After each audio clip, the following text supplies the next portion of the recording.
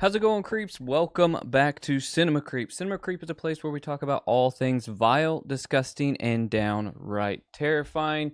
As always, I'm your host, Drucifer. Shout out to Boom Squad Gaming and Mr. Nicholas Woodall for already being out here in the chat. So, normally we don't stream on Thursday nights, but tonight is an exception because I had a little bit of extra time this week, and I also found this this game that I decided that I wanted to play. So I figured we would do 2 game streams to this week, as well as our Friday night creep show tomorrow. So creeps, how are you guys doing? How are y'all feeling? So, Boom Squad, glad to see that you're here. Boom Squad bought the new Assassin's Creed Shadows game that came out yesterday. I thought about buying it, to be honest, and I actually kind of thought about streaming it. I just never been huge into Assassin's Creed, never played really any of the games, so wasn't so sure about that one, but, I might pick it up, Boom Squad, just depending on what your opinion of it is. So, Frank, what's up? Glad that you're here on this Thursday evening. And Nick, you, sir, have an eagle eye, but I will tell you this. You're correct. And I don't know how the hell you got that. I was going to try and throw you guys for a curveball this evening and not put a horror film on the TV back here. But you got it. You got it. So, Rambo, First Blood, Part 2. Killer. So, what year did this one come out? 1985. So, this is the type of stuff, you guys have heard me talk about that I watched when I was a kid. I'm honestly surprised I didn't go into some sort of, military service or something, because this and G.I. Joe, when I was little, was, my shit. Yeah, so I have probably 2 complete sets of the Rambo movies on VHS. Just brings back nostalgia. I really need to sit down and rewatch them because, to be honest, I haven't watched these since probably the 90s. I've had them on, in the background like I do now, but I haven't sat down and watched through them. So, I really, really need to go back through and watch them. So, yes, Boom Squad. To answer your question, I do have that coffee. So let's do a real quick snack check. For everybody out there, we got coffee. We don't have it in the Cinema Creep mug tonight. The Cinema Creep mug is they're actually dirty. I didn't wash them. So I got coffee, and check this out. We got pretzel M&Ms. If you know, then you know the pretzel M&Ms are some of the most goated M&Ms that you could ever consume. So what are you guys snacking on tonight? What y'all got? Coffee, RC Cola. Frank, what you got? You got Baja Blast. What you got going on over there? And I will tell you guys this, since it is back warm again, check this out. Back to breaking out the turkey call sound and Cinema Creep water bottle. Been kicking up that yard work again, right? So I've been filling up, the Cinema Creep water bottle. If you guys don't have one of these, they're on the website, but they're gnarly. This thing has stood up for a year of me running it through the dishwasher. So I don't know. So far, so good, but it sounds like a turkey call. If you don't know, check this out. Right, kind of sounds like a turkey call a little bit. But yeah, the Cinema Creep water bottle. So peanut M&Ms are pretty good. But they're not the best, in my opinion. Coffee and Reese's Cups, that's a good combo. Can't go wrong there. Got Doritos and RC Cola. Ultimate snacks. Frank, what you got? So tonight's game is called Tales Beyond the Tomb, the last Vigil.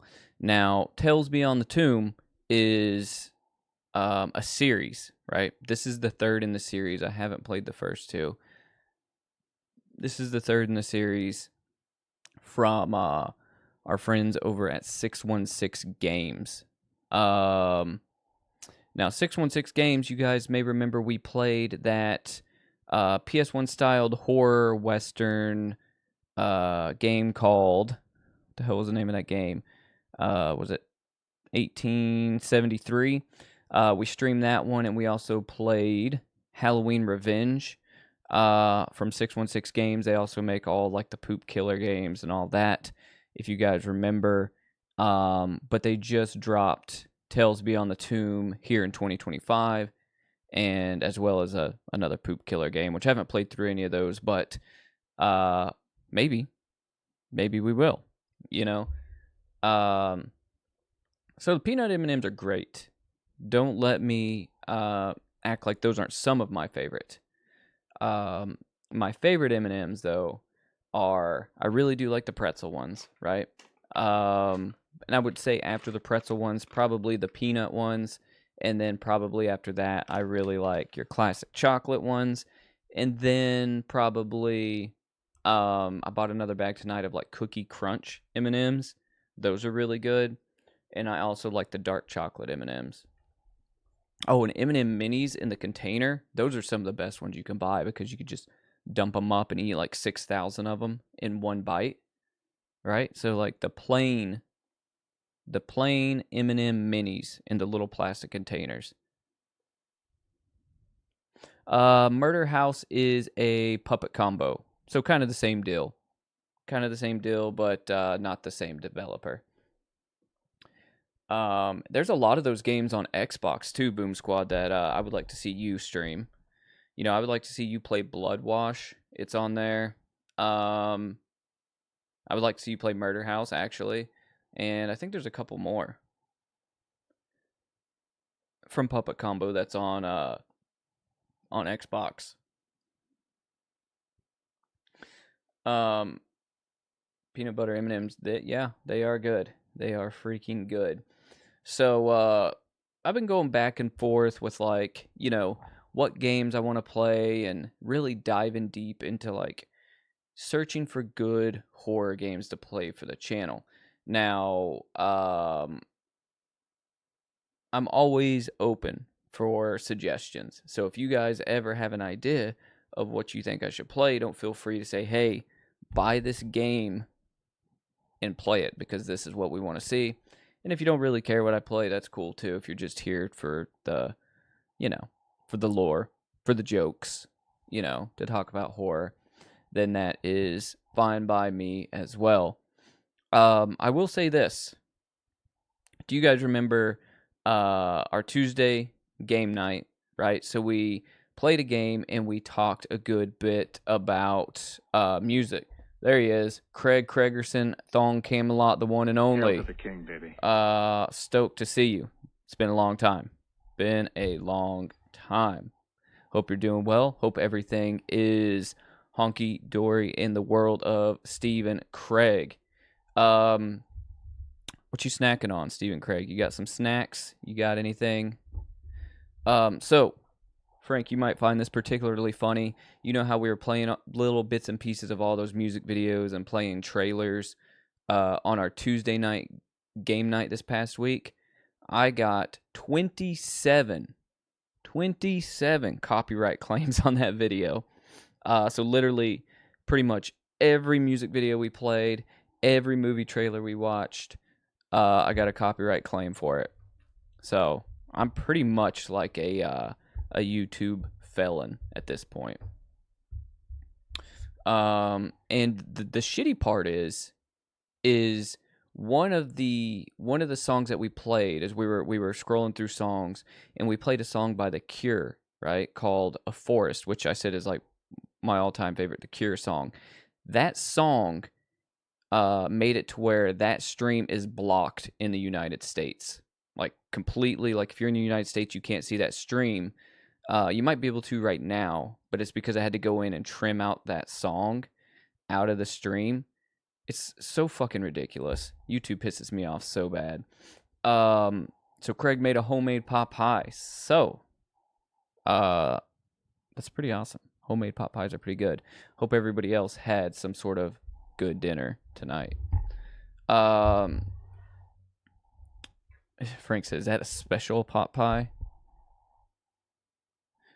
So, yeah, other than that, there is a few things that I want to show you guys on stream tonight.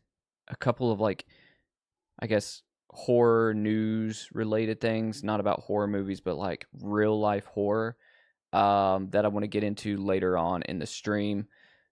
But first, we're going to go ahead and we're going to get this game cranked up. Tales Beyond the Tomb, The Last Vigil. Here we go.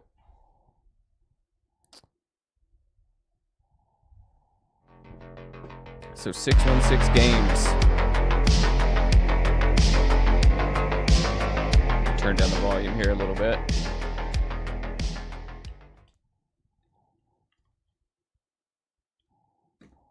I gotta fill up on these M&Ms real quick.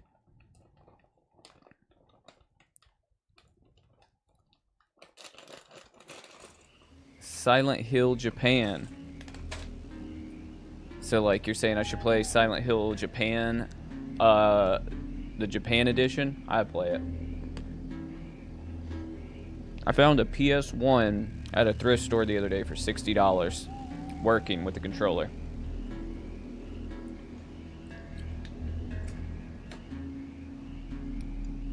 Alright, here we go.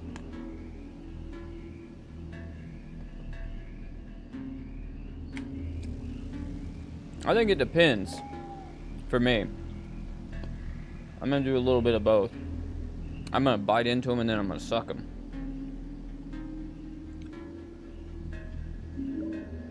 Alright, let's check out the settings here. Alright,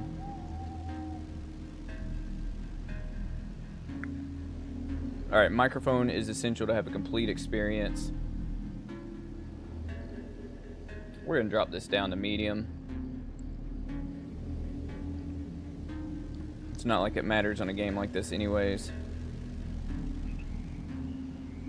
Alright, welcome to the third episode of the Tales Beyond the Tomb, an episodic horror series exploring true and chilling stories. Starting a new game will erase all previous progress.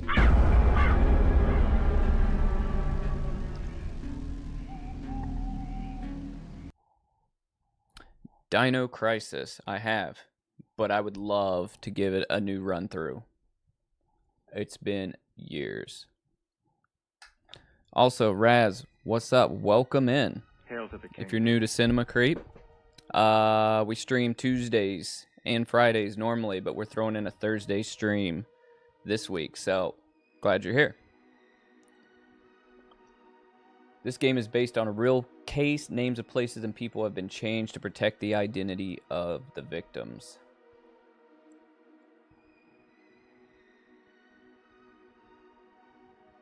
Yeah, I got that dead blank stare. Tuesday, November 3rd, 1969, 1 p.m. Hi, my name is Nick Harrison. I do some gigs as a private security guard. I was without any work, needing money. Then my friend Marky called me and offered me a job as a night shift security guard. I'm a bit hesitant because the place is the Guadalupe Cemetery. It's a cemetery that became famous for its beautiful cathedral. Nowadays, it's abandoned, and for some reason, the government wants to preserve it as a historical heritage site. I don't believe in ghosts, but I prefer not to doubt either. At least the dead don't pose any risk.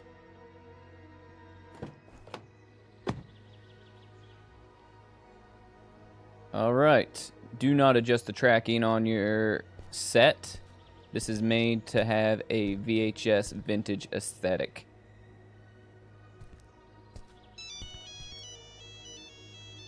$1969 and I got a cell phone? Okay, I like it.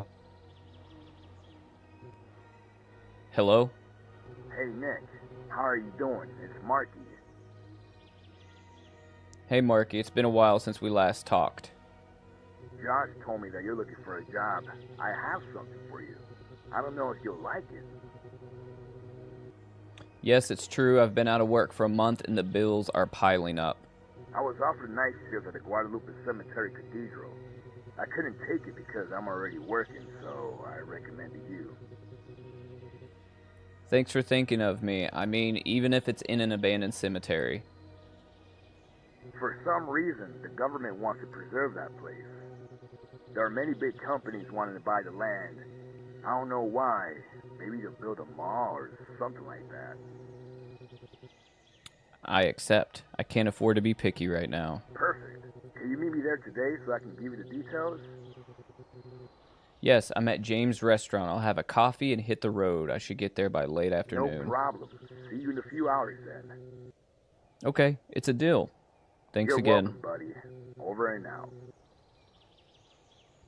Yeah, I get myself in some precarious situations as a security guard on these streams. 1969, we got like a, I don't know what year Camaro this is, but it's like what, like a early 90s Camaro. Yeah, I'm not totally sure why this is 1969, but get out of the way, lady. Okay, let's take a look around.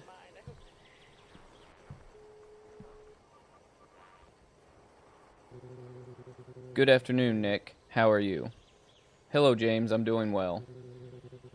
Are you still working security at that nightclub? No, I've been out of work for almost a month. Today, I'm meeting with Marky. He found a job for me. Cool. Another nightclub? I wish. It's at the end of the old cathedral in the Guadalupe Cemetery. You're brave. I heard that place is haunted. At least the dead can't hurt us. That's true. Do you want to eat something? Yes. I want a burger. Well done, please. Okay, I'll bring it to you in a minute. Alright, am I supposed to sit somewhere? This guy. Frank, is that you, Frank? Frank Rambo? Huh? Oh, shit. Okay.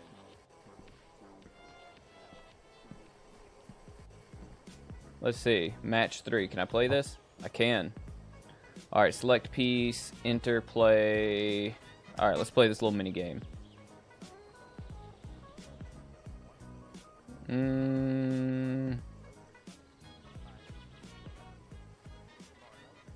Alright, what does this do? Oh, okay. Oh, I see what this is. Okay. I'm not stoked on this. Let's get out of here. I don't want to play this stupid ass game.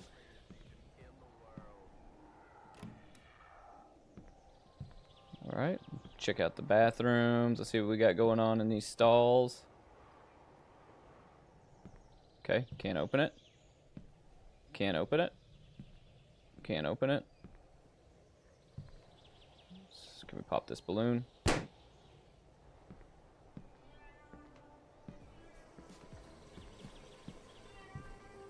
Where the hell's my burger at?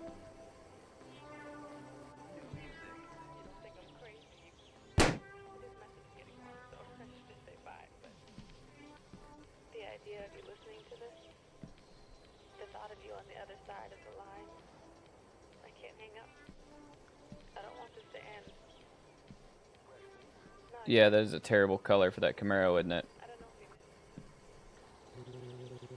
We're having a private conversation.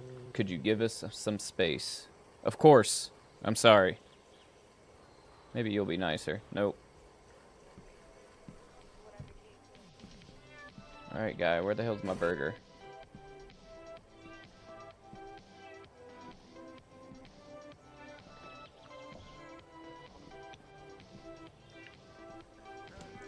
We're at the Boom Squad burger joint.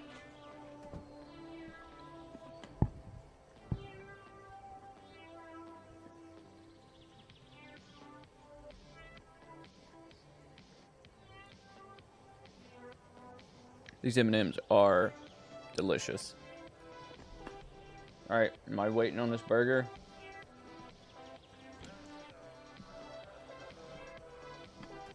I can already tell that looks like our shitty burger.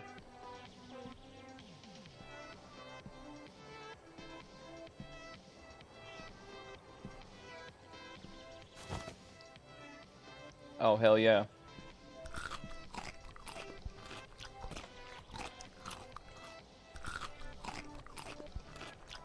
Alright, how do you guys get your burgers? Do you guys get them well done, medium rare, or do you like them bloody rare? Nice. Domino's Pizza. What kind of pizza did you get?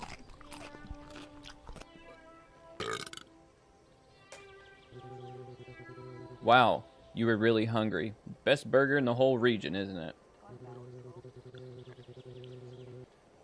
Well done burgers. Yeah, I don't know. I guess because it's well done. I guess that's why it was so crunchy. No, my friend, it's the best in the whole world. That's why I come from far away just to eat this burger. Tell me, what's the secret? It's made with human meat. That escalated quickly.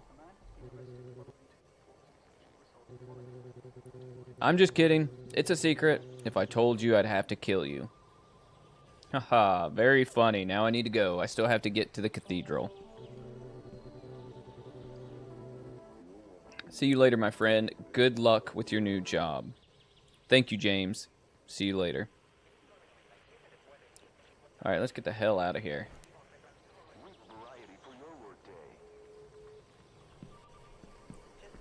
Alright. Let's go. Let's hit the road. Is this our whip right here? Little white Volkswagen Jetta rabbit looking thing. Alright, how the F do I get in here? There we go. Okay.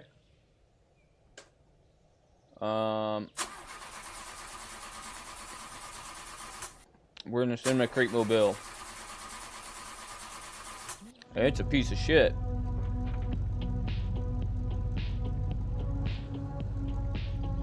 Oh yeah. New music. Oh hell yeah. Let's go, boys. Oh shit. Okay. Oh my god. No. Oh hell. Alright. We got this. Calm down. Was that a person? Let's pick him up.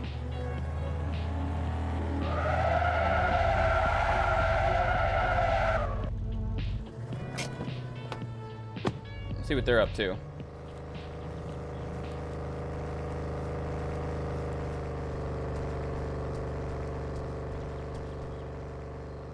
All right.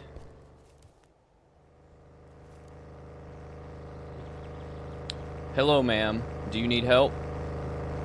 Ma'am? I am fine. Much better now. Did someone die here? Did you know them? Yes. A very important person loved by everyone in the family. I'm sorry. Do you need a ride? No, thank you. I'm right where I should be. Imagine getting in somebody's freaking business like that. They're standing at a... Oh shit, she disappeared. Standing at a freaking memorial site and you stop to ask them if they need your help. Alright, let's get back in Cinema Creek Mobile.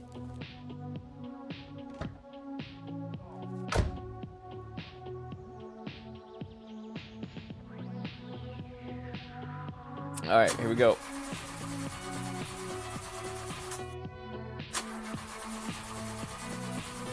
Raz, we gave you the aux cord. This is what you play. I can dig it.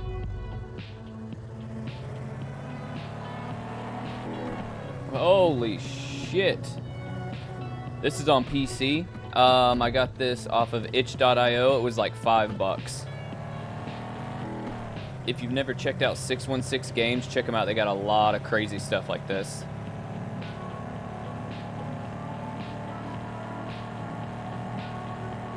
Oh my gosh. We're just doing our best here.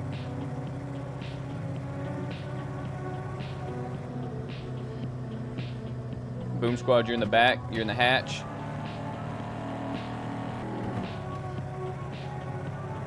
Frank, your memory of my lore is like uncanny. All right, we're on a pause here. Do we get a cutscene? 5:30 p.m. Okay. This must be the Guadalupe Cemetery.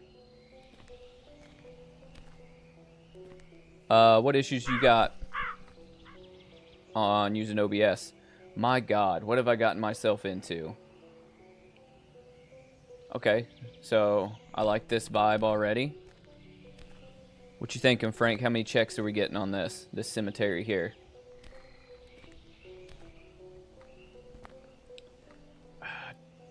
All right, so should I try and open the mausoleum or go to the cathedral? We're going to just try and open this. Can't do it yet.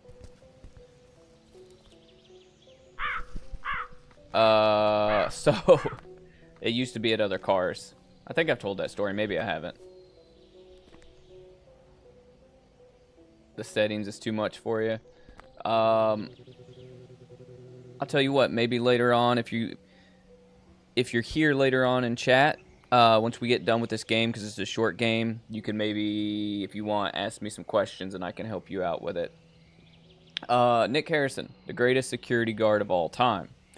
My friend Marky, thank you for getting this job for me. No problem. It's not the best place, but I guarantee the pay will be good. At least here I don't have to deal with people. They're all dead. That's true. Let's go to the guardhouse. There's the camera monitoring system. Creepy Cathedral. I like it. Good. Check. Thanks, Boom Squad, for throwing that check out there for us.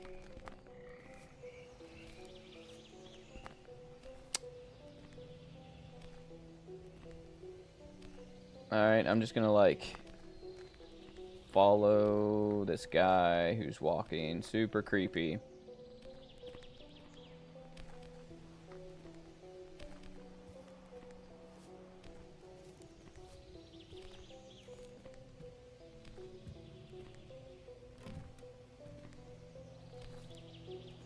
Come on.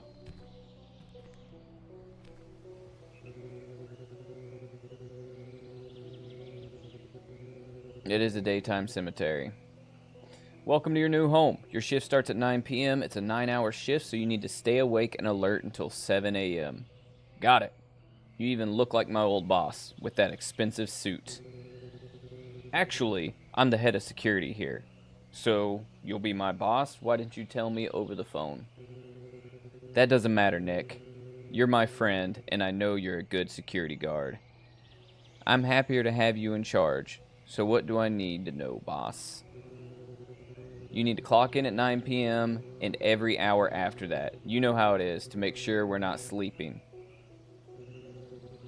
Over there is the monitoring system. Keep an eye on it, and there's also a flashlight and a radio already connected to our frequency. If you have any problems, just call me on the radio. I'll be on the same shift at the control center. Okay, no problem. Don't worry, this place will be protected. And don't forget to clock in every hour. We have a coffee machine and food in the fridge. Don't worry, brother. I'll be fine. So that's it. I'm leaving now. Good luck, my friend. See you later, Marky. Alright, so horror movies I'm excited to see. So, really, honestly, I want to see The Monkey, which is in theaters right now, the Osgood Perkins movie.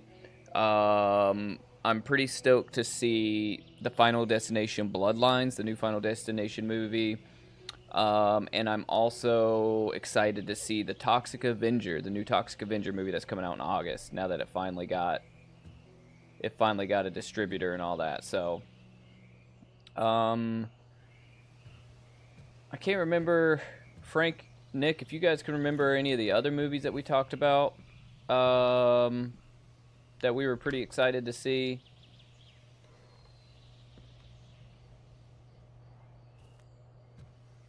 Everybody out there in the chat, if you have a movie you're excited to see, what is it? Alright, so 9 o'clock. What am I going to do for a couple hours? Oh, I can hide?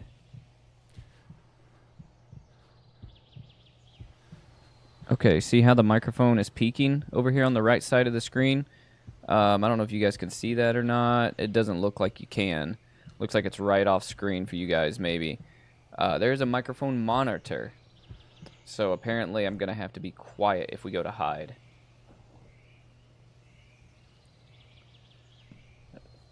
That means you guys have to be quiet if we go to hide. It's 5:40. Come on. What am I going to do for all this time? Who shows up to work this early?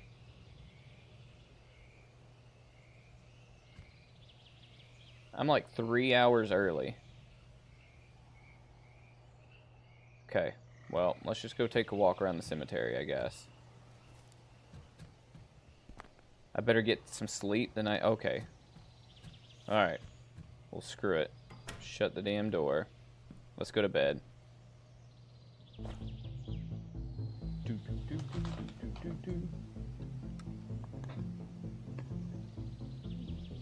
28 years later, that's right. That's when we talked about.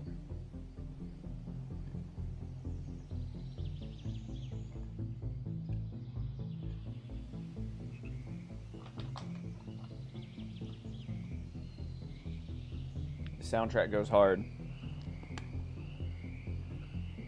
Jet, what is up? I'm glad you're here. Check this out.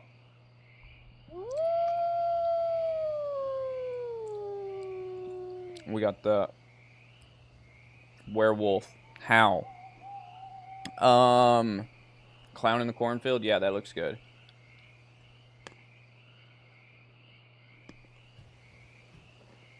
I need to clock in at 9. It's almost time. Yeah, I don't want to be late here. Can't be 1 minute late. Don't want to get fired. Come on, 8:59.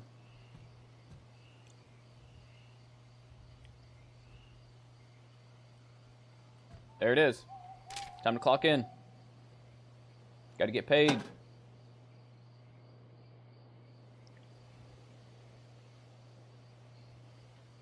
I don't know. When I found it, it just said classic werewolf howl. Oh boy, we got a flashlight. Look at this.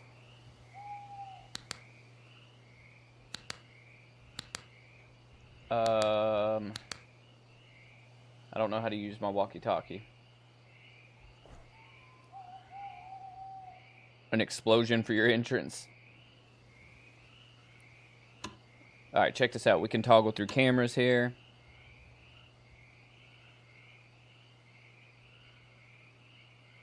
What are you making for dinner, Jet? Alright, nothing's happening. So we're going to go out. We're going to freaking explore. Frank, I want you to judge this cemetery now that it's dark. First, let's get some coffee. What do you mean you don't want coffee right now? We always want coffee.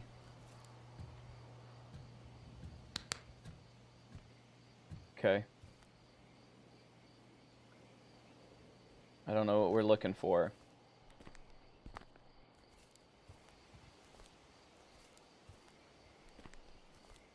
Let's take a walk down the path.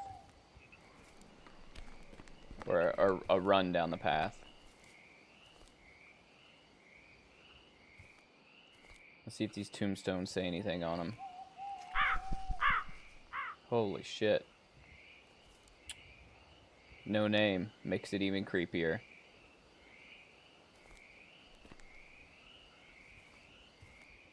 Hey, I'll play it. If you guys want to see me play it, I will play it.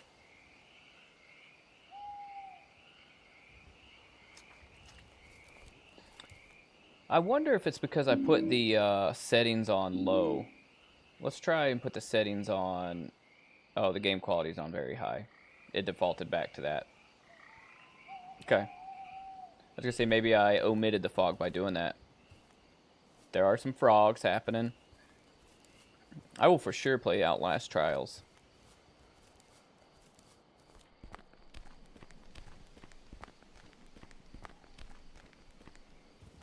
I've never played it before, but I've been looking at it.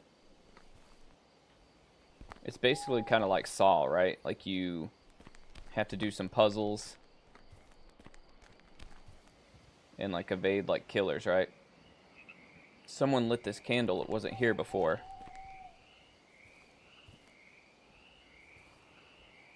That's a freshly dug grave too. Creeps.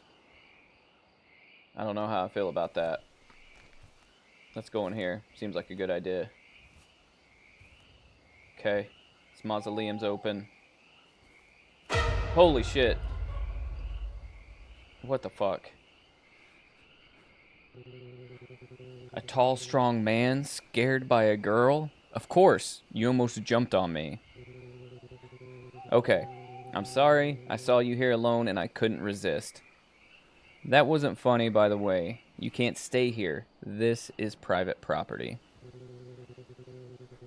I love men in suits. You're very handsome. I can make you a lot of fun. Make you have a lot of fun. Please go away, or I'll have to call the police. Okay, you're the one losing out. What is his problem? Where are you going?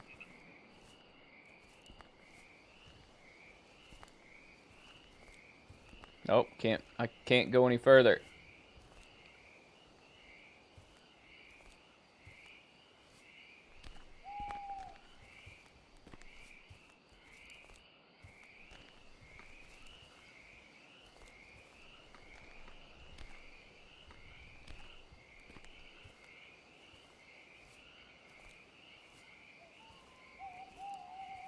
Alright, we're just gonna browse around this cemetery.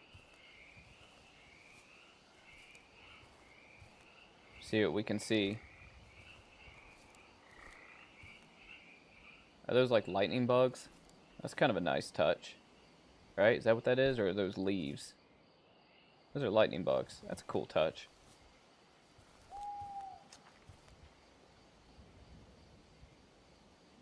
Yeah, that could have been a setup right there for a very mature game. Goth girls in the cemetery, in the Guadalupe Cemetery. Alright, so let's go back to our little hut. Oh no, let's see if we can go in the... See if we can go in this cathedral, this church. This chapel. Of course it's locked. Alright. Back to the guard hut. Nick, do you copy?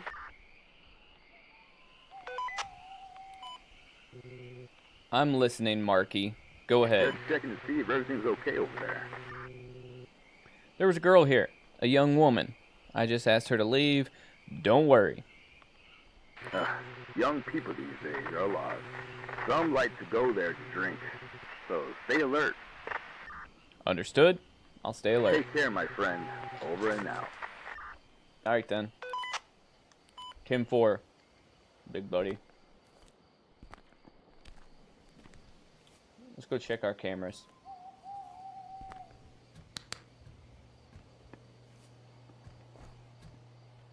Everything was too quiet, and that was exactly what worried me the most. Alright. Got a cutscene happening. Or something. Sorry if I'm crunching in your ear on these pretzel M&Ms, but delicious. 11:58 p.m.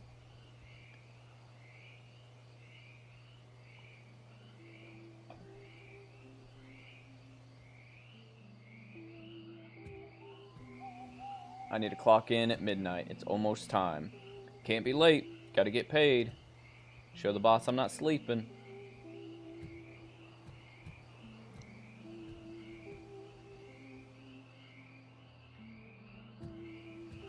There it is. Imagine how annoying it'd be to have to clock in every hour at your job. We need some coffee. I don't want coffee right now. You suck. Yes, we do. We always want coffee right now. I'm going to have a coffee to stay more alert. Okay. You're giving me conflicting messages here. I need a cup.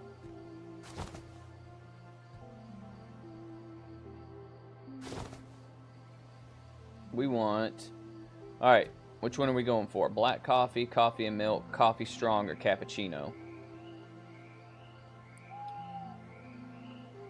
Alright, so if it was me, it is the same time. Holy shit. That is so weird. It's got a death curse. I'm going with the cappuccino.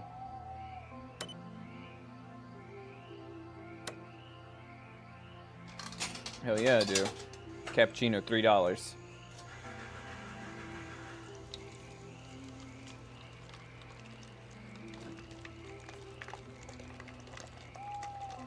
Have you guys ever had coffee out of a machine like this?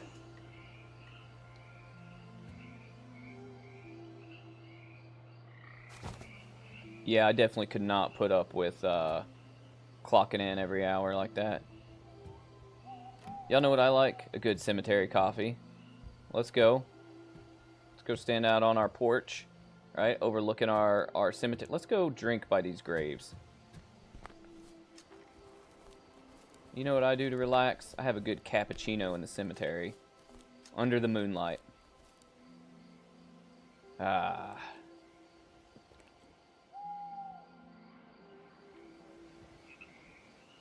A little stroll through the cemetery. Drinking coffee. This is literally like me in real life. I would do the shit out of this job.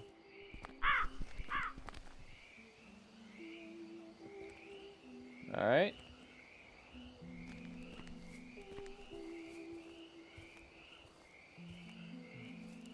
It should be free for clocking in 8 times a day. You're right. Imagine running while drinking a cappuccino. That's a pro level move. I can throw my cup. Alright, let's throw it at this freshly dug grave. Well, it kind of put it on that post, but whatever.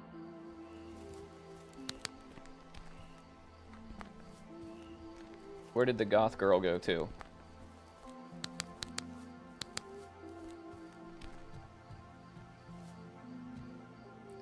I'm gonna check the cameras.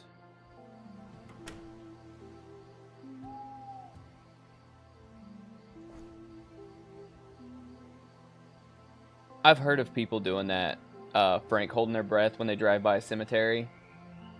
I think that's a southern thing. I'm more like rubbernecking like this, like looking out the window like, or like telling my wife, hey, we should go in there. Let's go in there. Pull over. Go left.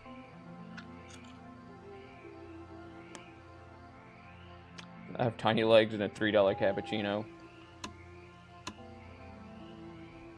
Cathedral. Chapel doors look okay. Freshly dug grave looks good. That lamppost. Keeping an eye on that. Oh shit, looks like there's someone inside the cathedral. She's got Wendigo vibes. I like that. Alright. Alright, boys, we gotta go. We gotta go patrol inside the... Who the fuck's inside the cathedral?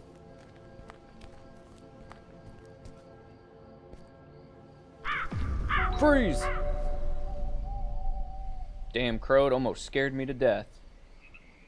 You notice they didn't give me a gun. I would have came in blasting. It would have looked like Face Off in here. Hello? Is anyone there?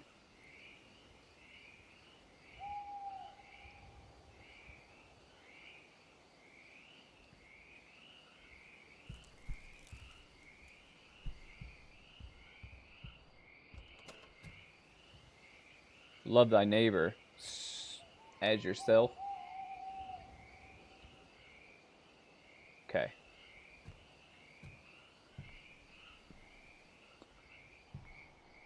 What the hell is this? A ritual?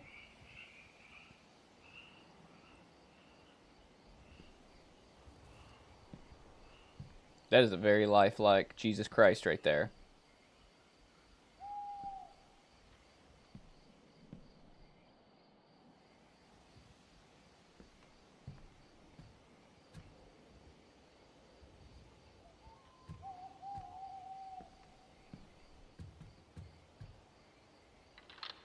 It's locked. It's locked. Let's go in the confessional.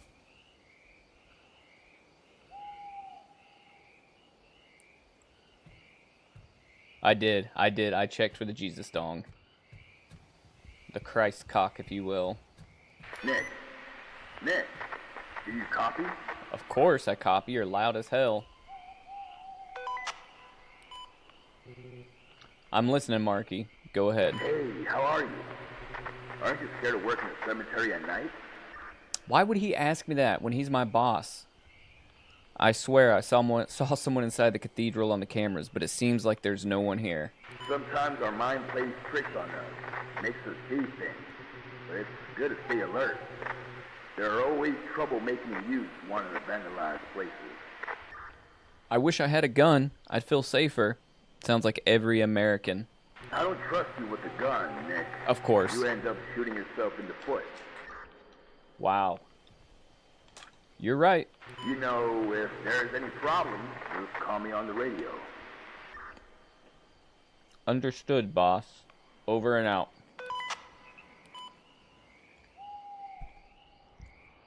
I've heard that too, Boom Squad. People believe that about crows. That's why, like, if you kill them, like, you're basically, like, destroying a soul or something. It's like a bad omen. Oh. I can't have a gun, but I can have binoculars. Oh, I guess I can't use them. Yet. Alright. Can I climb this ladder? Nope. I'm a larky. Alright, there ain't shit up here for me.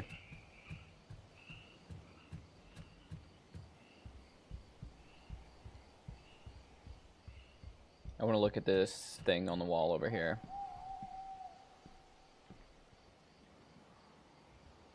Okay, so just a Bible verse.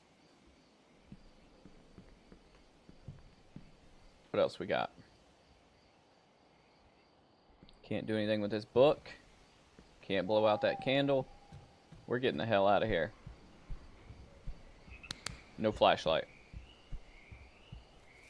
Just kidding. I got scared.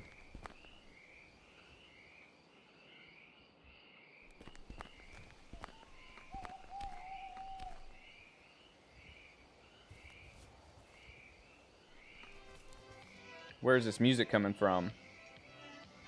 Raz, you got the aux cord again?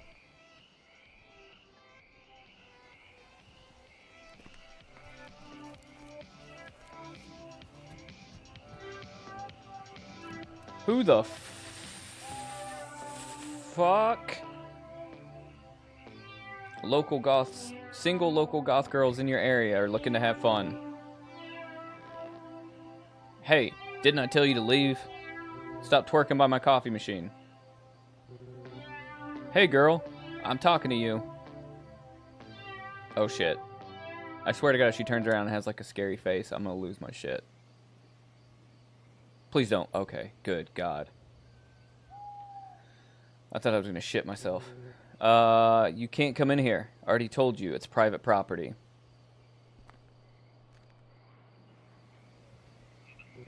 She's squaring up. What's the problem? Didn't you like to see me dance? You must have a problem. I already told you, you can't come in here. Relax. My friends and I are camping nearby. My friends just needed to use the bathroom. And where is your friend? Susan, you can come out. The scary man won't hurt us. I don't know why I'm giving her that voice. I'm not going to do that anymore. Wow. Wow. I'm sorry, sir. I just needed to use the bathroom. She's in there dropping a deuce in the bathroom. Listen, I don't want to see you or your ugly ass friend here again. I'll be forced to call the police. Isn't it boring to be here alone? You said that's a man.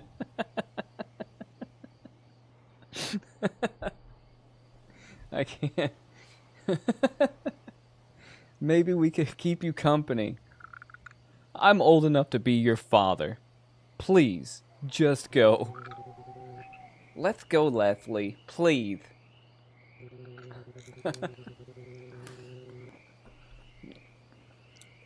Better we leave this guy. Doesn't know how to have fun. Get the fuck out of here. Don't let the door hit you where the good Lord split you. Alright. Stinks like shit in here. Let me, there is no Lysol up in here. Smells like something died. I'm just gonna open the door repeatedly into my own face. I'm getting cold. I'm gonna go grab my jacket that I left in my car because that's a good place for me to leave it. I like how I've just had my flashlight on this whole time when I was talking to them. About to throw hands right now, yeah. She was squaring up to us. I didn't like it. Thought I was gonna have to knock her and her friend both out. What are they doing over there? Keep it moving.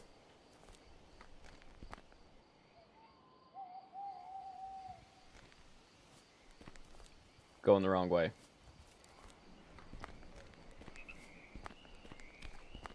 To guard the goth, and I I can't. Frank, I got dibs on the goth chick. You don't want the one that was just taking a dump in the bathroom.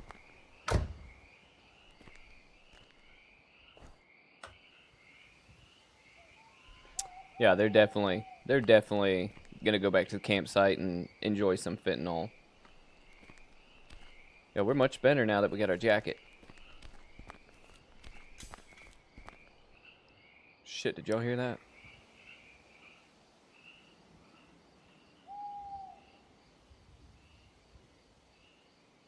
Okay. Let's run. Shit. Okay.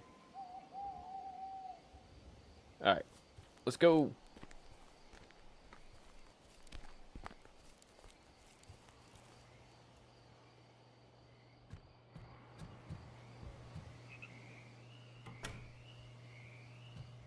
Alright, let's check our cameras.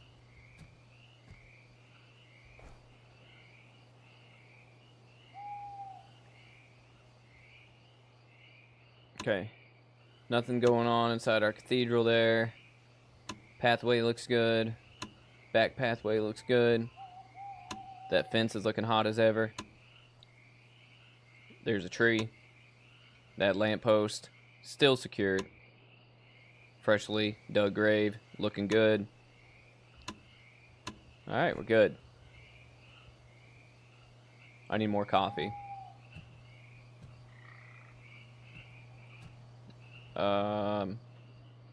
It's not gonna let me drink any more coffee right now. Can I go to sleep? Nope.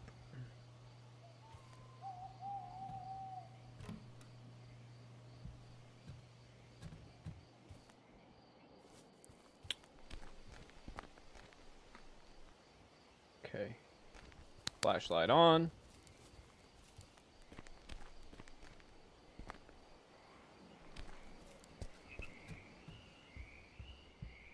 Flashlight on. Blue chew chewed.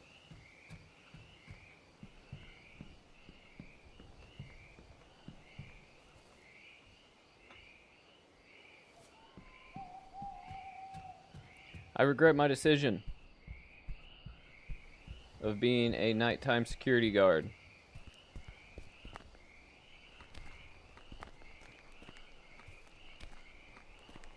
Alright, what's in here? Still no action going on in there. Tress blasted. Alright, let's see. What do we got? We got some dead people under the earth here.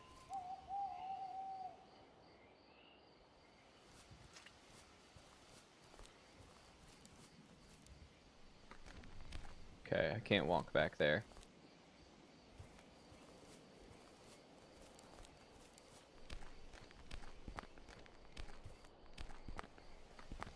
I guess we need to go check out the area where that sound was kind of coming from.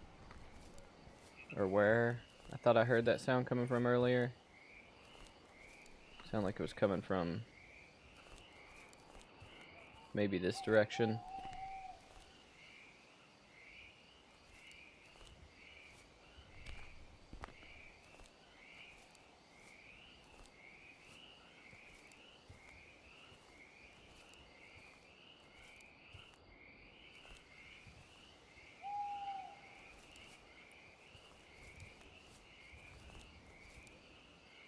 I did, Boom Squad. You gotta be ready for anything that might arise. You never know on the first day of work.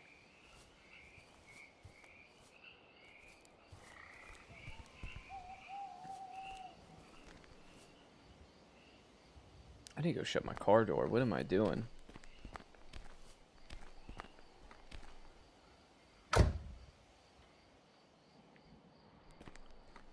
Alright. Let's take a look around. I know that there's gotta be something going on. Top flight security of the world, Craig.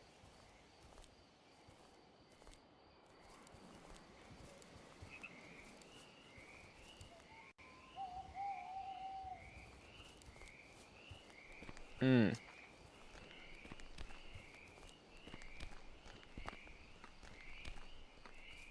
running sideways.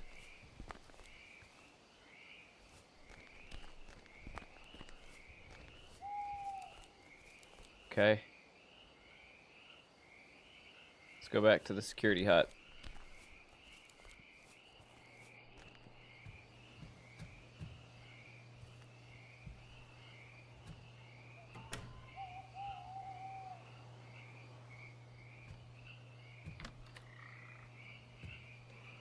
All of these good hiding spots. What do we got in here? Let's eat some shit.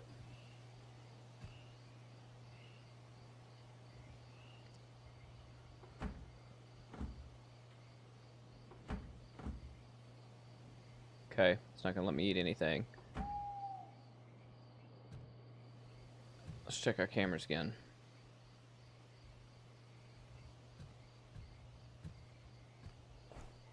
There's gotta be something going on.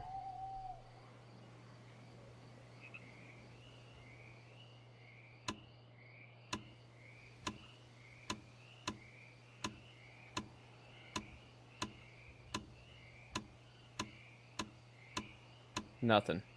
Nothing, nothing, nothing.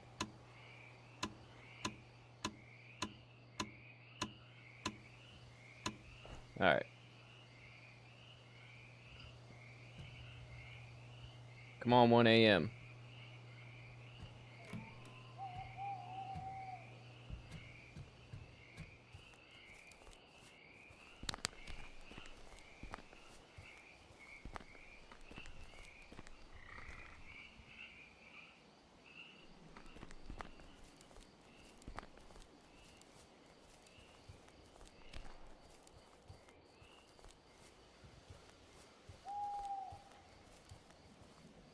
There's a little building over there. I can't get to it. It won't let me go past this point.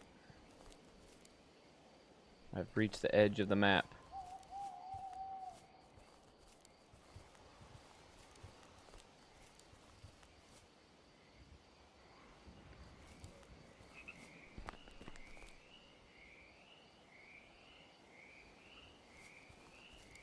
I know there's an objective here that I haven't done, that I gotta figure it out.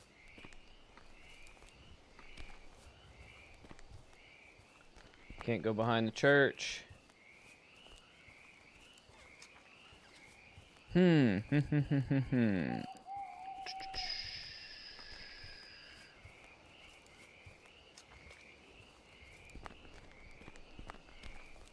go back in here. Maybe I can use these binoculars now for something.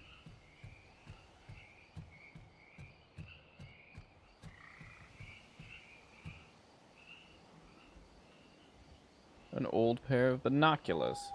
Alright, I can't do anything with them yet. Can I go up this ladder yet? Nope.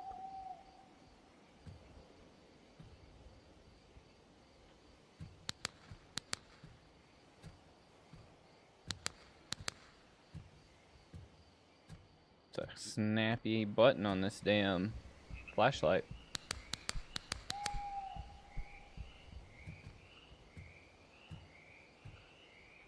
Alright. Can I steal the church donations? Nope.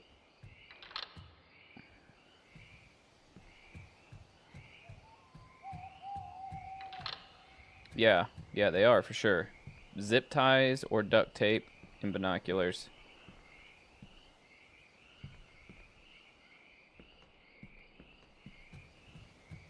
Alright. So, I'm at a standstill here, creeps. Let's look on all these church pews. Maybe we'll find a key.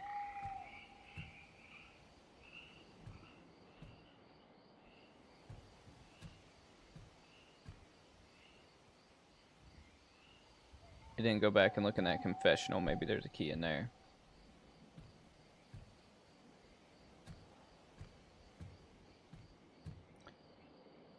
Yeah, where's the valve at?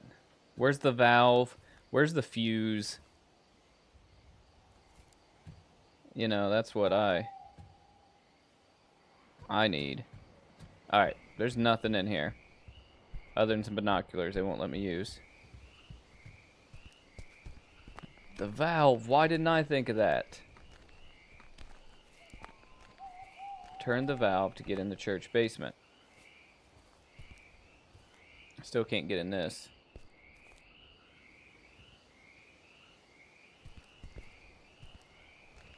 Alright.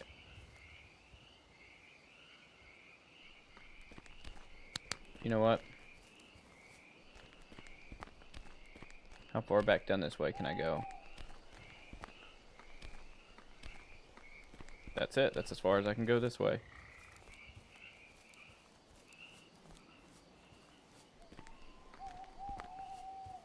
Alright, I'm testing my limits here.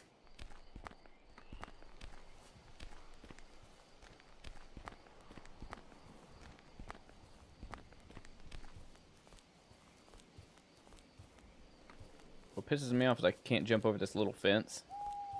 Because I want a shortcut through the cemetery, but it won't let me. Alright. Are we just like chilling till like 1 o'clock? One more candle lit.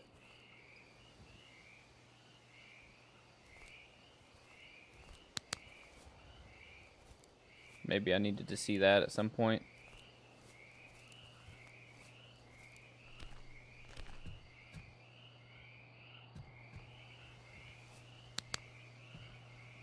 Damn, it's only 12:43. I feel like I've been here for my 8 hours already. Or 9 hours, or whatever the hell.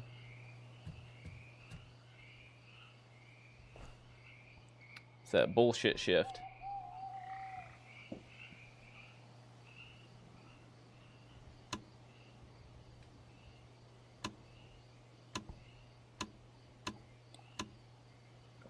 Light pole's still secure. Creeps.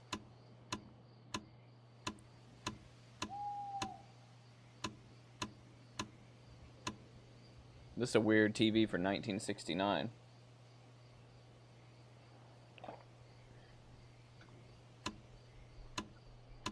Alright. Fuck it. Okay. This is better than my last job as a freaking exorcist. Oh, come on, I'm stuck. Oh, creeps, we're glitched. We're in the wall. We are in the wall and I can't move. I can't even turn my flashlight on and off. Come on. Escape is not even working. There it is. Okay, we got it. Yeah, better than my last job. As an exorcist. But not as good as my job when I worked at the Mirage movie theater.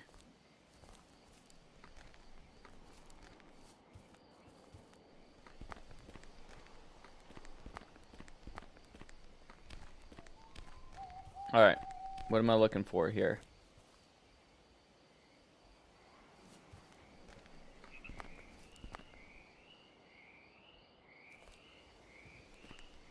It's a power move to stand on a freshly dug grave. All I know is I saw them walk off this way, and they supposedly are camping. So I want to know what's up with that.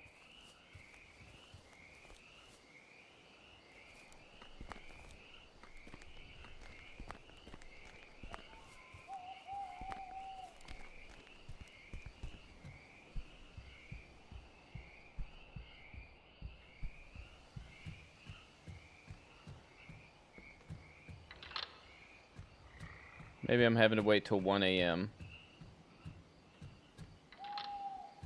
for something else to happen.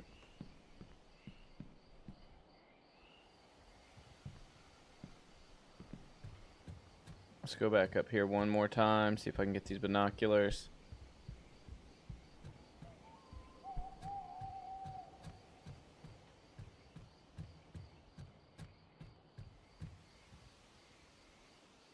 Oh. Did something change? Can I climb the ladder? Nope.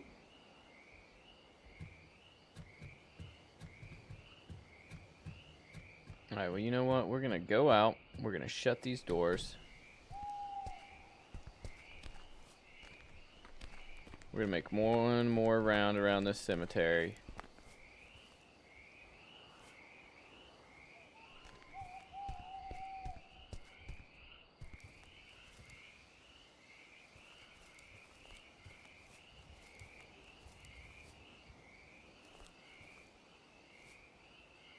I haven't seen Popeye the Slayer Man yet.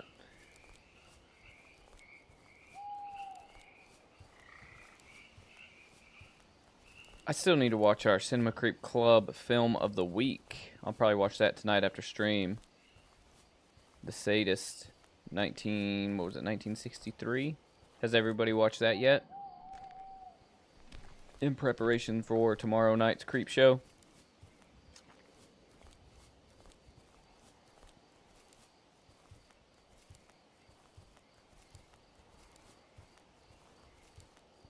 Alright, creeps.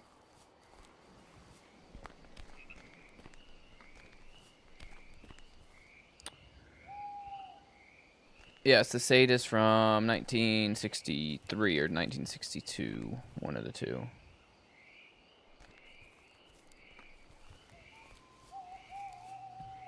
This is one boring ass job. 12:52. Okay. So, maybe at 1 a.m. something will happen. Can't even drink water.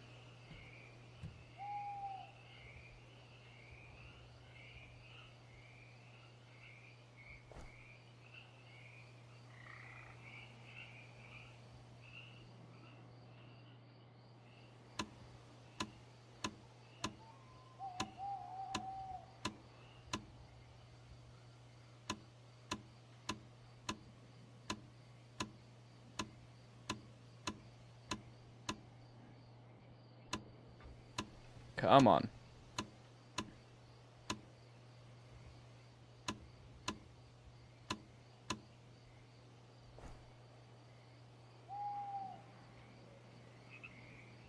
$12:53. You mean to tell me we did all that and it only took a minute?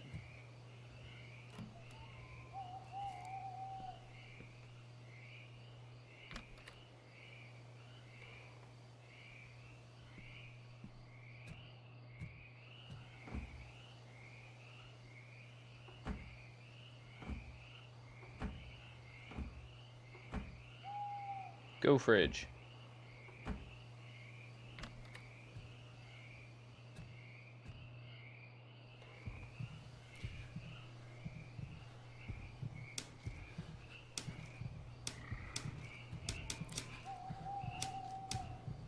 Am I being too loud to be hidden in here?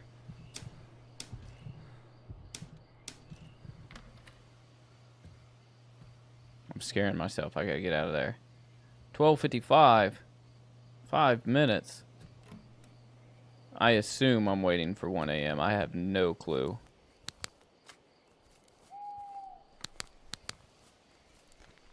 I'm gonna walk back to my car.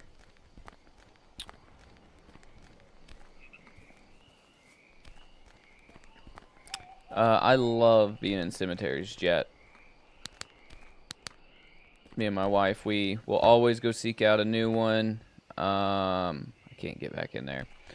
You know, like when we pass by one, we'll stop, we'll look. We like the history of it, normally the atmosphere of it, you know, just the vibe of it. I like shooting tombstones and mausoleums and stuff, like photography. So it's something I really enjoy too, is just going out. And then like bigger cities, you know, I'm sure LA has some, obviously. Bigger cities normally have really huge cemeteries, you know, with a lot of history surrounding them, right? With a lot of mausoleums and cool architecture and stuff like that. And since they're so big, a lot of people, like you said, they use them kind of as parks, you know, to just walk around, get exercise, and walk their dogs and stuff like that. Yeah, but I love checking out new cemeteries and just strolling around during the daytime, during the nighttime, doesn't matter.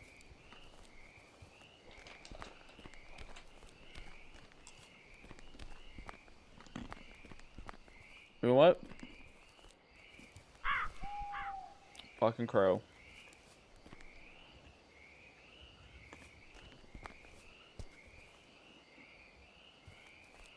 Something better happen at 1 a.m.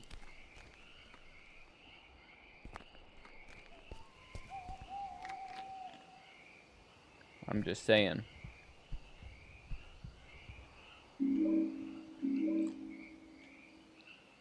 Let me see. Oh, I can crouch. With control. Now we're cooking. I wish I could run while crouched.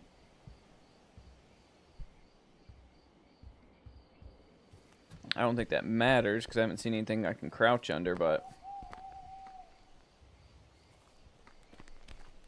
maybe. Maybe I can crouch under this. Hell yeah, shortcut. Oh shit, time to clock in again. Uh-oh. Why can't I clock in?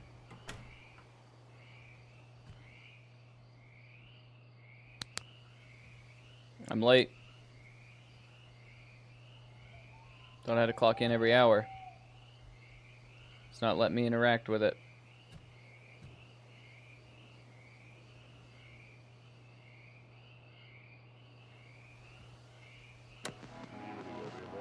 Oh, turn the radio on.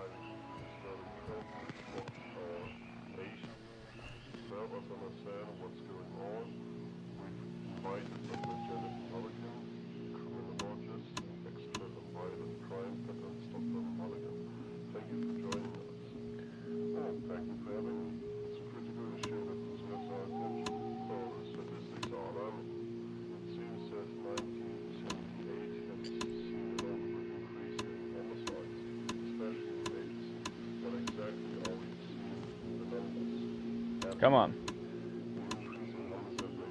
We need something to happen.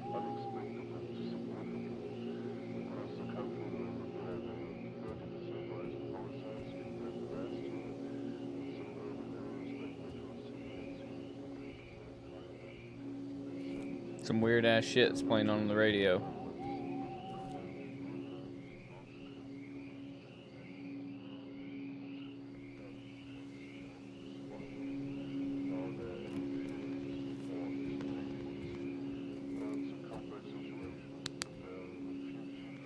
Alright, there's something out here somewhere.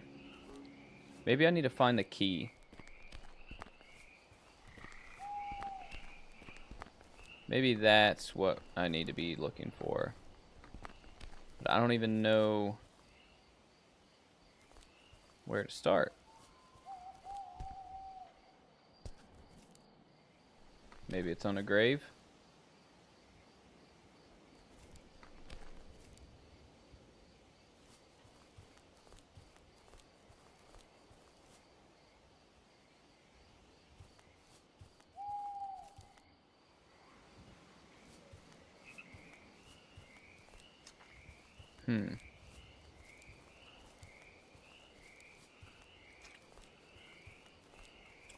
Alright, so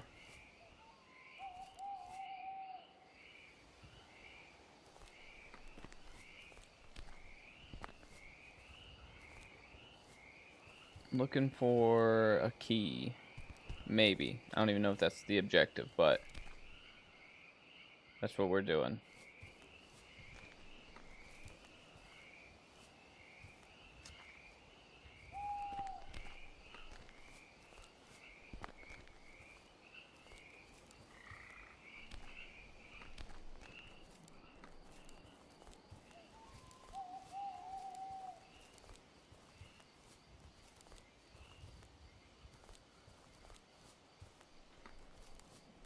We're looking at fast forward.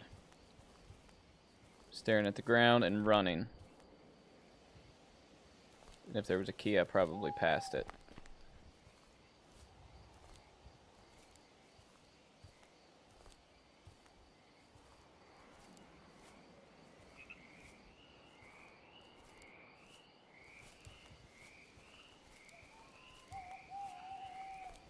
Okay.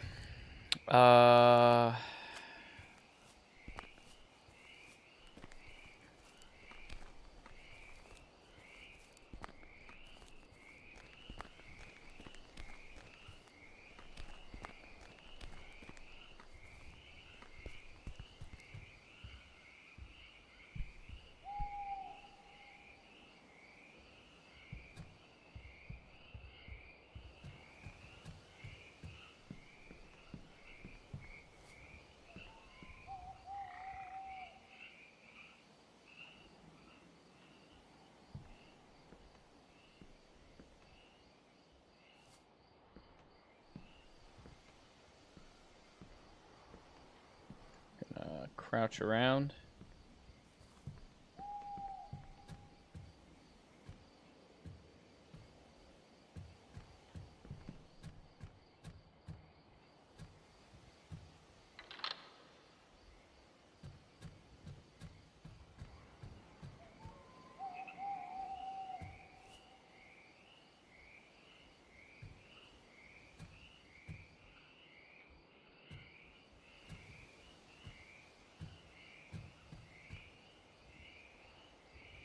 Looking for a key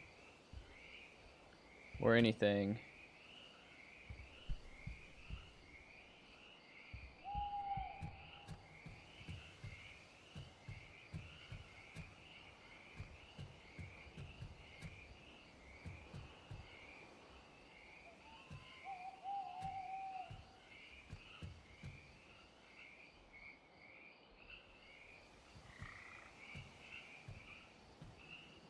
I go up this ladder, but it won't let me.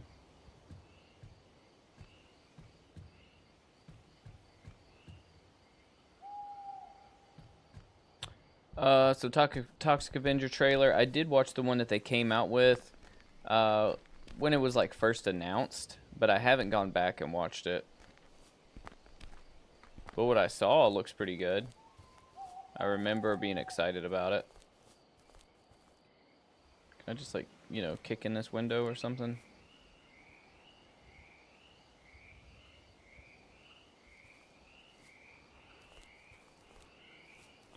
Alright, oh, there's a new teaser out now. I'll have to check it out.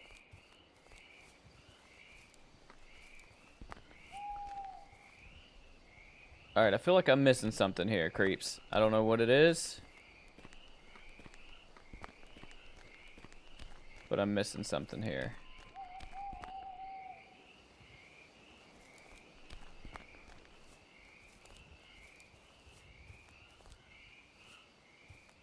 Can't go back further that way. And I feel like whatever I'm missing is probably right in front of my face.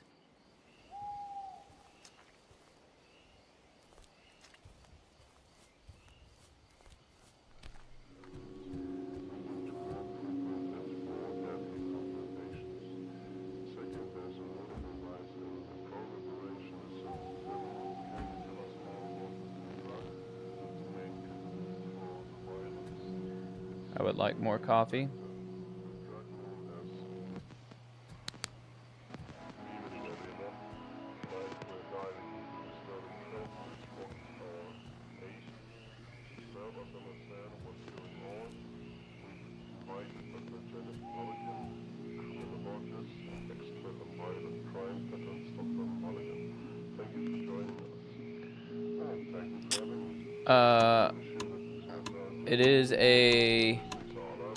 It is a reboot with Peter Dinklage playing Toxie.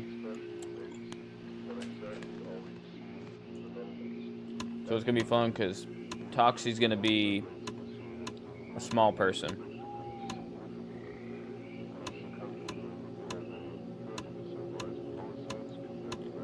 Hey, Nick. Appreciate that.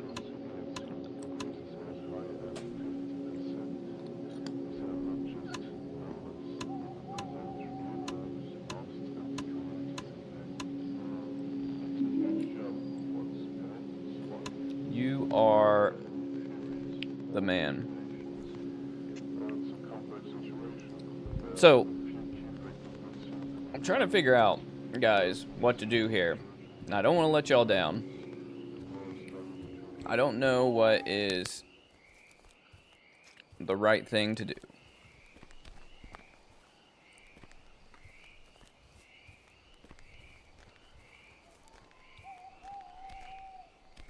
Does anybody have any idea?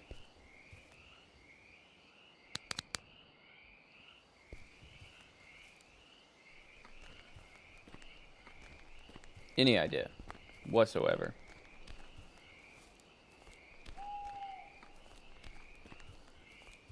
I don't want to have to resort to looking up what my next step is.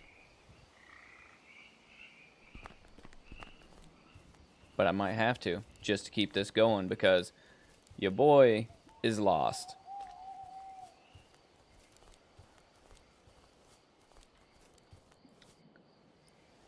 Your boy is lost on what to do.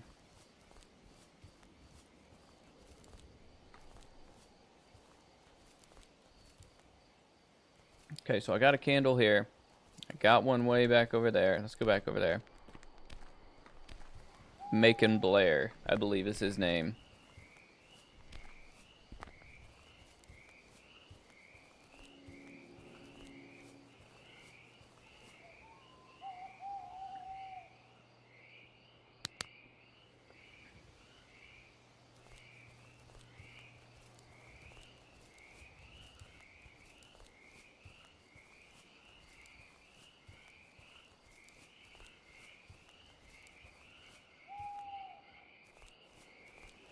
All right, boys, I'm gonna have to look up a tip, I guess.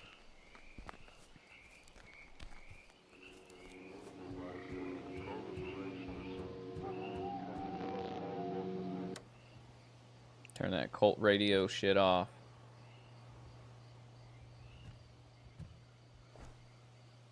All right, let's look one more time carefully at these cameras. All right, we got a light pole. We got nothing happening there. Inside the cathedral.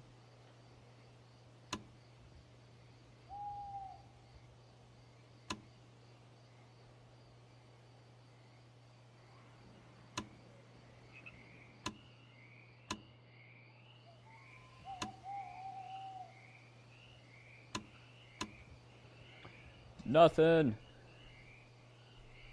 Nothing. Okay.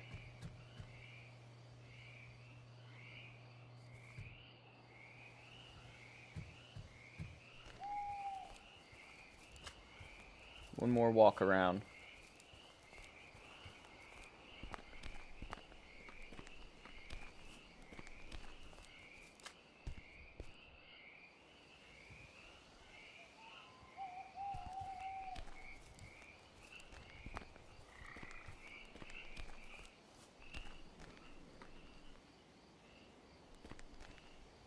I can't believe it took him so long to find a distributor.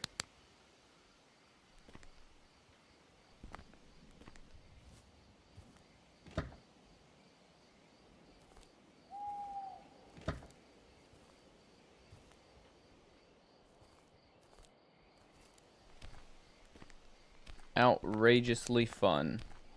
I like that, Frank. Alright, boys, we're gonna have to look up to see what the hell our next step is, because I feel like I've been everywhere. Everywhere.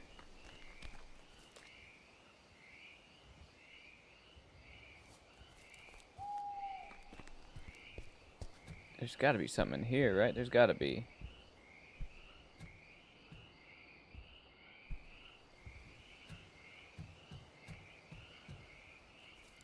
Can't close this.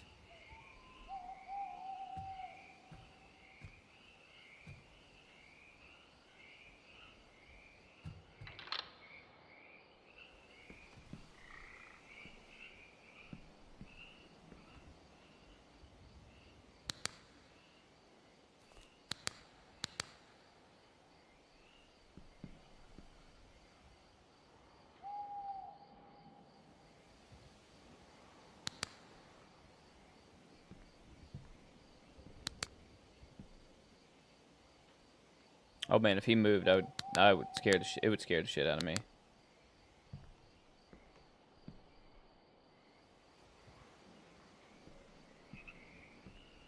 Hmm.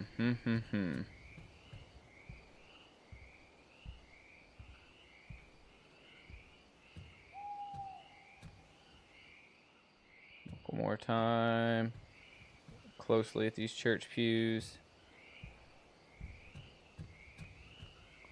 There ain't nothing in here.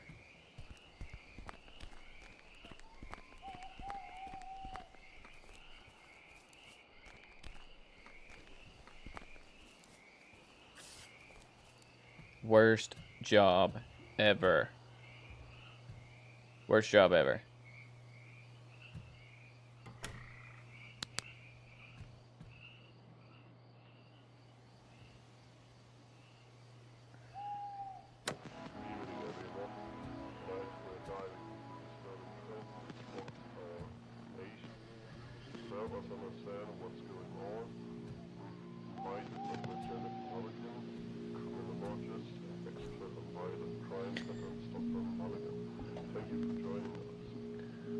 Alright, let me see what my next step is here, because I am just not...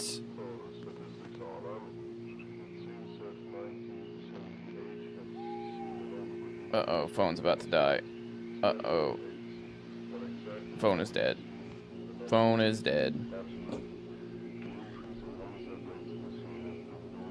Looks like we gotta figure it out on our own. I don't even see any, like, puzzle. I don't even see a puzzle.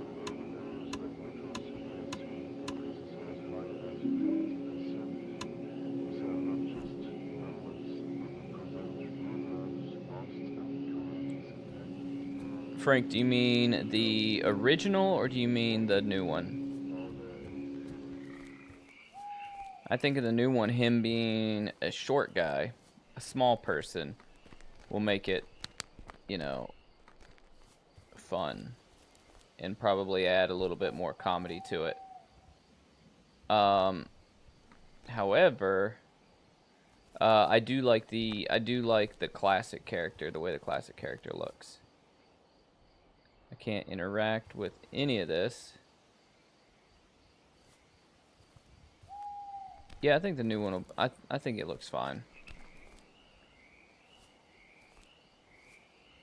I think something like Toxie, as long as it's kind of similar, I don't care too much, you know, if they change it a little bit, just for the simple fact of it's not, it's a nostalgic character, right? But it's not something that's like Michael Myers or Jason Voorhees, where it's just like, if you mess with it, you know, you're gonna screw up the entire, oh, look what I just found. Okay, never mind.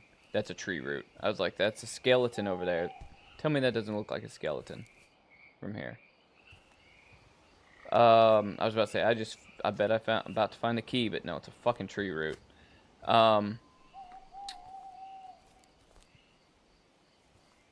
But if you mess with like a Jason Voorhees mask or Michael Myers mask or Freddy Krueger, then you can ruin the whole movie. Something like Toxie, to me, it's not that big of a deal.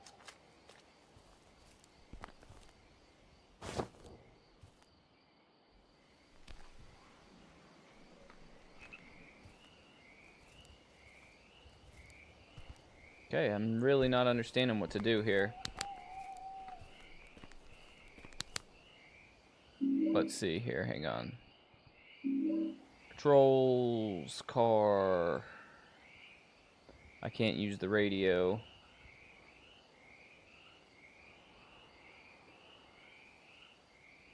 Hey, hey, hey.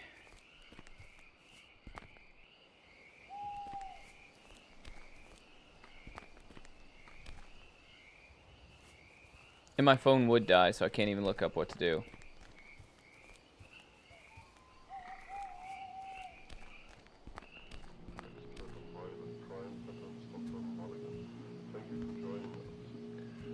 Can I sleep?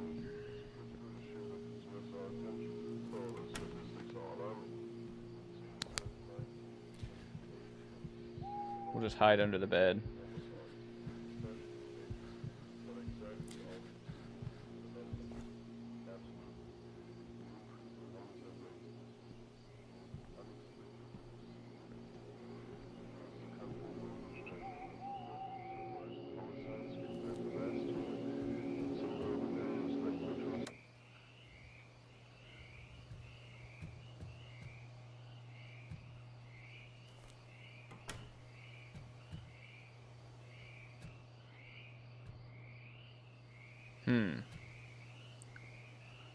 Alright.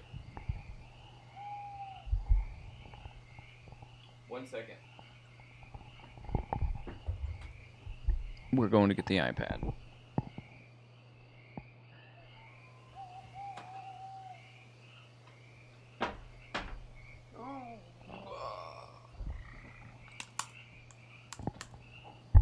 Alright, I've got to look up what to do on this. Or we'll be here forever. Forever.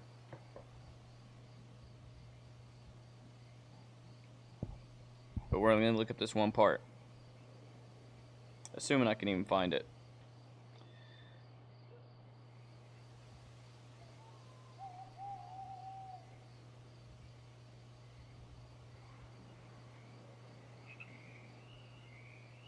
You know, the problem with games like this is, like, since they're indie, you don't know whether it's gonna be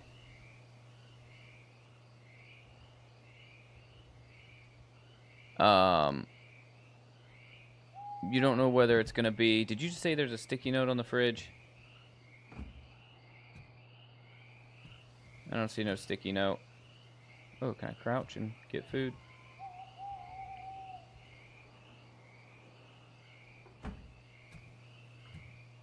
Check the trash can.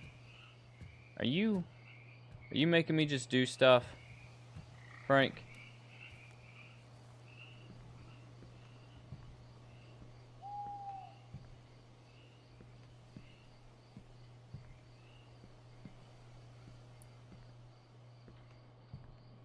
Frank, I feel like you're making me just do stuff.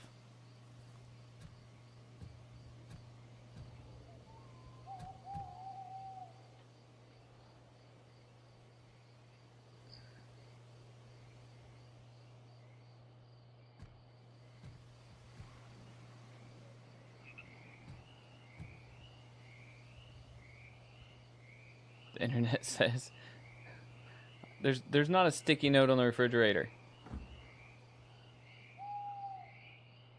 And I can't do anything with a trash can. Even if I crouch.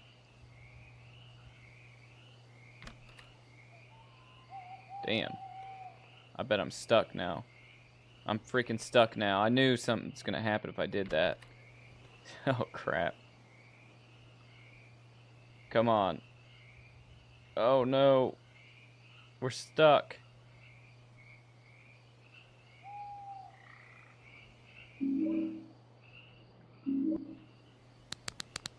We're stuck.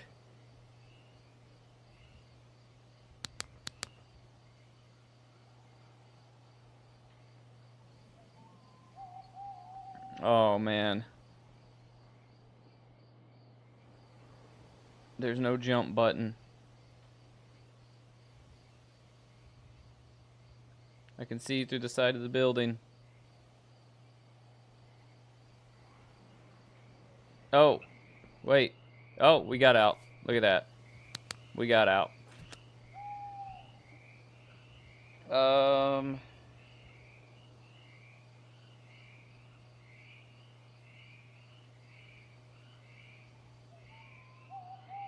The internet says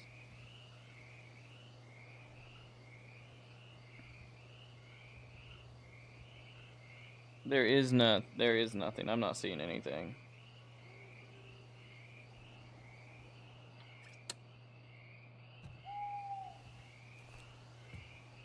Unless there's a trash can inside the church. Yeah, spin out maneuver. That was sick. That's a good one. That works in real life too. If you get stuck, just go to a death roll.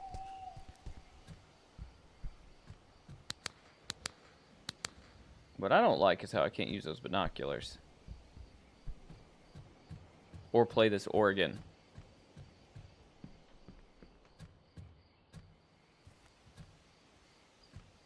So were you saying, you think the smooth one, the smooth mask? Let me see here. What do these guys got going on?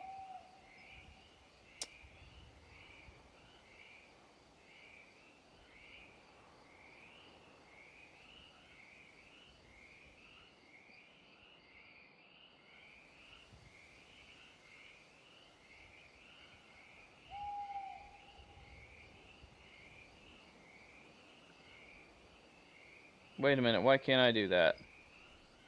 Alright. Alright, creeps. It's what I've been trying to do. Hang on.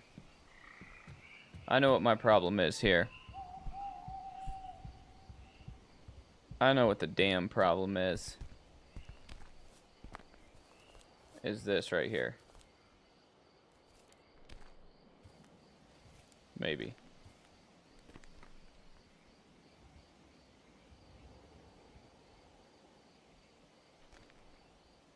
Can I blow that out? Can I blow that out?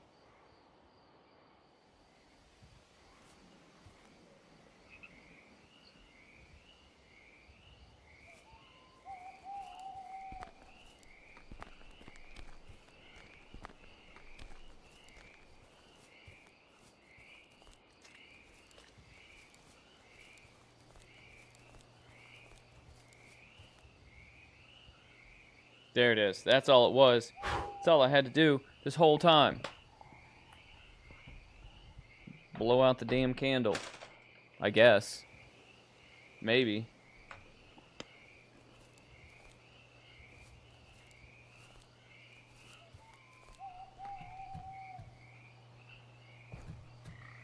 I couldn't shake off the unsettling feeling of being watched. That was it. Creeps, that was it. Just blow out the candle. That was literally it. I tried doing the other one a bunch of times because I just figured I could do it, but since I couldn't do the other one, I figured I couldn't do the one we just did.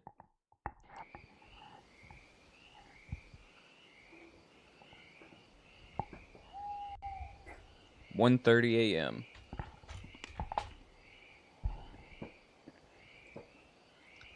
If in doubt, blow it out.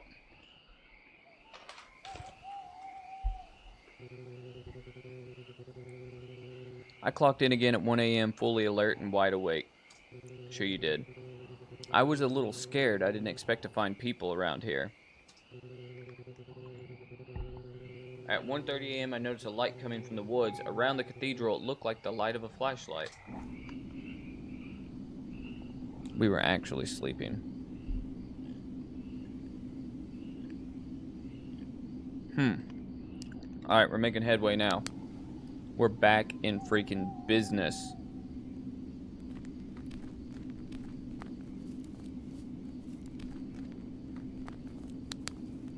There's someone out there. I'll turn the lantern off, on and off to scare whoever it is.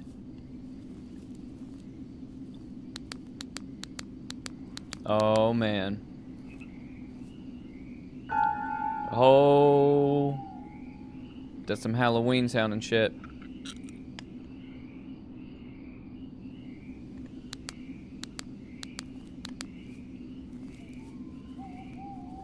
No bueno.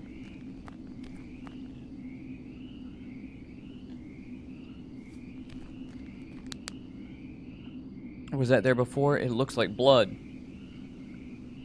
What is he even looking at? Oh. Damn. That's definitely blood. Hey. You can't go in there.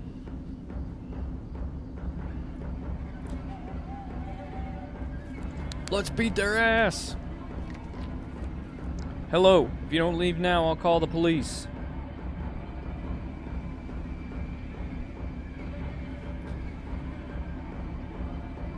Maybe he went up. Well, that's where we're going too, because I'm willing to risk my life for this job. Let's go.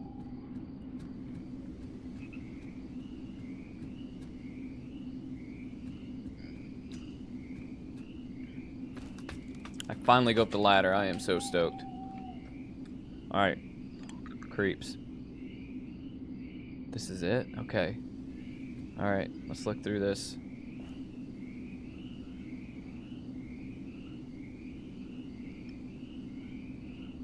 I'm so fucking scared right now. Okay, don't see anything scary. Don't see anything scary. Don't see anything scary. I'm not seeing anything scary. Holy shit, there's something scary.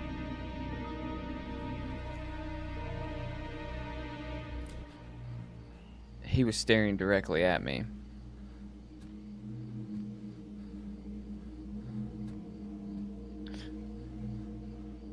Alright.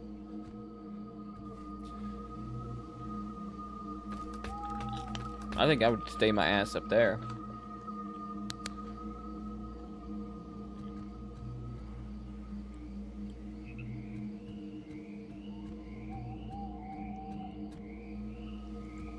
You don't need to know how to read to know it was written in blood and you should be scared, Boom Squad.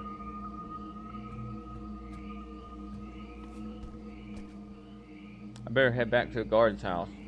I better run.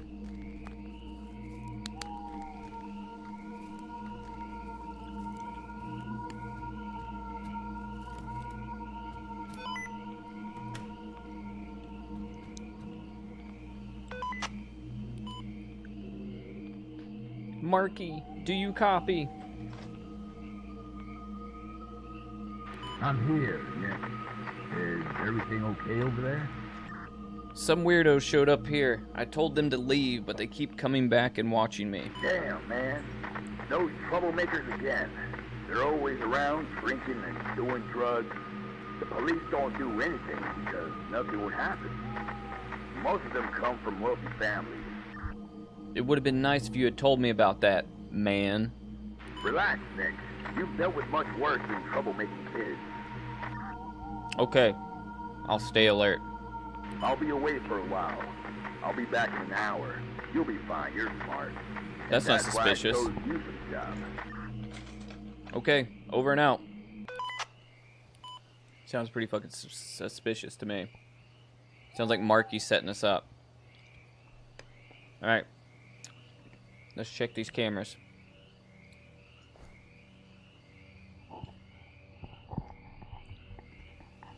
I like that, Jet.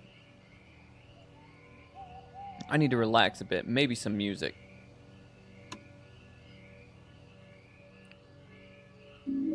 Oops.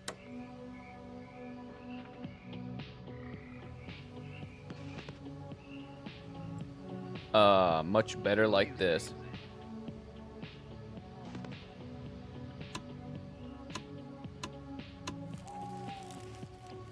I hear shit out the window. I'm not kidding you, creeps. I hear something out there.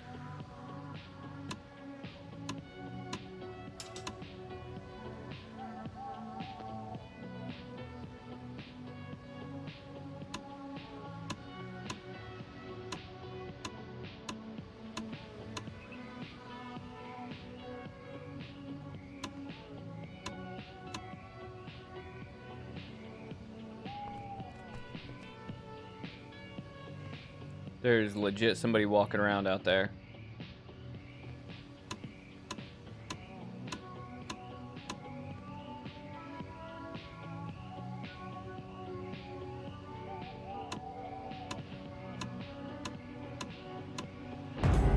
Oh!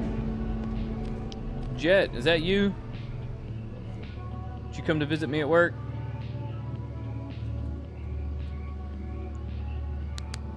Alright, asshole.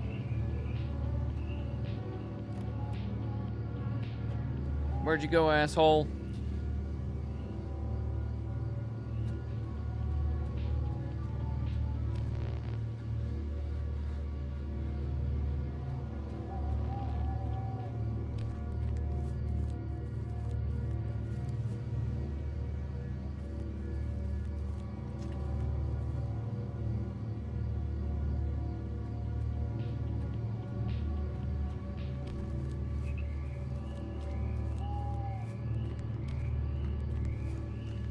I thought he just wanted to scare me, but then I realized his face was covered in blood.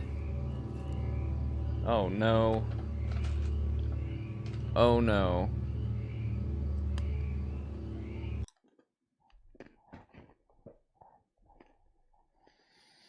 These M&Ms are good.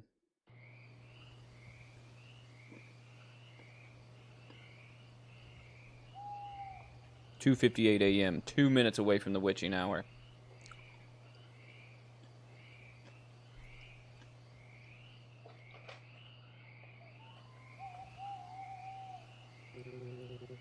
That guy really scared me. He had his face covered in blood.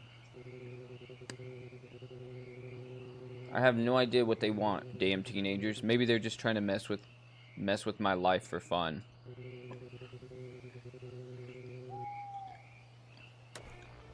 freshest and most banging trance sounds around. You're tuned in to Daz on Rec Radio. Okay?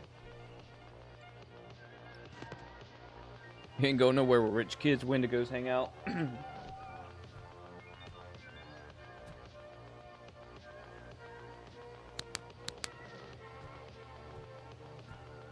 need to clock in at 3 a.m. Oh shit, let's clock in.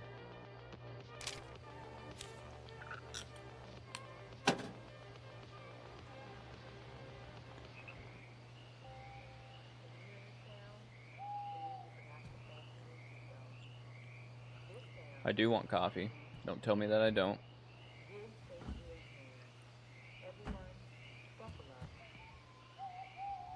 I'm hungry. Maybe there's something in the fridge.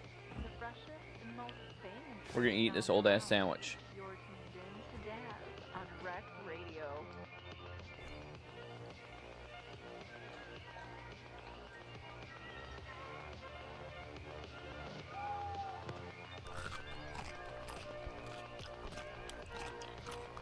Why that sub sandwich looking at me all erotic like?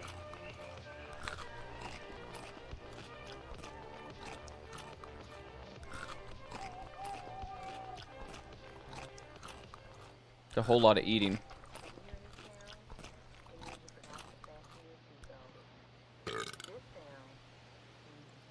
All right.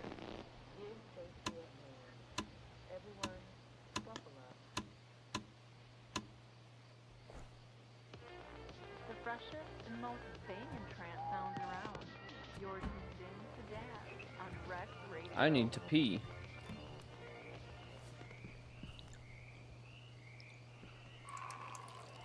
Well.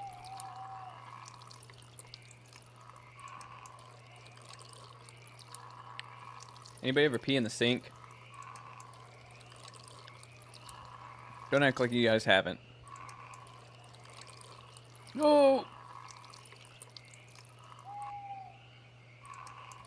When you sneeze, when you're peeing. Achoo. Ah, what a relief. Alright.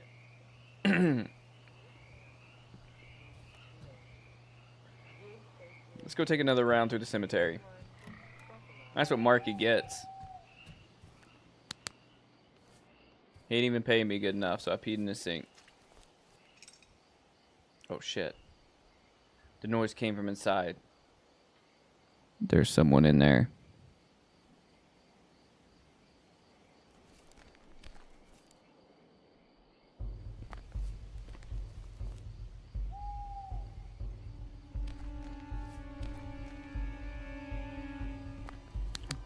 I need to be stealthy. I can't make any noise. That means I can't talk. Because I have an audio meter that you guys can't see.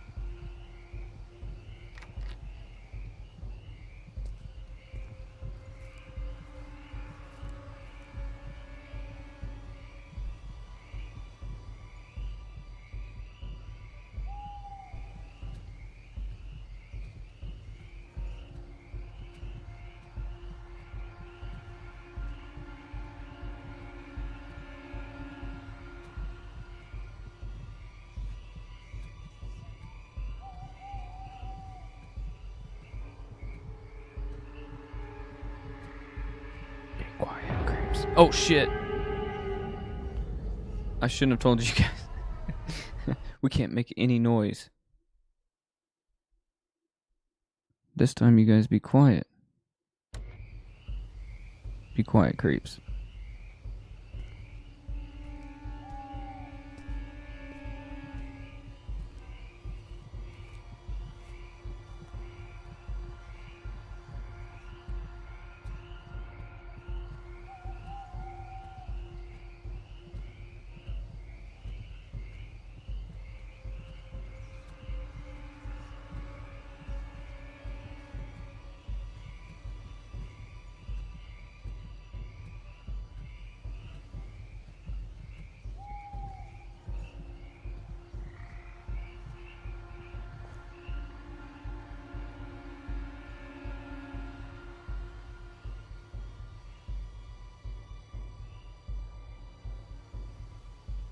Hey, it's the goth girl.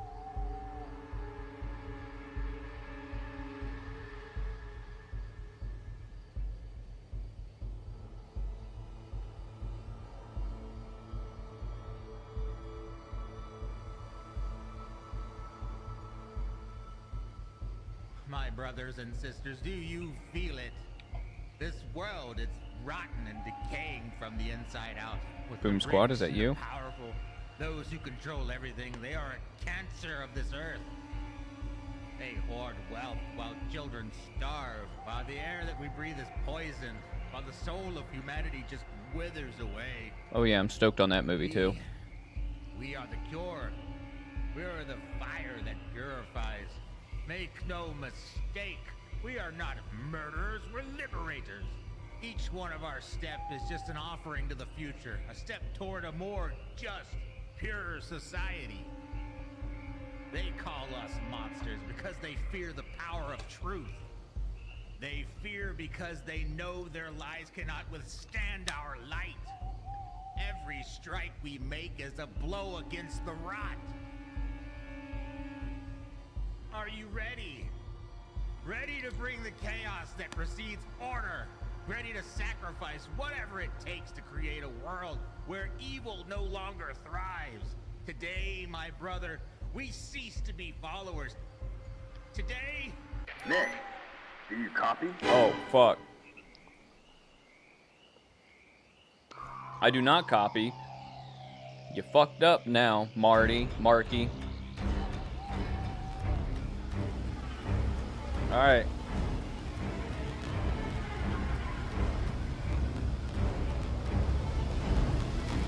Holy fuck me.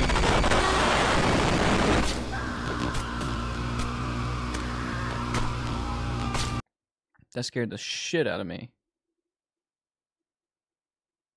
Scared the absolute shit out of me. I was not expecting that to happen. Alright. We're gonna do this one more time.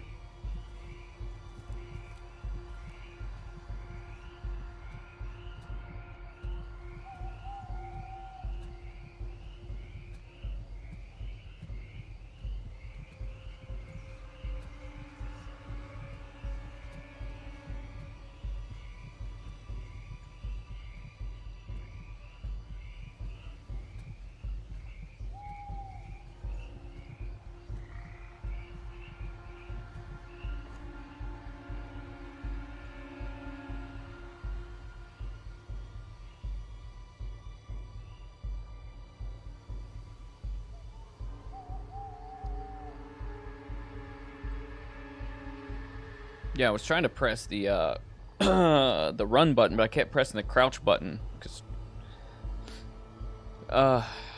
So, have I watched any movies lately?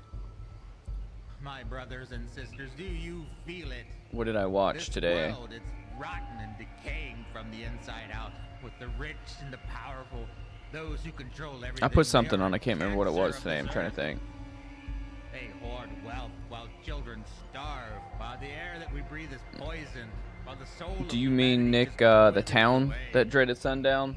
We If so, are the if that's what you cure. mean, that is... We're the fire Town that dreaded purifies. sundown is great. Make The no original and the mistake, remake. We are not murderers, That trombone we're kill, liberators. Each one of our classic. step is just an offering to the future, a step toward a more just, pure society. They call us monsters because they fear the power of truth. They fear because they know their lies cannot withstand our light. Every strike we make is a blow against the rot.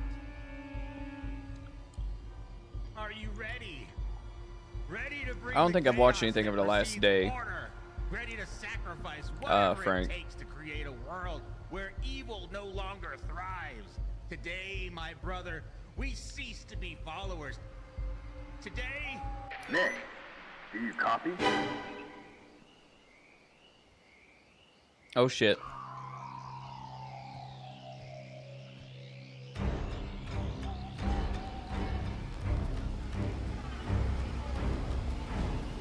I'm the fuck out of here this time, boys. Fast as fuck. Oh shit, let me in.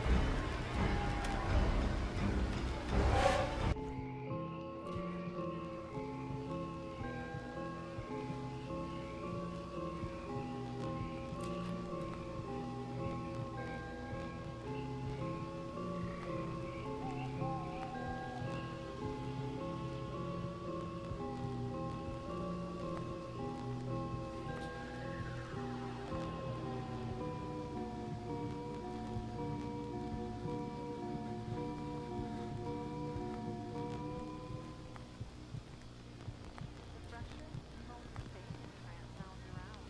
You're tuned in to Jazz on Rec Radio.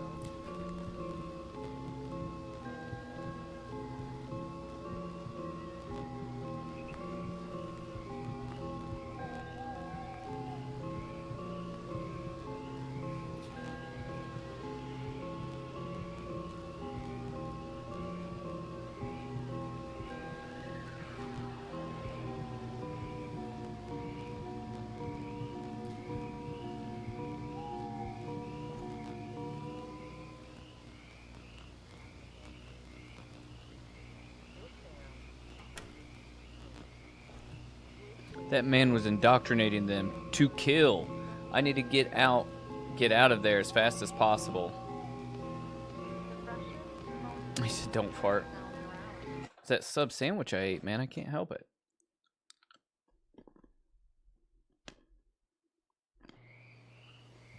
These games are so fun and stupid.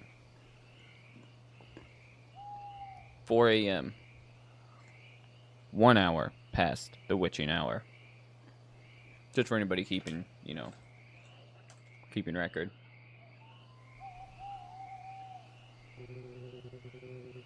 Marky wasn't answering the radio. I really didn't know what to do. You should probably get in your car and leave. The only option at that moment was to run to the car, start the engine, and get out of there. Okay. Alright, yep.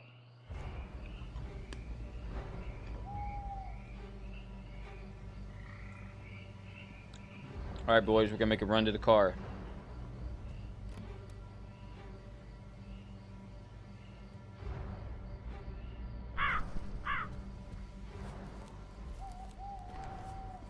Get the fuck out of here!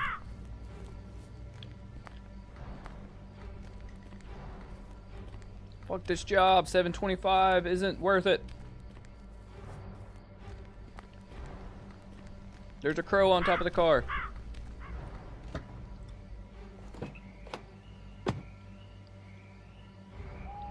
Don't fail me now.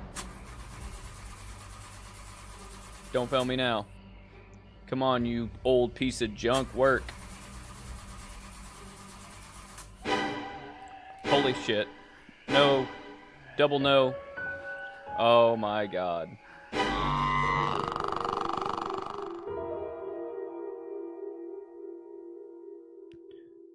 Murdered by Boom Squad.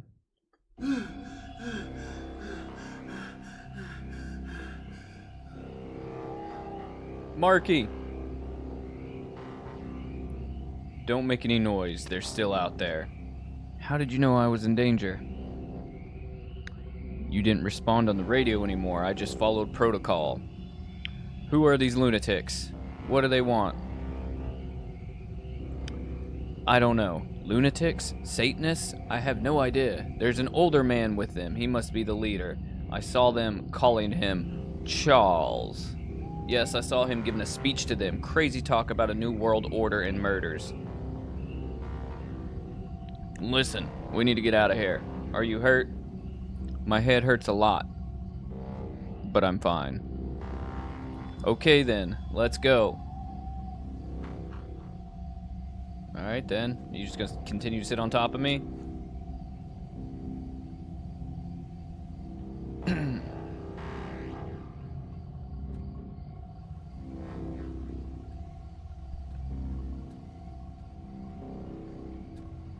Is there anything in here I can use?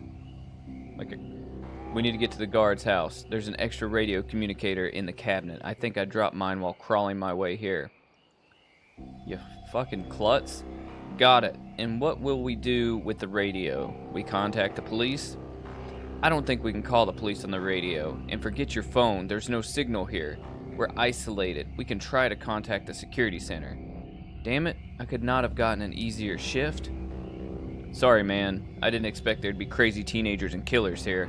I'll get us out of here. Stay crouched behind me and don't make a sound. I don't see any other option. Let's go.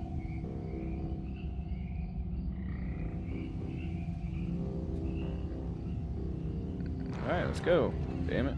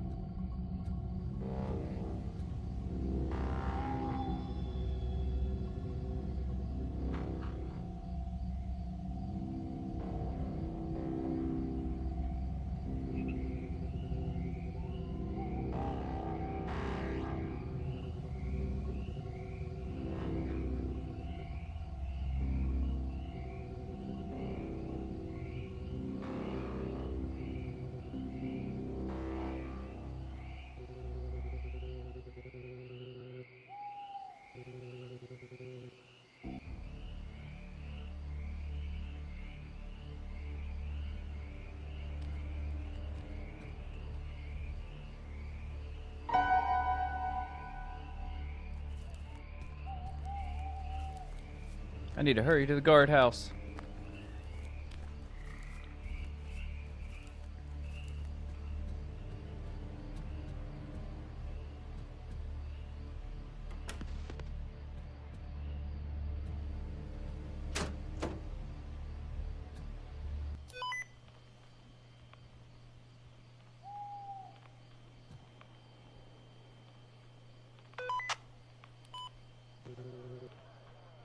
Marky, do you copy? Marky.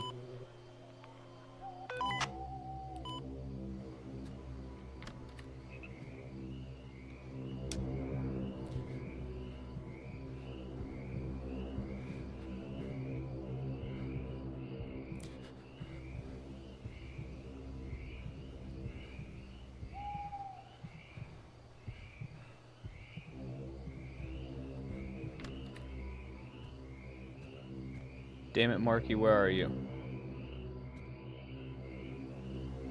It's better to stay in here.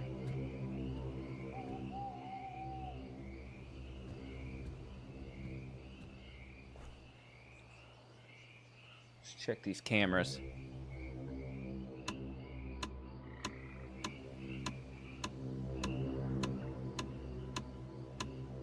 Marky, you son of a bitch.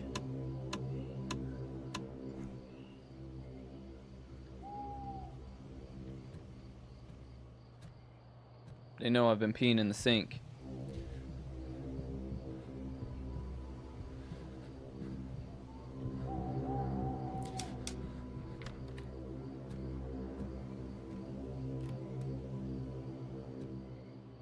I do want coffee right now.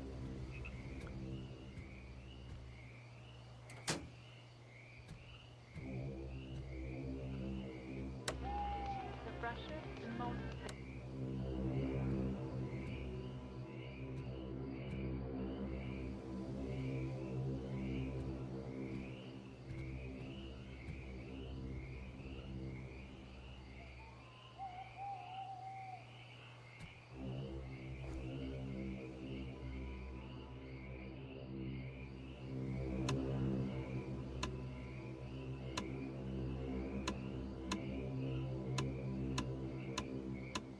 Looking for any action.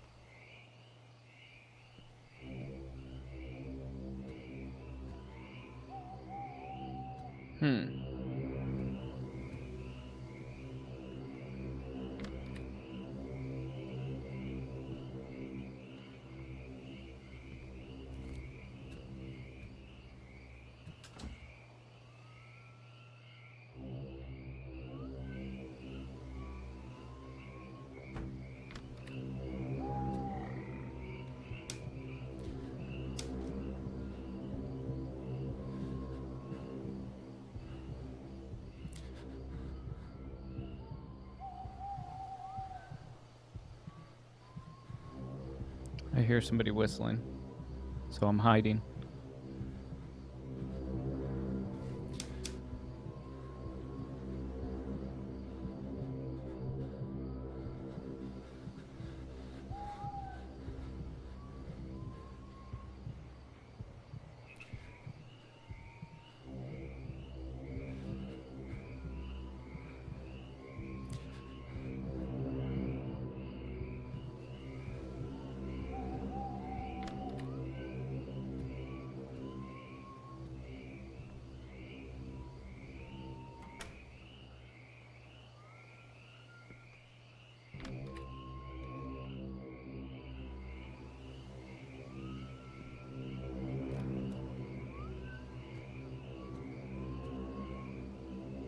There's that. Look. See him out there? He's out.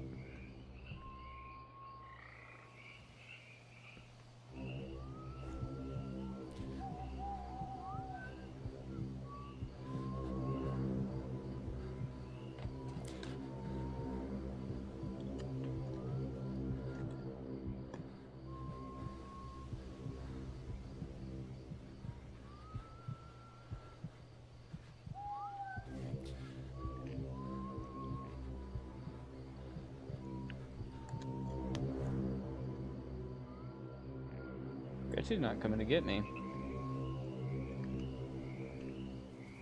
Nick. There it is. Nick. Marky, do you copy? Marky. I'm so sorry, my friend. Forgive me. What are you talking about, man? Are you okay? Those bastards. Sorry for bringing you here, brother. Where are you? I'll come get you. I'm so sorry, brother. Marky.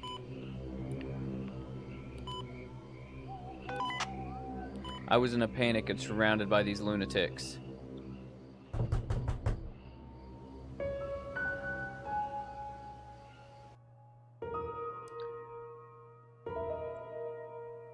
Here's where it gets real, creeps.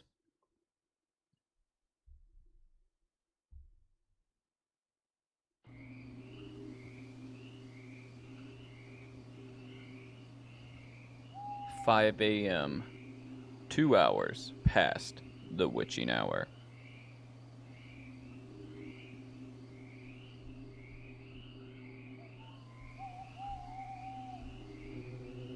I haven't heard from Marky on the radio anymore. I think they got him. I knew they were out there waiting for me to come out. I hid under the bed. I'm not sure if it's a good idea, but honestly, I can't think of anything better. Then something happened. Something that left me traumatized.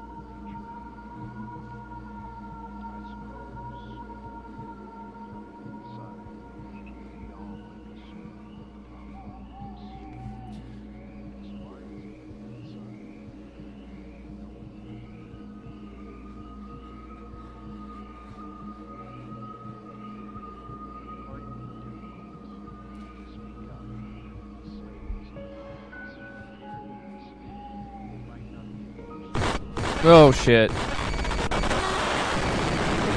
I made noise. I made noise.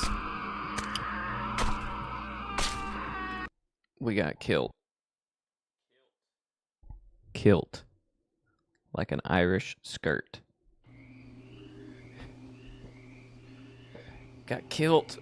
Oh man, I gotta do that again. Come on. I accidentally hit the microphone.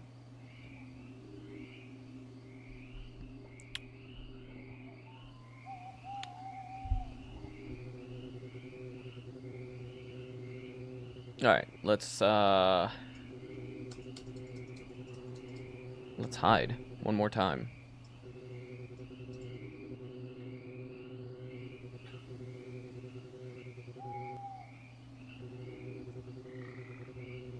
Something that left me traumatized. I'm cutting the mic for a minute.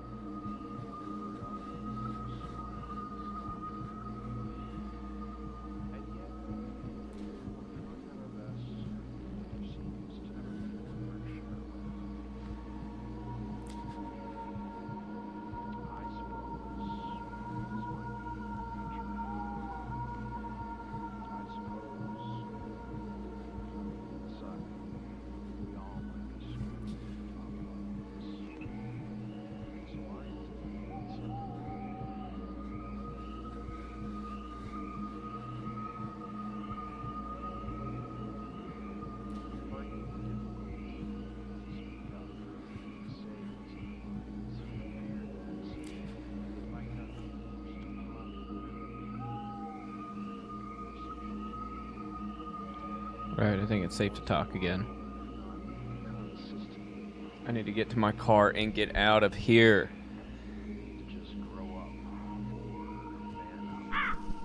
Holy blood red sky. Help me, step bro. Oh shit, Boom Squad is here. And he's got a knife.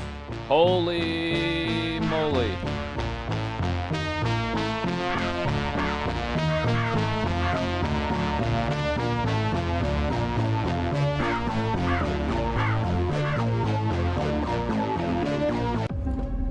Ooh, man.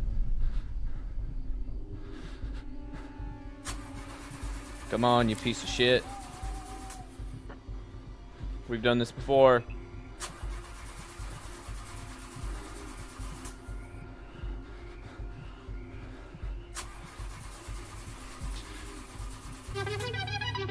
Oh, let's run that fucker over.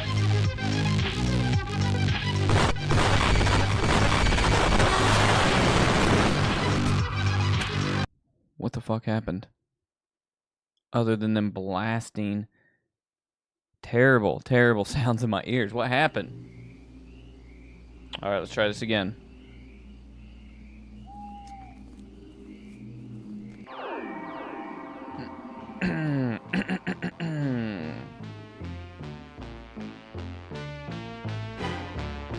Help me, step bro.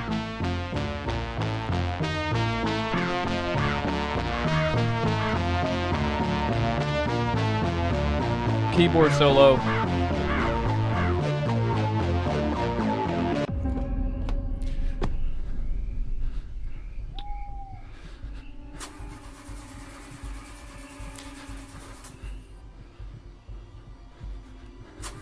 Come on, baby.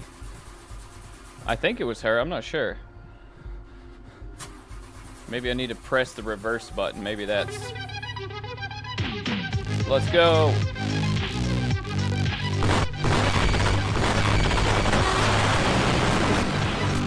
What the fuck? I'm pressing all the buttons. I'm pressing all the driving buttons. And nothing's working.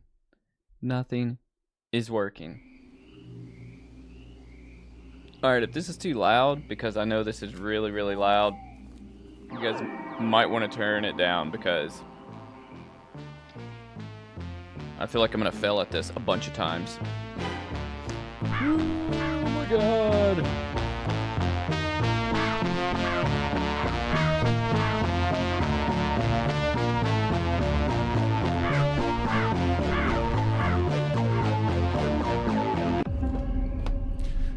Oh my god, I can't believe I made it.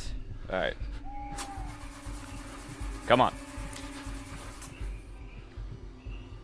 Come on. I'm just gonna hold down W, because I don't know what else to do.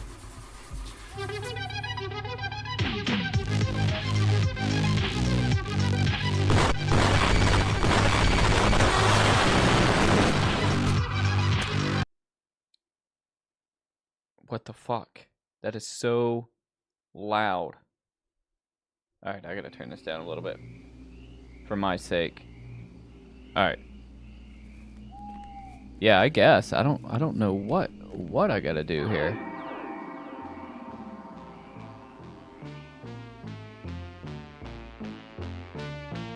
I wonder what he'd do if I just charged his ass.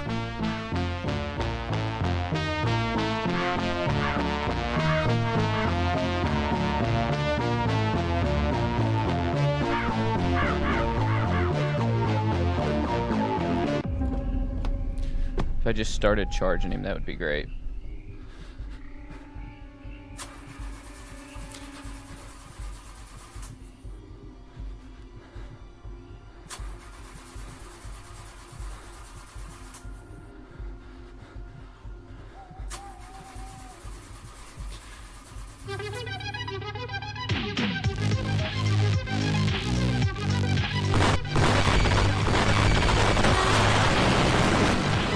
It looked like there was something that popped up in the bottom of the screen that said D. So maybe I have to press the D button. I don't know if you guys saw that, but it was like a quick flash.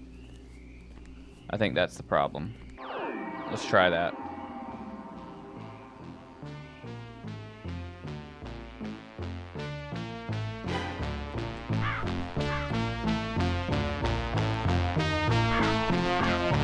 Can't catch me.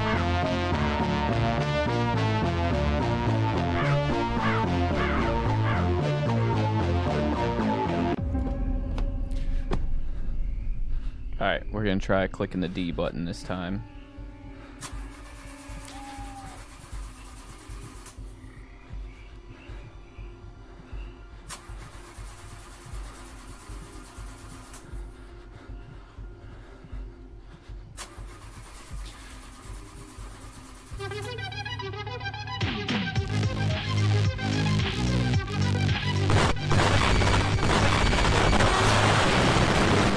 I don't know what the hell to do.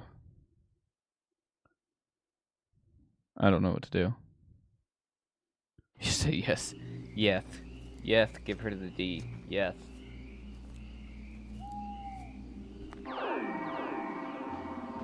I don't know. I don't know what the fuck to do.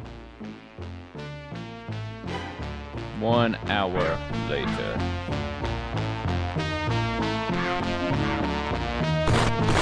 Oh, you mother bitch. Okay, apparently I can't pause it.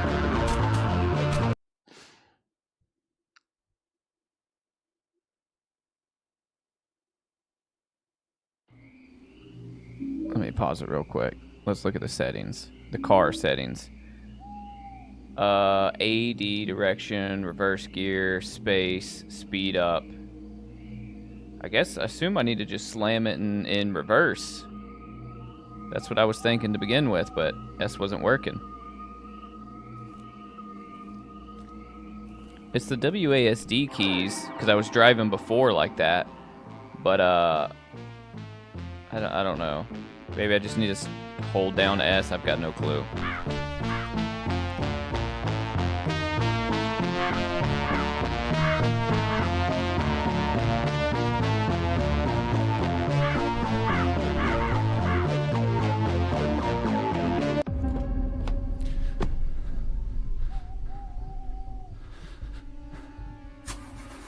This reminds me of the Friday the 13th game.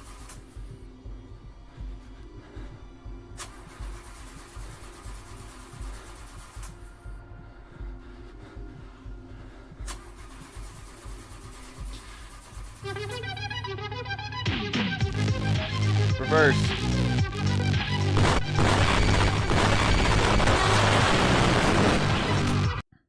It won't let me do anything. I'm pressing all those keys. WASD and reverse and I'm pressing them all. Not at the same time, but I'm pressing them all.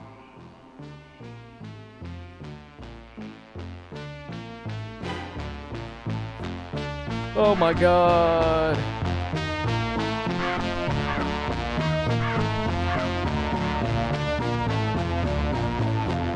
Yeah, it forces me to look out the window at that one character.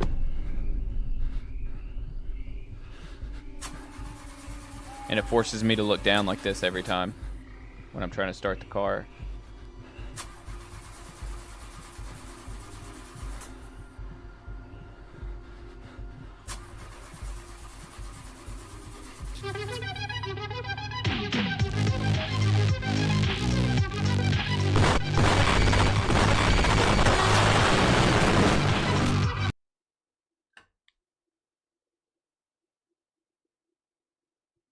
Come on. Yeah, you said like a red light, green light kind of situation.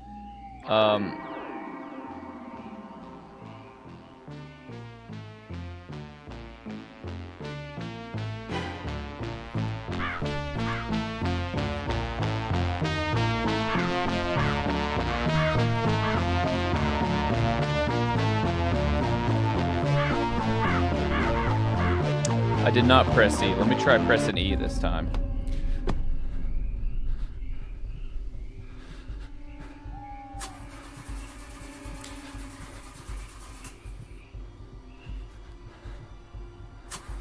Maybe that's the problem. Maybe I need to press E. Maybe that's like the brake.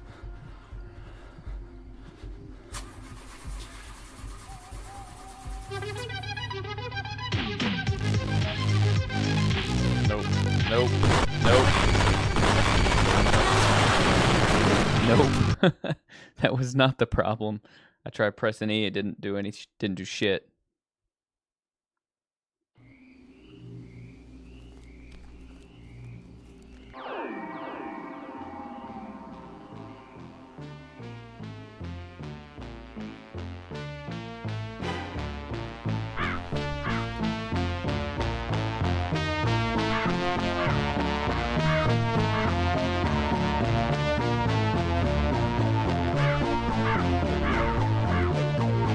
Party! What What if I just sat here?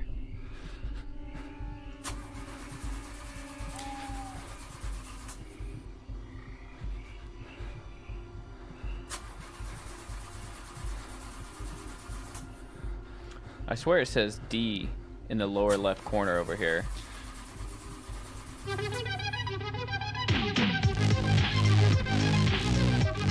Oh, okay. Alright. I see what it is. I gotta press these different buttons. Okay. I didn't see that before, because it only had D down in the bottom, and I was like, I pressed D. I see what it is. Sorry, creeps. You guys know I suck at video games, so...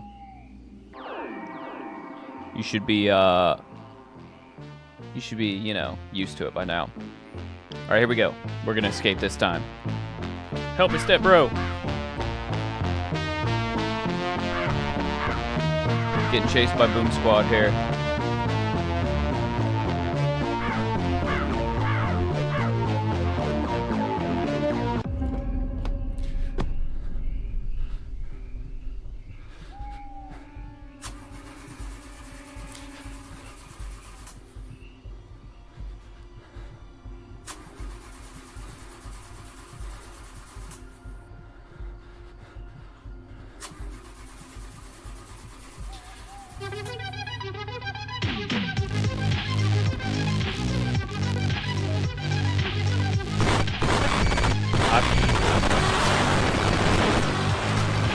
My dumbass pressed A instead of S.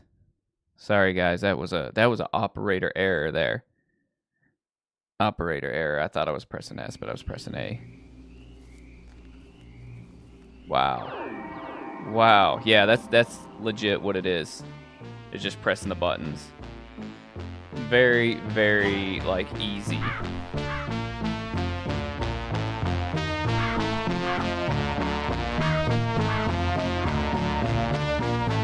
This reminds me of my childhood.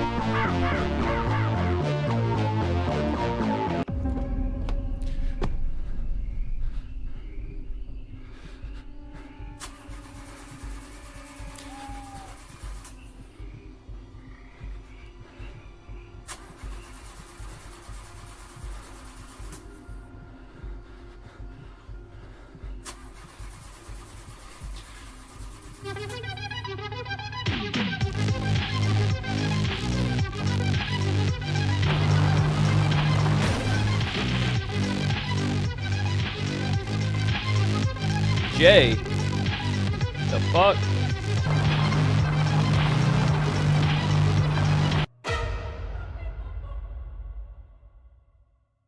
I was like, where the fuck is Jay on the keyboard?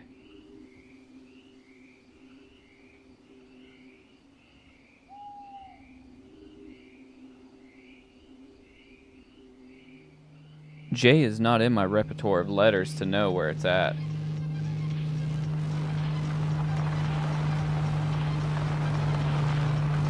J's not in my toolbox. I don't use that letter. Yeah, once I figured out what to do, first try. It only took 15 tries to figure it out. Did we escape?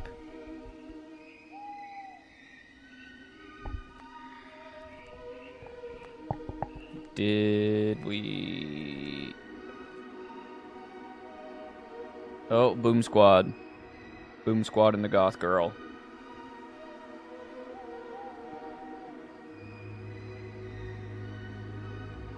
Is the new Snow White a horror movie? Anybody? Anybody know? I can't remember if I've seen anything about it.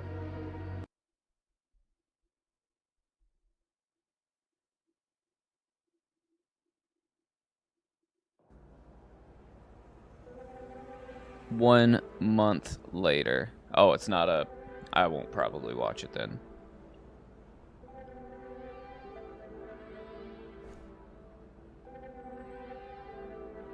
Oh, look at our apartment. Look how bland. We got some wine happening over here. Okay. I'm going to watch TV.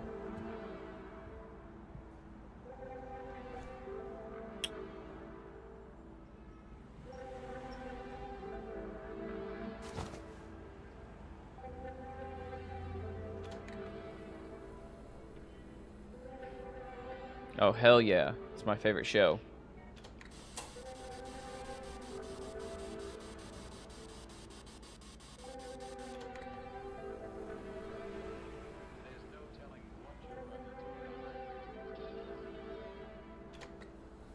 Los Angeles police have connected some members of a nomadic gang with the murders of actor Sharon Tate and others.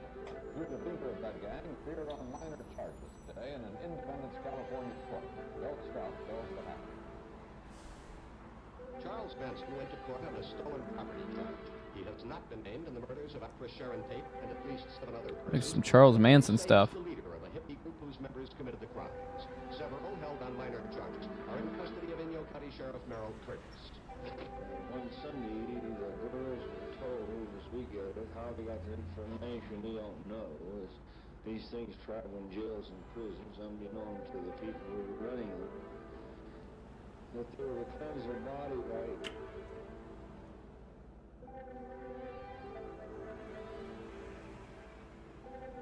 Are we crying?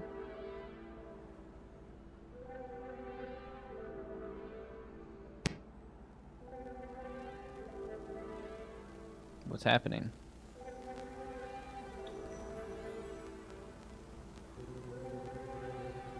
The Manson family was a commune, a gang, and a cult led by the criminal Charles Manson that operated in California in the late 1960s and early 1970s. The group at its peak consisted of about 100 followers. They lived in an unconventional lifestyle and frequently used psychoactive drugs such as amphetamines and hallucinogens, including LSD. The group committed all kinds of crimes, including violent and bloody murders. Most of the members were young people from upper middle class backgrounds. A total of 9 people were known to have been killed by the Manson family, and 2 other murders are suspected. Charles Manson was arrested on December 3rd, 1969, and sentenced to life in prison in 1971. Charles Manson died of cardiac arrest resulting from respiratory failure on November 19th, 2017, 1 week after his 83rd birthday.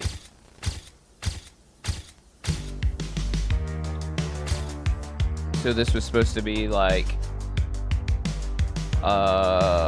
Charles Manson story.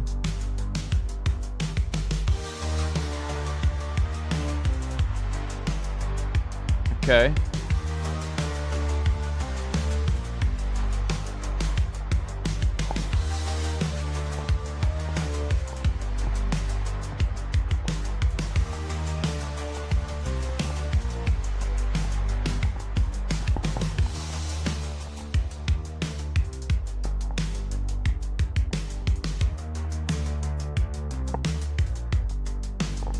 Let's see if there's a post-credit scene here.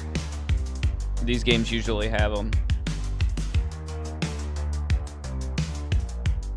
This is the special thanks.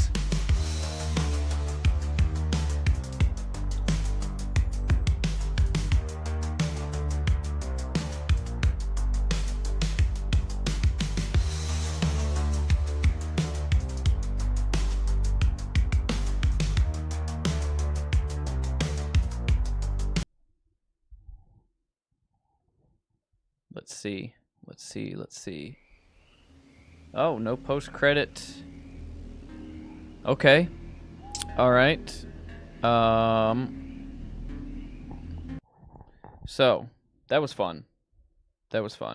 Especially the first part of it was a lot of fun. I like these games that kind of make me sort of like these job simulator games where it makes me take the role of doing something, you know, whether it's something like Massacre at the Mirage, or it's this one, or it's the security guard. We've played a security guard before at a cemetery before, and I don't know, it's just a good time, whether it's working at a gas station or any of that. I thought Once Upon a Time in Hollywood was okay. It's probably my least favorite Tarantino film. Yeah, it's got to be my least favorite Tarantino film, I think.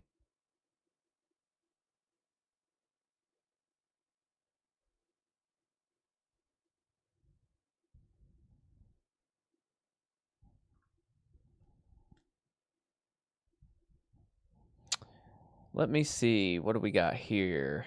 that we could play. Graveyard Shift was the name of the other one that we played, where we were a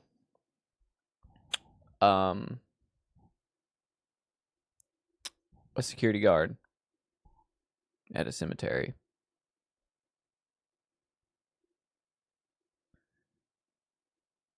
I did not watch Batman versus Superman. I need to start watching some more things, I guess, that are outside of horror. I don't watch much that's not horror. Really, at all.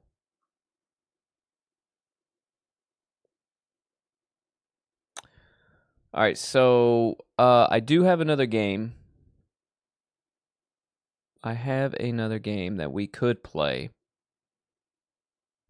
I'm going to put this up in chat, though. I want you guys to let me know what we do next.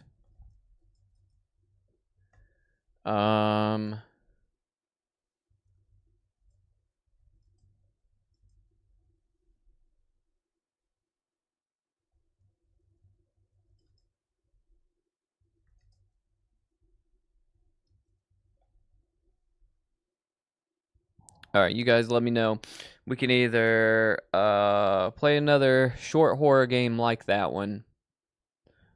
The other game takes place at I think like an arcade. I think it's a game that is a slasher that takes place at an arcade in the 80s. Or we can watch a couple short horror films.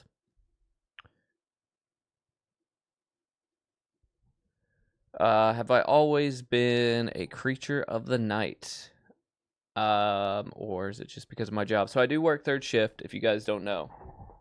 Now I will say that pretty much most of my life. So when I was real little, my mom was that way. My mom stayed up overnight, and this is when I would get up and I would watch all that stuff with her, like I've talked about, horror movies, whether it was The Monsters or Twilight Zone, Alfred Hitchcock's Presents. They played a lot of that stuff at nighttime. So my mom was that way. And then as I got older, like my early 20s and stuff, I was like my late teens, early 20s, it was like get up at 5 a.m., go to work at like 7, 8 in the morning, and then work till 5. And then before I met my wife and I was single, it was like I would have to be at work at like 7 a.m., but I would still stay up all night. So yeah, I guess it's a roundabout, stupid way to answer your question. Pretty much always been a night owl. I like the thought of getting up early. I like the thought of getting up at 5, 6, 7 in the morning and having all day to just like have time to do shit, But I rarely do that, And then that's why I get so pressed for time, is because if you think about it, I get up me or my wife get up at 8 a.m. or right before 8 a.m. every morning. Got to get my son up for school. He does his thing, and we'll either stay up or we'll lay back down and get up about noon-ish. And then, and do the rest of our day. But my sleep schedule's all over the place. So, like, tonight, I don't know what time we're going to stream until, but when I get off of the stream, right, if it's 5, if it's 4 a.m., however long we stream for, I'll go to bed, and then I'll get up at 8 a.m. So, it's wild. My sleep schedule's all over the damn place.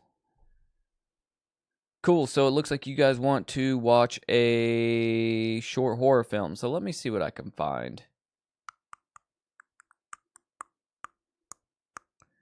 We'll probably go back to Alter TV's YouTube channel.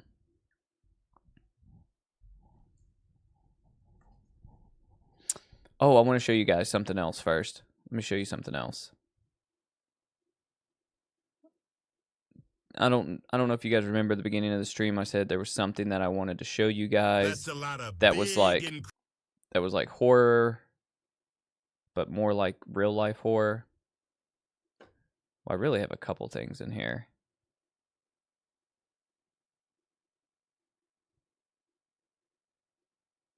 I haven't watched this yet, but I did see something about it. Hang on, let me find it.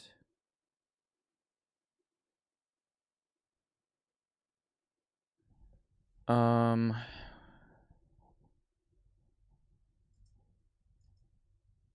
don't know if you guys saw this in the news, but let me see. We're going to watch the shorter version of it. All right, check this out. So, I don't know why I feel like I need to show this, but I wanted to talk about it a little bit. And so police. So there was a guy in Chicago. This is official news, right? Of Chicago. And when did this happen? 2 days ago. Guy went into a nursing home welding a chainsaw. And I just feel like this is something that I need to share here. Because why not?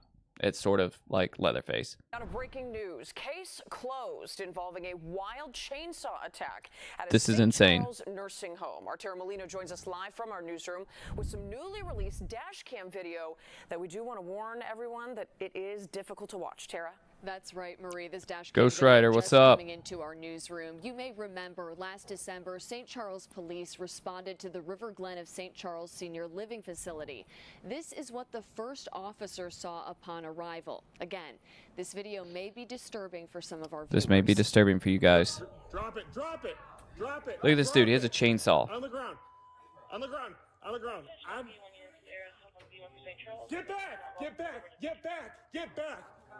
Hey, drop. Oh my God. Hey, drop it! Drop it! Drop it! Drop it!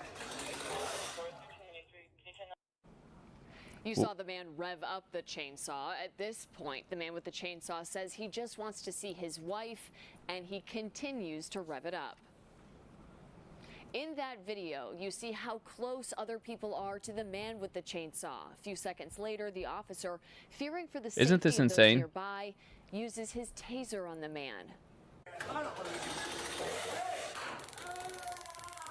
Taser blood! Taser. Hey! Despite being hit by the taser, the man with the chainsaw gets back up. You can see the proximity to residents who are located in the area of the blue. All of these old people, they just have like Now at this point, officers used guns to try to stop a crazy the man. show. The first two shots missed. A third hit him in the arm, then the fourth struck him in the chest.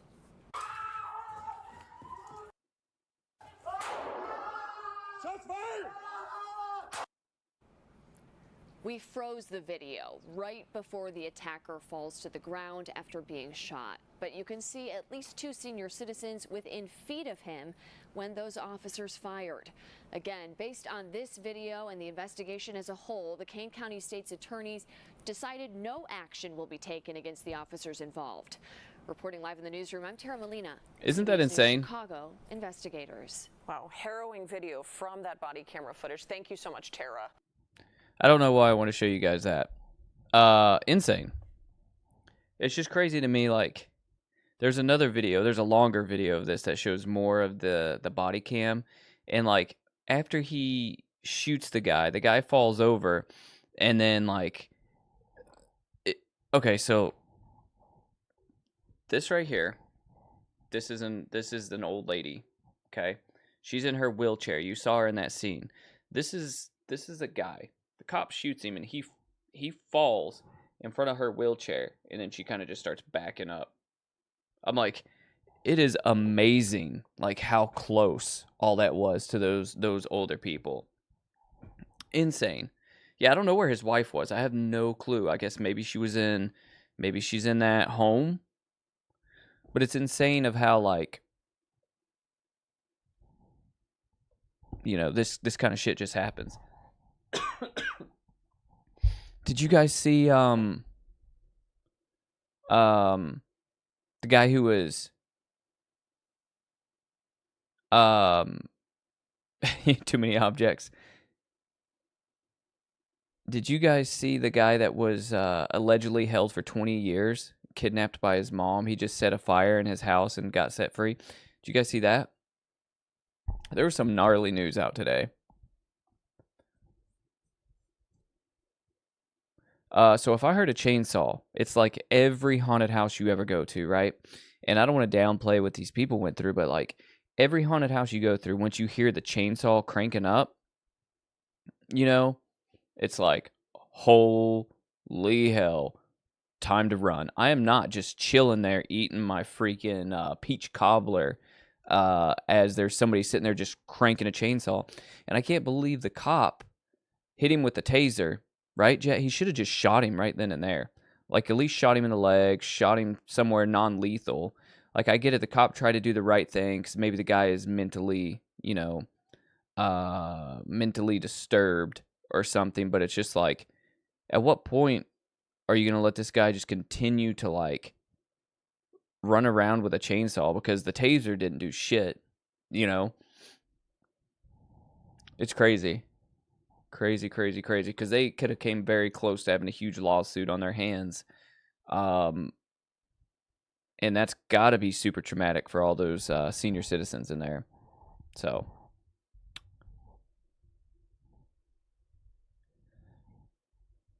So Ghost Rider, you worked security in an old folks' home, got punched and kicked. Yeah, I believe it. I believe it, especially like old people that have dementia. That's kind of like a symptom of dementia is, old people, they start getting violent, And it's not because they're wanting to be violent. It's just they just kind of lose coping mechanisms. They don't really know what they're doing. It's kind of like reverting back to a toddler. You know how like a little kid will hit you because they don't know how to reason and they don't know how to use logic, really? It's the same exact thing.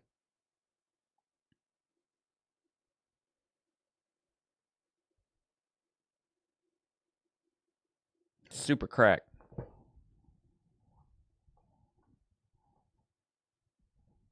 Jet said putting them down, center mass.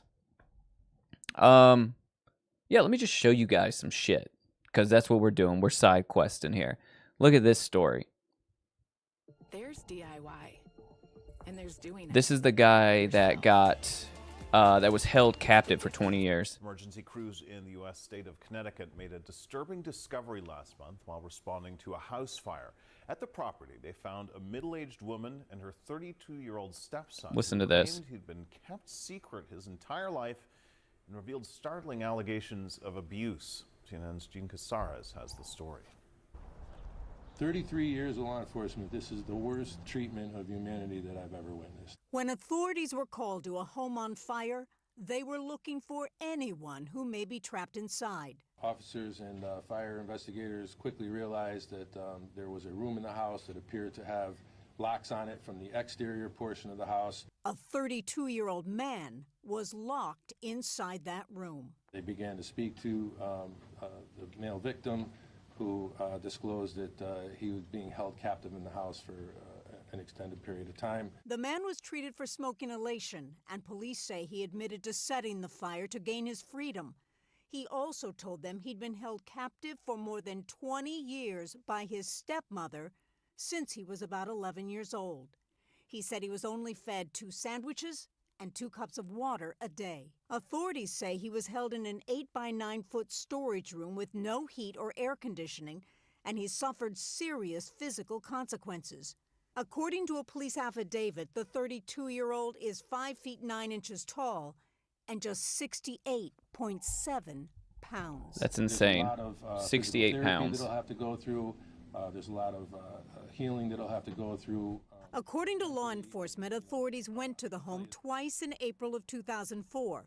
The first visit was a welfare check requested by the Department of Children and Families. Officers went to the house. The house was clean. It was lived in. They spoke to the victim at that point in time, and there were no cause for any alarm. Later that month, the family attempted to file harassment charges because the school district continued reporting the family to DCF. The affidavit says after that, his stepmother pulled him out of school. It's just unfathomable that anyone could treat someone this way. The alleged victim says he wasn't allowed to use the bathroom and instead had to use bottles and newspaper. His stepmother, Kimberly Sullivan, was arrested on charges of assault, second-degree kidnapping, and first-degree unlawful restraint. Can't Her tell me she attorney doesn't look says all types of the crazy. allegations against her are not true. Absolutely not true. He was not locked in a room. She did not restrain him in any way. She provided food. She provided shelter. She is blown away by these allegations. Jean Casares, CNN, New York. 32 years old, just 68 pounds, and 20 years in captivity, allegedly.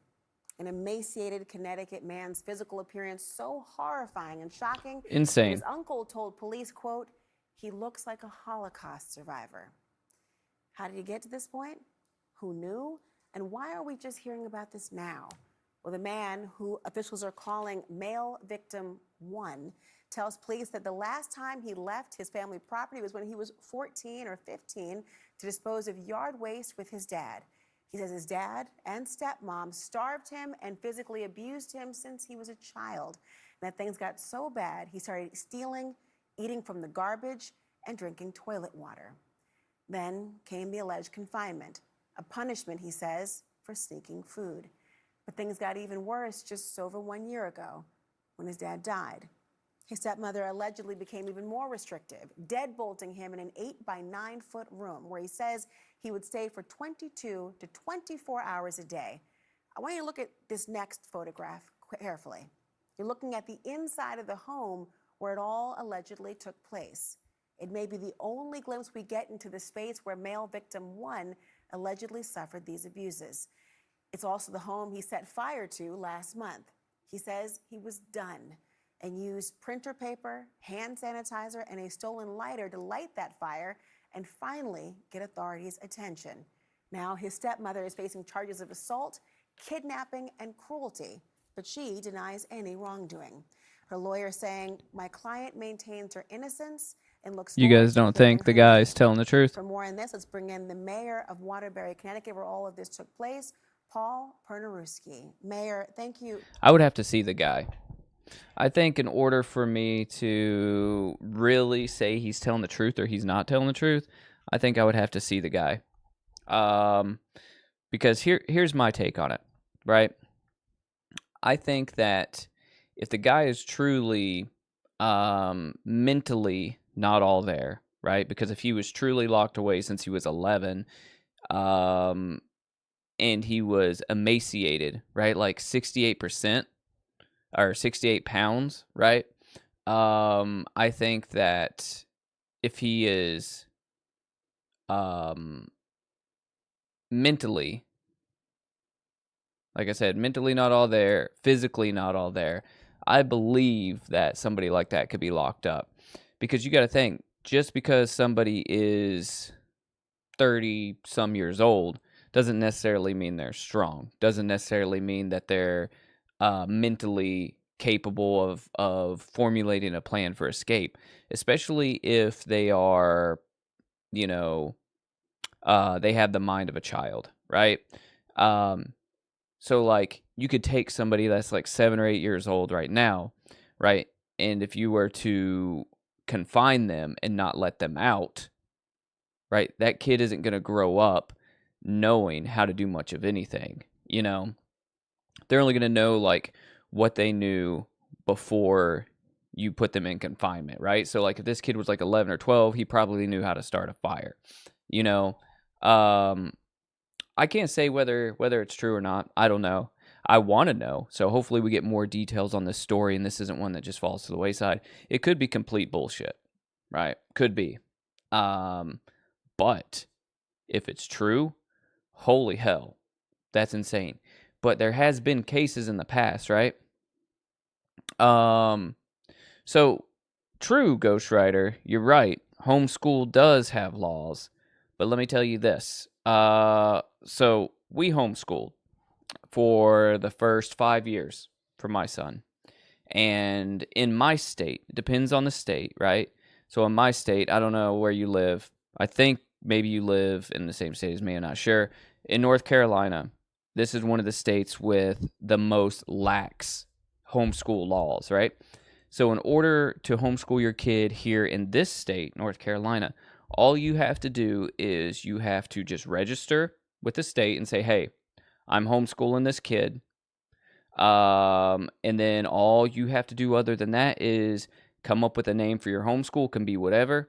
Could be something funny. Could be something super serious. Doesn't matter.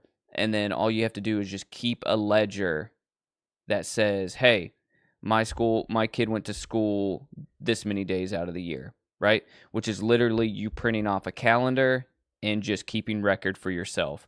That is it. They don't come and they don't do home checks. They don't, your kid isn't required to EOG test. They don't do any kind of gauging on the intelligence of your child and anything. Nothing.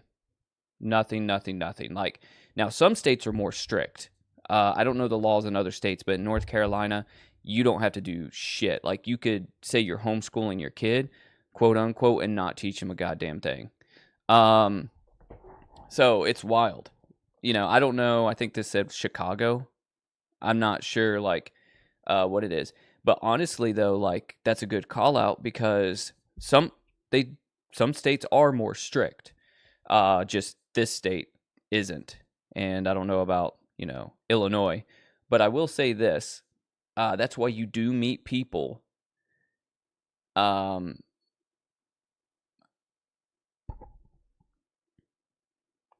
right, so let me say this without offending anybody, okay? Not trying to offend anybody. I don't care what anybody believes in. But this is why you see a whole lot of religious people homeschool, right? A lot of religious people homeschool so they can gear their curriculums towards the Bible, right? So homeschooling, you can make up your own curriculums.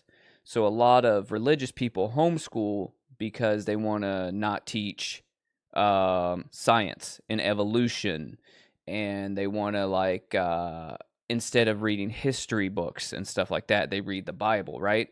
And a lot of organizations, religious organizations, have their own homeschool curriculums that religious people buy to homeschool their kids with. So it's super, super, you could teach your kid whatever the fuck you want if you homeschool them. It was always interesting when, we homeschooled because there's homeschool groups, right? And you can get into these, like, groups, but most of the groups are religious, right? Me and my family, we are not. But it was always interesting because these groups, they would get together and they would go on field trips. Like, it might be like, okay, well, hey, sign up in this group, and then we're all going to go take all the homeschool kids in this group to, like, a field trip on the farm, or a field trip over to the gold mine, or whatever the case may be. And we would go to some of these, and we would show up, and it would be me looking like I look, my wife looking like she looks, right? Like some gothy type people. And then, my son looking like a regular kid, but, like, it would be like Mennonite families. And we were just like, okay. And they were all very cliquey, and they would all kind of be, like, doing their own thing. And then you would hear the parents talking to the kids, and the kids' names would be like Jeremiah, or like Ezekiel, Jebediah. And we would just kind of, like, me and my wife and son would kind of just, like, go off and do our own thing, on the field trips. It was always strange, but, to each your own. You said I gotta bully my kid so he can get the same swirly experience my uncle gave me. Me and my son, we pick at each other all the time. If anything, he bullies me. Everybody bullies me. just an easy target, man. I'm just out here. I got a target painted on my back. I got Ghost Rider throwing bottles at the screen, lighting fires, you know, just an easy target here. Anyways, very interesting homeschooling. But, you know, the thing about it is, for me, I think homeschooling is great. I'm an advocate for it if you're doing it the right way. And we don't homeschool anymore, not traditional homeschool, but huge advocate for it. And I'm a huge advocate for like remote school. So I don't know. I think traditional school is just like public school is just. I'm sure there are some good schools out there, but I think most of the public schools that you find suck. You know, I think teachers are underpaid, and since they're so underpaid, they give half a shit, and they don't want to put up with people's badass kids, and kids are just bad, so it's like just bad all around. It's just a bad environment. No, he doesn't really bully me. We pick at each other all the time. Constantly. Me and him.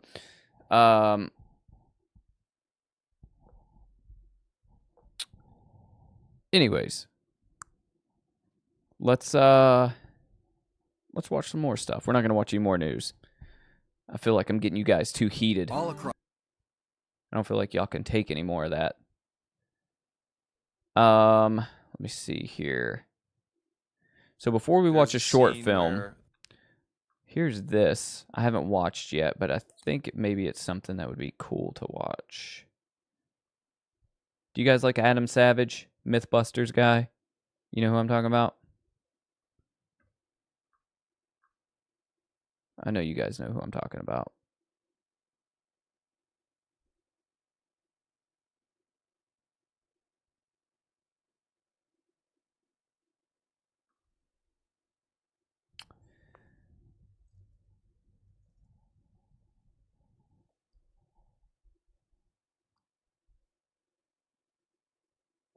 We're going to watch Secrets of the Original Evil Dead Necronomicon with Adam Savage. It's 7 minutes and 45. Linda and Shelley. 7 minutes and Hey, 45 seconds long.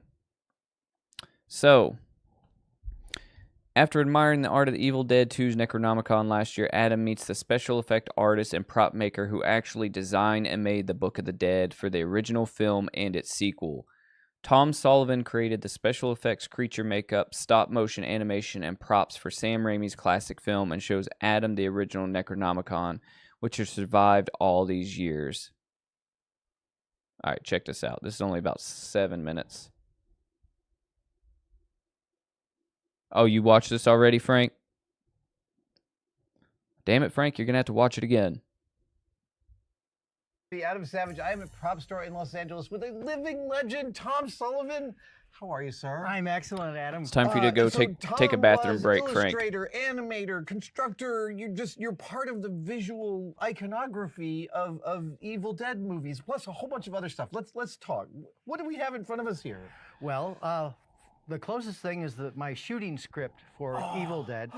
Now, being an illustrator, I have to draw on everything. So this was drawn, the cover and the back cover were drawn before I even met, they had cast the actors. Really? And so I just assumed what they looked like and didn't even get close. Oh but my God, can you translate? We probably do, yeah, Frank. Before I Pretty created damn the Book close. of the Dead either. And there are several notes throughout it. The special effects question Yes. mark. Now, Sam gave me the script like 2 weeks before we started, which for an effects guy, it's just like, you know, kill me now. But when you were supposed to do blood effects and all sorts of all sorts the whole of things. gamut. Feel free And so I had time to create a little figure out what fire. I might do, how I might do it, and Gather go around, find and roast some purchase hot the, dogs. elements I would need. Okay, wait a minute. Let's rewind back to how long have you known Sam Raimi and where did you guys meet? Met him up at Michigan State. I'd heard about the Michigan State Creative Filmmaking Society, where Sam and his brother Ivan, I believe, found out that if you live on campus and you're a student, you could rent a auditorium for $30.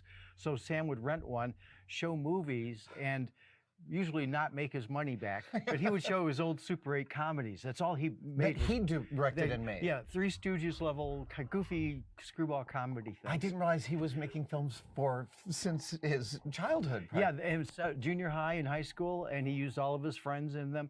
And some of them are also filmmakers. John Cameron, Josh Becker. Incredible. And I read about it, showed up to one of the screenings, and we hit it off. And I told them about my stuff and eventually showed them my special effects reels of stop motion. I never made an actual film with a story. Yeah. But I had all these little stop motion bits and spaceships and 2001-ish kind of things. Now, the stop motion aspect is the thing I didn't know about you. I'm a child. My father was an animator. I'm curious what got you gravitating towards what I consider one of the most austere and difficult art forms. Yeah, that scene really upsets people. Turned on the TV with my younger brother, Mike, and we saw the first half of King Kong, the original. Yeah, the Willis O'Brien. Blew me away. And in the middle of it, Dad said, "Come on, guys, we got to go to the lumberyard." And so we did, and I didn't get to see how it ended. But my mom scoured the TV guide for the next year until it showed up again. Great mom, loved movies and knew this was important to me because I would not stop talking about it. Of course, Mike and I had figured out how they did it. It was a series of gymnasts standing on each other's shoulders in a giant gorilla suit, obviously. Of course, that's exactly. And of course, then I read Famous Monsters of Filmland and just the Bible for somebody interested in filmmaking and filmmakers back then, and found that out, how stop motion animation and all that. And got turned on to Ray Harryhausen, of course. Yeah. And then I got my little Super 8 camera, and I would duct tape it to a tray table, TV stand. Yeah. And film my little Major Matt Mason or my clay models and things like that. Incredible. And just kind of developed it, and then got older and more sophisticated. Even did a test with a rear projected of my brother Mike on a big mound, stabbing into air, and then I projected that on my little Super 8 Bell and Howell onto a piece of glass and animated a big snaky thing, attacking him. Like Harryhausen's skeleton fight. Exactly. Incredible. Yeah. Okay, so that's amazing. So you meet Sam Raimi in your late teens, you guys. At what point, how much later does the whole Evil Dead fracas begin? Oh, about a year after I met him. Okay. And they had Sam and Rob had an apartment off campus, and they got kicked out of their apartment because they were doing sound effects at 4 in the morning. And that kind of screwed their, I think the parents had kind of had it with them. And so Sam decided to throw all of Christopher Lloyd cosplayers. Big boat and make a feature film. And he hadn't really made a horror film at that point. There were all these screwball comedies, like 40 of them or something. Wow. And he wrote a script. He'd heard about the Book of the Dead, the Egyptian Book of the Dead. Thought it was a great title for a movie. And so he wrote a script, which was top secret, and started putting everything together. And we made a short film. Oh man, YouTube is going to shut me down for this. Bruce Campbell, Ellen Sandweiss, and Scott. All right, Spiegel. I can't watch any more of this. All right, so all I wanted to see was the fucking Necronomicon part. Apparently YouTube this is copywritten material, which is weird because YouTube videos normally aren't. Interesting. Stupid YouTube. You suck. Okay. All right, so I guess we're not watching that then. So yeah. If you want to see it, I'll put the link in chat if you want to finish it. All right, so there you go. You can finish watching that. It just talks about, the special effects behind how they did the Necronomicon.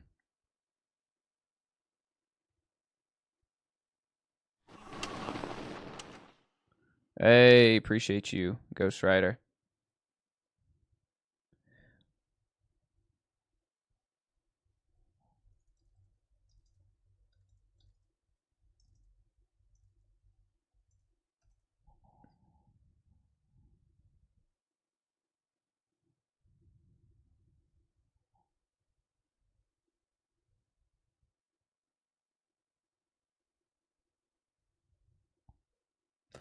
All right, so in the meantime,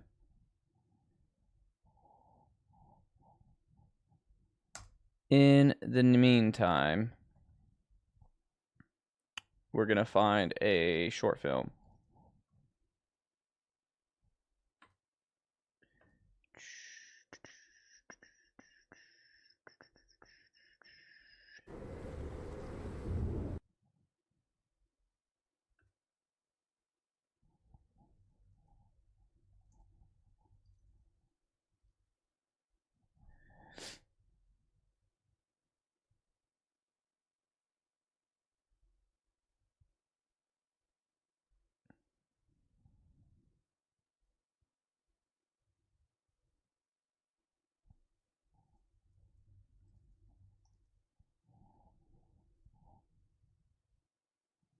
Hey, we're back.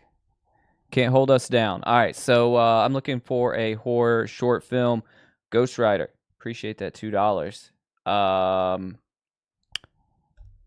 to the king, baby. It definitely helps me out here at Cinema Creep, especially since YouTube, man, I'll never be able to make money off this channel. Can't monetize anything because YouTube, like I was telling earlier in chat, my last stream on Tuesday night, I had 27 copyright claims on it.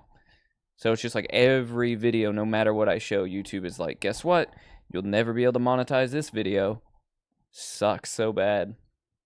But, you know, we have a good time, nonetheless. All right, so let me see here what we're going to play.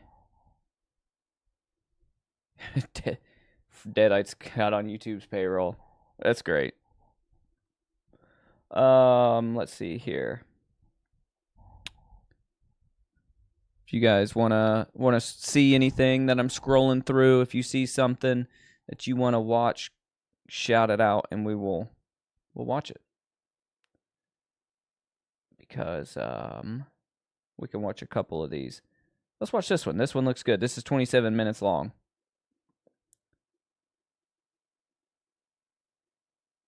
$27 long. This will give us some time. All right, so this one's called Good Head. It is a horror short film. Don't know anything about it, but it's 27 minutes long. Let's see if it's good.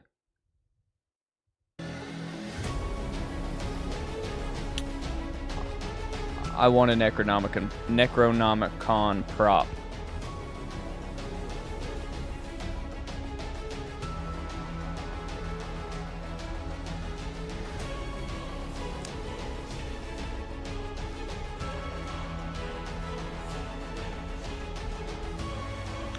These intro credits are ridiculous. Hopefully this is fun.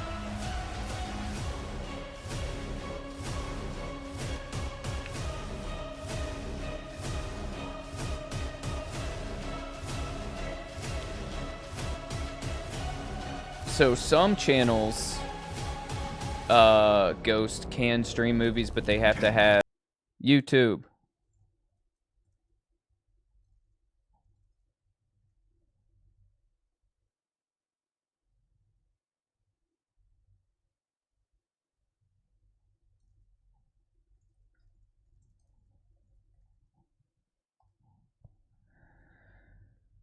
YouTube, you suck. You suck, YouTube.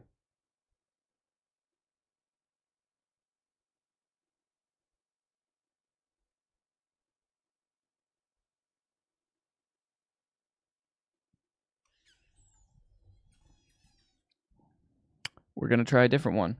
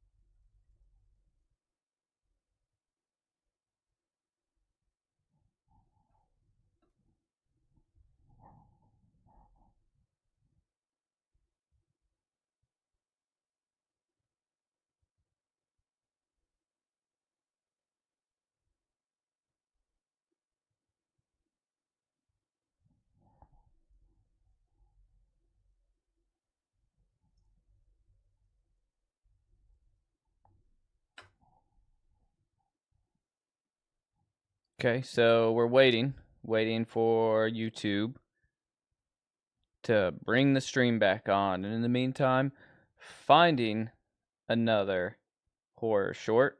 Here we go. We're back. All right. Let's try this one. 8 minutes long. Thanks a lot, YouTube. You suck, YouTube.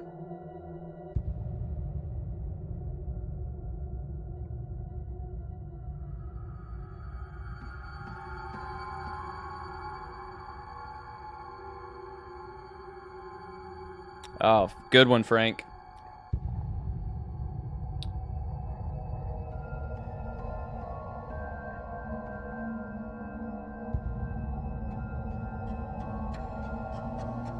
Yeah, just keep stopping and playing it.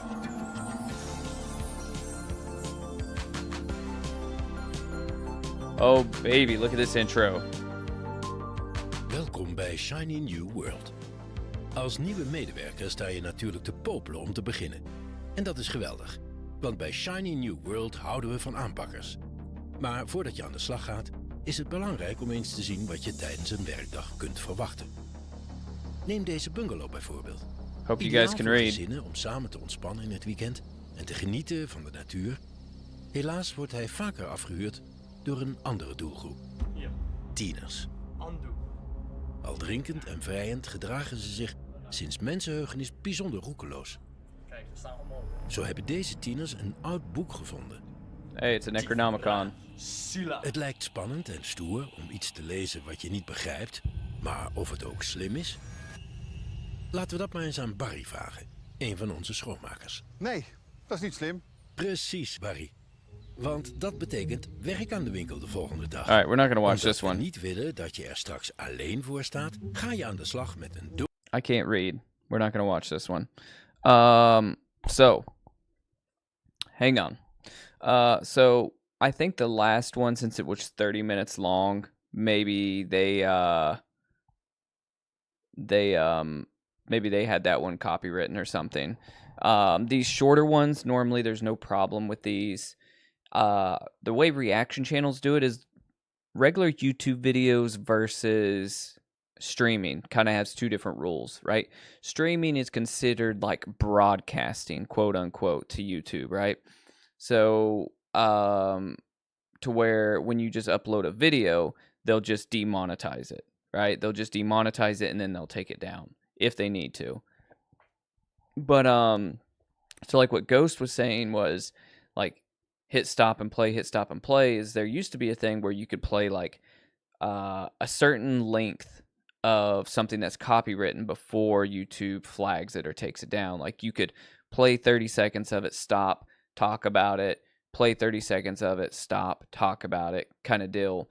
And then it wouldn't seem like it was like you were stealing the content, right? It would look like you're just commentating on it, which is still kind of true. But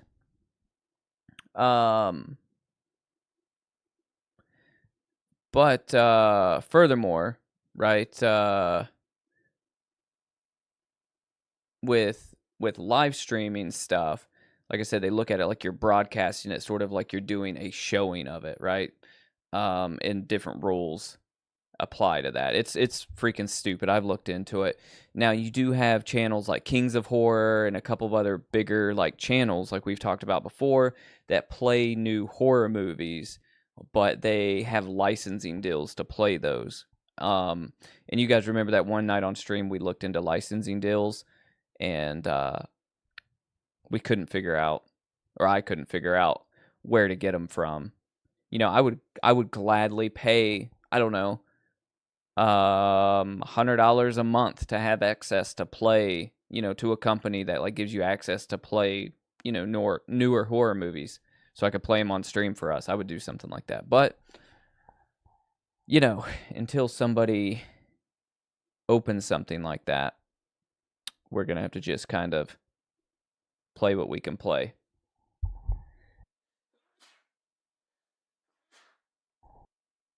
Holy crap, I had a couple sneezes. Jinx, what's up? Hail to the king, baby. Who? Okay, all right. So here we go. I'm gonna find us something else, something preferably that you guys don't have to read the subtitles. So give me just a second. Let's see. I feel like this one would be up Frank's alley for some reason. It's called The Bloody Ballad of Squirt Reynolds.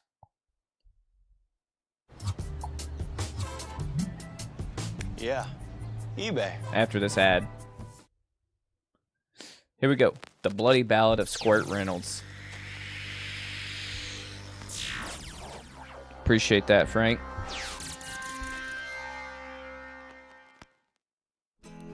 I'm not gonna make it. We're sitting on the fire pit. Shut your eyes, girl. Frank, is that you? It's getting pretty spooky here. But let me make it crystal clear. This is a crime. Yeah, Brandon can't read. Get it, Frank? That's that campfire that you, Ghost, and Jet are sitting around. Now I'm going to tell you a story.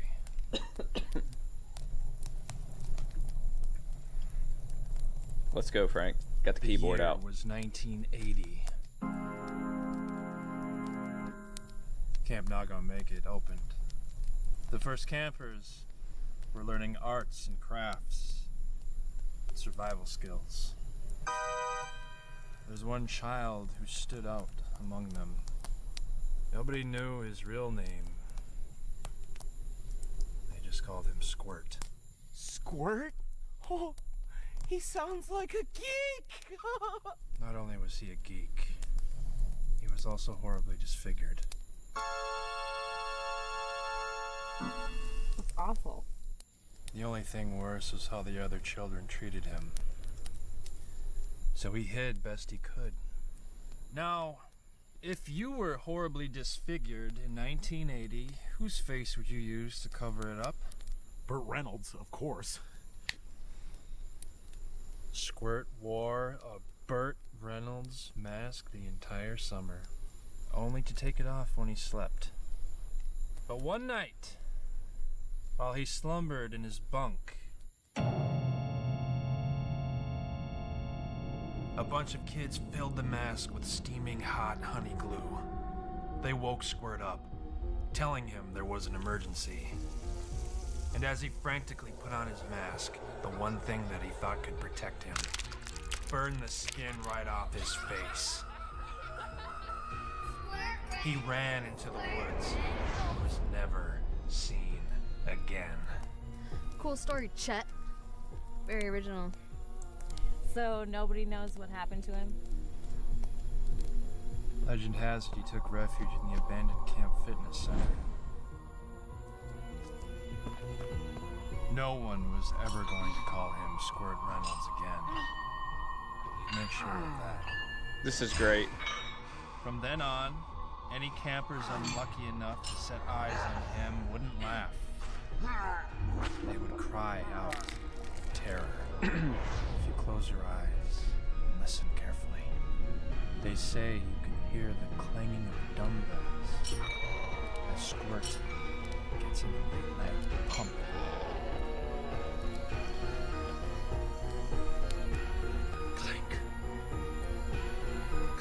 Mystery Meat Friday. I'm pretty sure that's how my mom got pregnant with me. Damn it, Jeremy. Hey, girl. You want to work out with me? No. Could really use it. I'm working up a nice sweat. Why don't you eat a dick? I don't eat dicks. Seriously, Lana, come on. Is this some good old-fashioned camp shenanigans? Lana! Fuck! Whatever.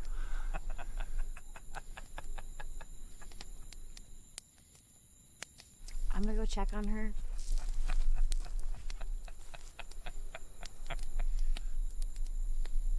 Trey, are you smoking a doobie? It's a doobie. I've been around the block.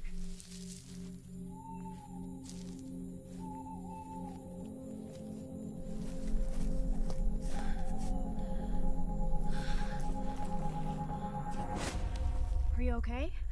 Yeah. Now that you're here. Calm down, Frank. What was that? Nothing. No, I heard something.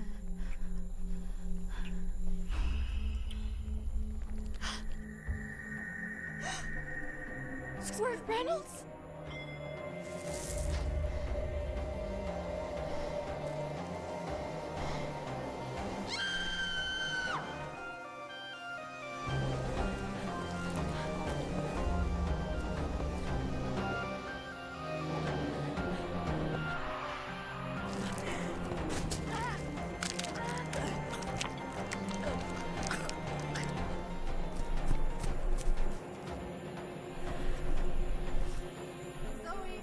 Lana?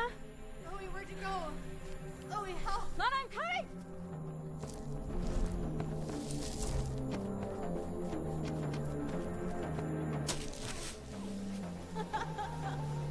What's wrong, Zoe?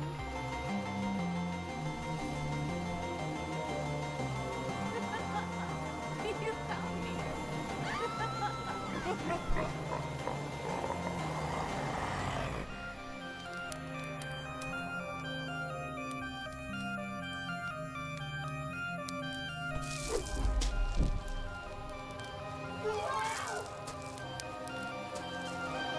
Hey! I was playing a song! Man?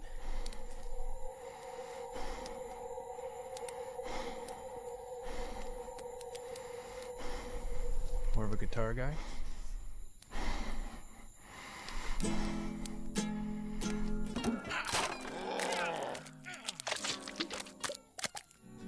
Yeah. I'm not gonna make it. We're sitting on the fire pit. Shut your eyes, girl. It's getting pretty spooky here. Well, let me make it crystal clear. All right, the Ballad of Squirt Reynolds. What do you creeps think about that one?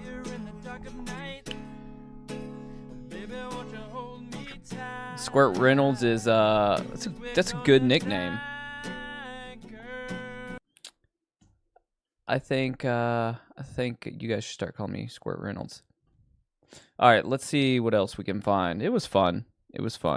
3 out of 5 creeps. Remind you of the cabin. All right, so let's scroll down, see what we're gonna watch next. We're going to just pick something at random here. Some of these are serious. Some of these are not serious. Doesn't really matter to me.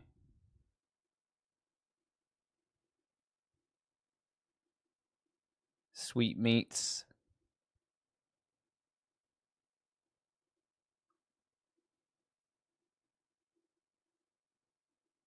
Let's see.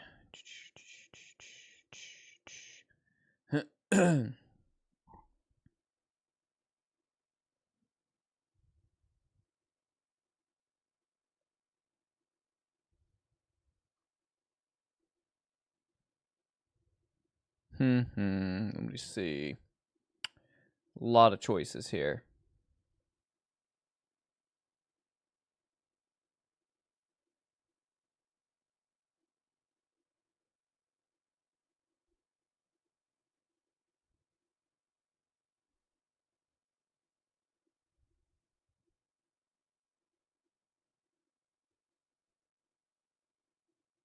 Jay gives it 4 creeps. I like it.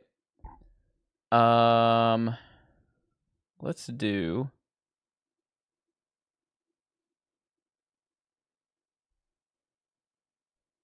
That one looks found footage. This looks like this could be kind of weird. Let's try this one. It's called How to Make a Ghost. That client review was brutal. Just picked at random. We're gonna be underwater for weeks. I'm already so pruny.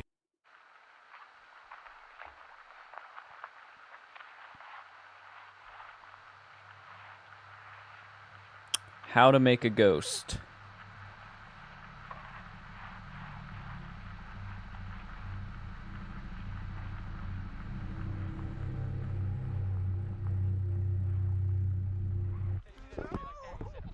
sorry, I couldn't see anything. Oh my god.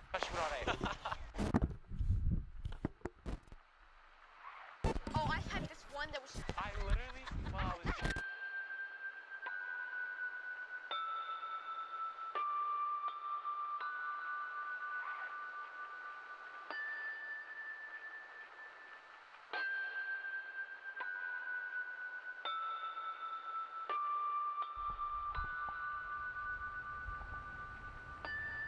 But my sister Sarah like rented it for her and her boyfriend, I guess, to like watch tonight.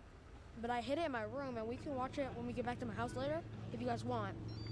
I mean, it's supposed to be disgusting. Like, I mean, like literally, blood, guts everywhere. And there's like this one scene where this guy who I actually think is a werewolf like takes this girl back to his car, and then he like transforms into the werewolf thing and literally starts eating her. Like, there's blood and guts all over the car, and the cars, the car windows, and then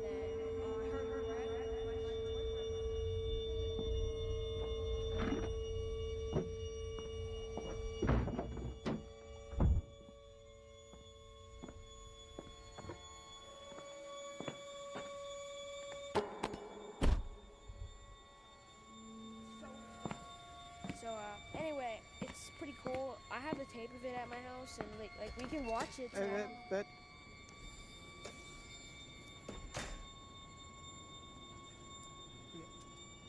I dare you to get in the back of that guy's car and scare the shit out of him when he gets back, and record it. Yeah, nah, no way. I ain't doing that.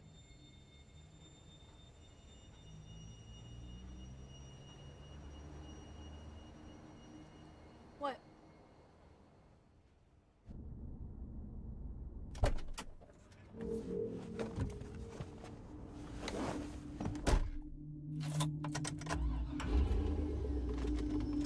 Hot or cold meals your family and guests will love.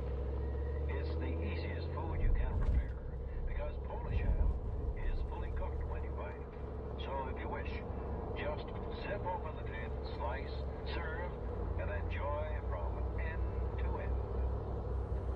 And now back to our story of cemetery.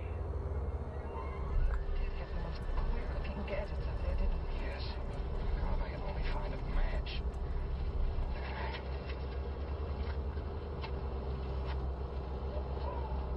Darn it. Where'd that wind come from? Threw the light right out.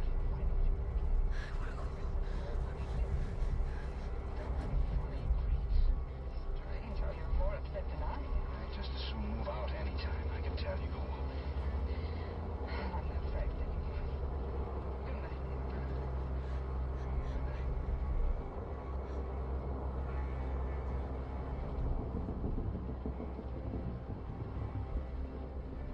Now, what was that sound? Marion, something cold passed over my throat. Marion. Douglas, what is it? Get away from me! Marion! Douglas! Something standing right over you. I'm saying. Douglas! Oh, help!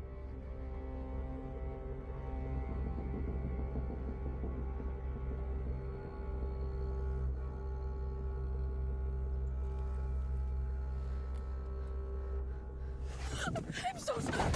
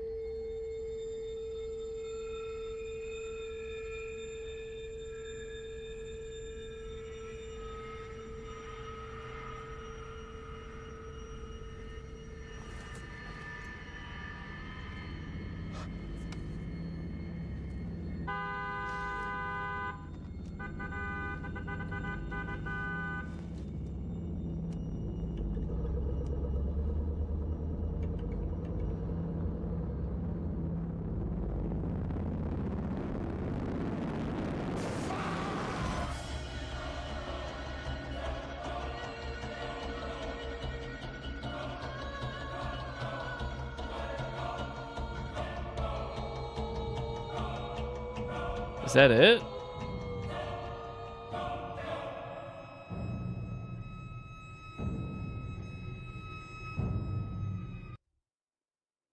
Hang on, we got an ad here. I was gonna say, surely that's not it. Okay, sick. We got more.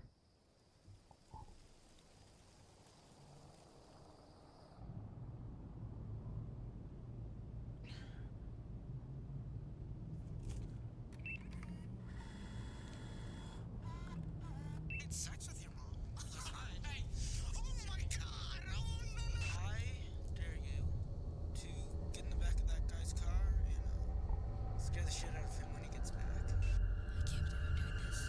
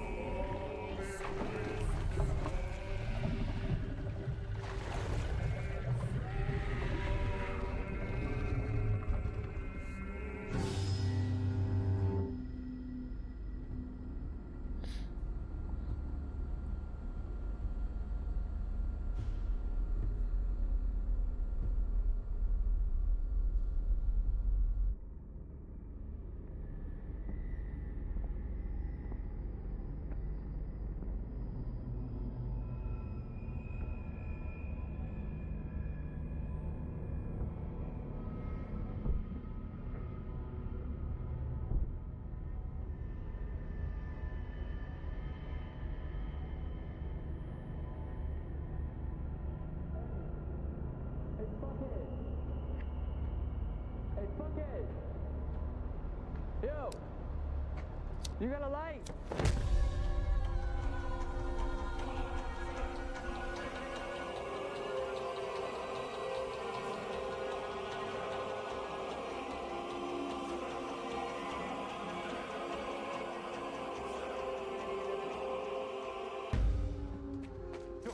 Come on, let's go, let's go.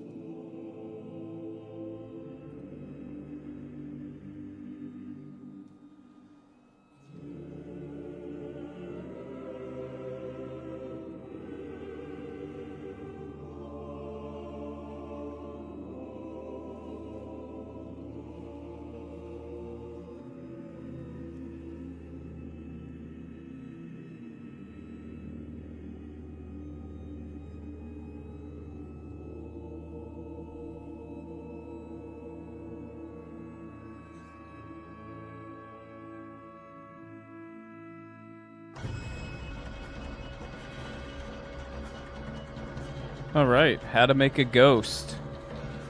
What did you creeps think of that one?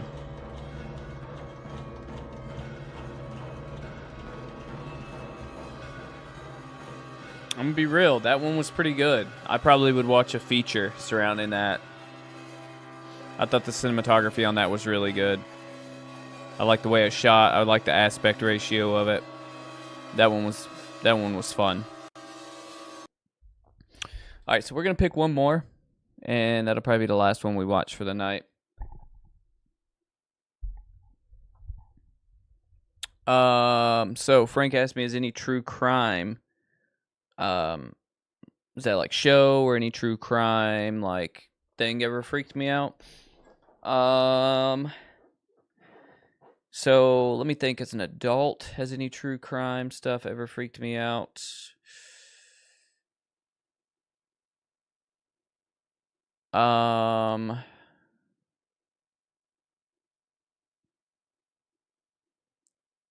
I can say that you guys remember when I don't know if this is really kind of what you're hinting at or not, but do you remember when that guy went in the movie theater and shot everybody up, that mass shooting for that mass shooting for the showing of Batman? Do you guys remember that, of The Dark Knight? That was, I can't remember what year that was.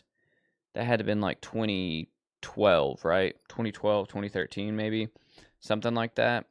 That freaked me out a good bit. And the reason that freaked me out is I was obviously going to movie theaters still around that time, but I was just so like freaked out that was going to be more prevalent, that people were going to just start really just following that guy's lead and just going into movie theaters, going into public places, which they do go into public places and stuff. But that freaked me out a good bit there for a minute, and I was like, oh, fuck. Also, I remember as a kid, John Wayne Gacy being kind of scary, right? John Wayne Gacy being kind of scary, because I remember seeing pictures of him, you know, in the clown outfit and stuff like that. So that true crime, you know, serial killer scared me.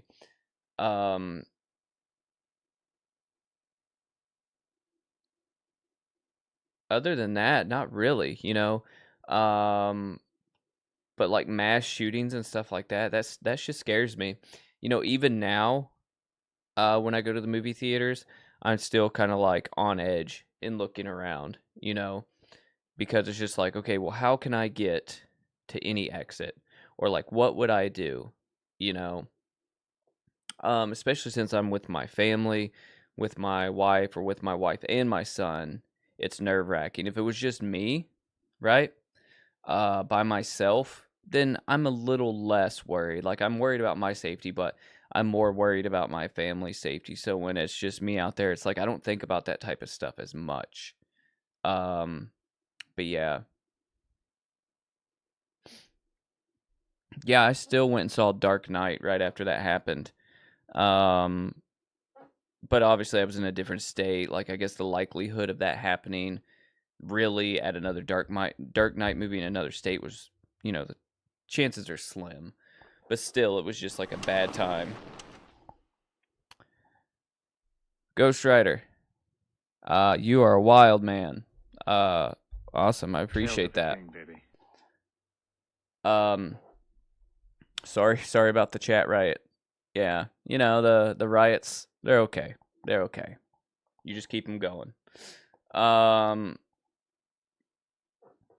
yeah, how about you guys? Anything like that ever really creeped you out in real life? In terms of like true crime or anything that just kind of made you nervous or scared to be out. Do you remember when America, like everybody thought they were going to get anthrax in the mail after 9/11? That was like a real, that was like a real concern of a lot of people, that they were going to get anthrax in the mail. That was a wild, wild time for the country. But after 9/11 though, like it was a crazy time for the country because of how much the country came together, right? Like politics didn't matter so much, everybody's differences didn't matter so much, kind of like they do now. Like we're a country so divided, but like after like 9/11, we were like, it was crazy how much unity there was. But yeah, so let me think. There's got to be something else.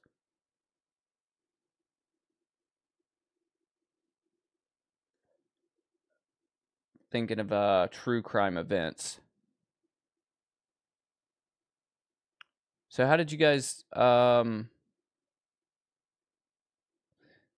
Ghost saw gang members here in your town, they looked okay, bought them food and drinks. Yeah, so you were supplying the gang members with food and drink. I like it. Beginning of Jeepers Creepers, loosely based on a true crime story. So you're talking about like essentially where they're riding in the car, the brother and sister, right? And they're what, like ran off the road or what parts?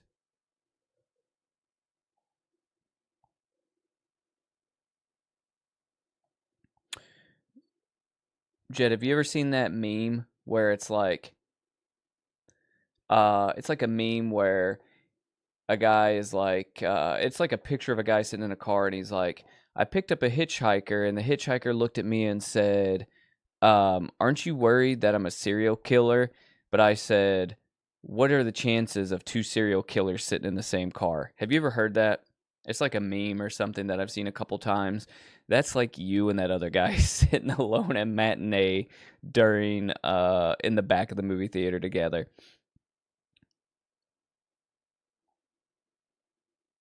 Oh, the DC snipers. Yeah, no, I was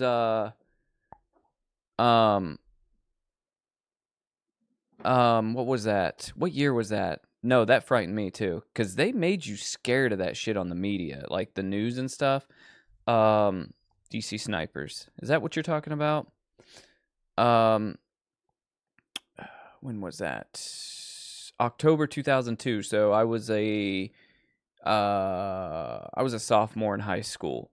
But yeah, they made you feel like those guys were just gonna be riding all over the place and shooting, And 2002, I spent a whole lot of time just like outside skating in random towns, doing this, doing that, all hours of the night. So the DC snipers did kind of scare me, or they were like at least in the back of my mind.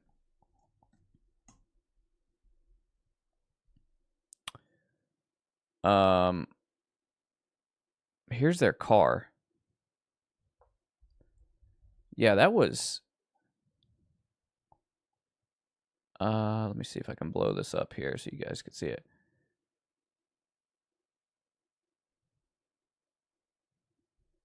I can't remember exactly what it was, but they had like their car outfitted to where they could lay in the trunk and shoot out, like I guess right here, how this guy's showing. I know this is so hard for me to show. Let me see. What is this?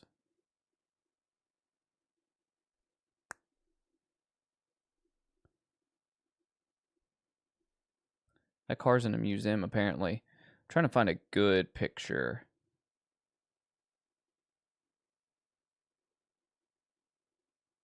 What was it? Chevy Caprice?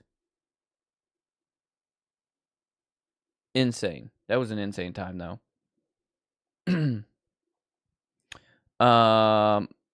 Ghost, appreciate you coming out. Hail to the king. Appreciate the super chats, too, by the way.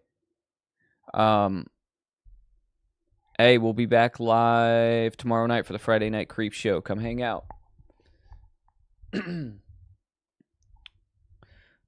me see. 2004, a lot of headings going on in the world. Yeah.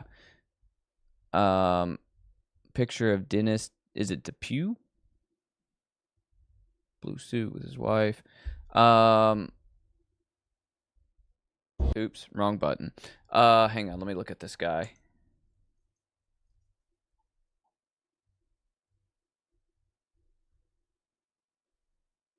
Oh, wow. Yeah, this dude is creepy.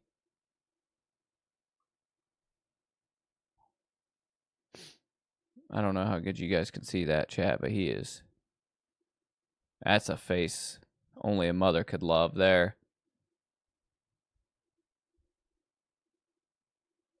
Blow this up for y'all.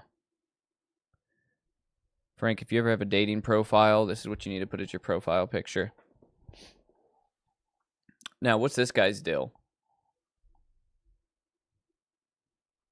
I've never even heard of him, I don't think. 46-year-old Dennis Depew is wanted for the murder of his 48-year-old estranged wife, Marilyn. So was he never found?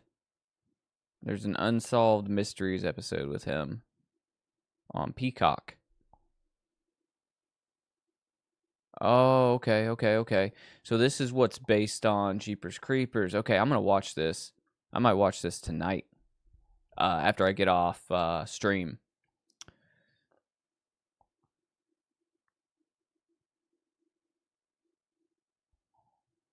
Wild. I'm gonna probably watch that.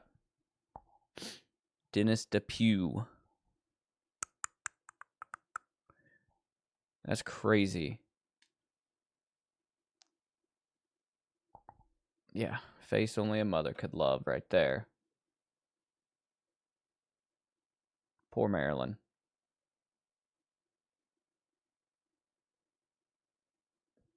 Poor Marilyn. So what else? Anything else? He looks like the dude from Men in Black. He kind of does. The guy who's wearing the human skin suit, drinking the water or whatever.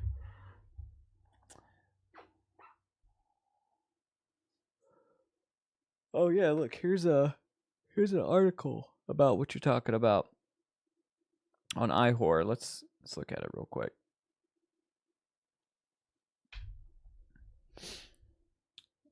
Let's blow this up a little bit. Okay. Real life killer that inspired Jeepers Creepers. Talks about it.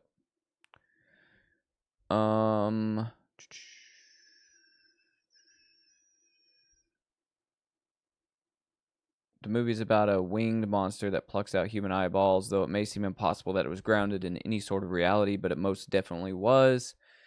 It was 1990 that Michigan resident Dennis Depew became the subject of a police manhunt. This occurred occurred after Dennis Depew murdered his wife and dumped her body behind an abandoned schoolhouse.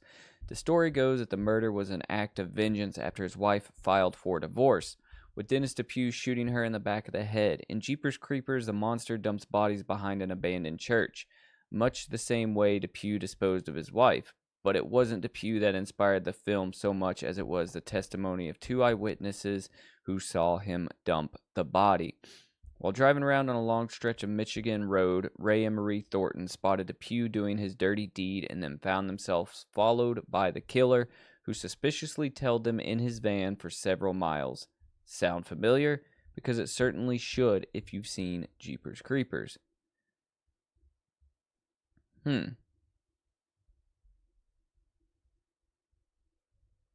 Interesting. Okay. I think this would be worth watching.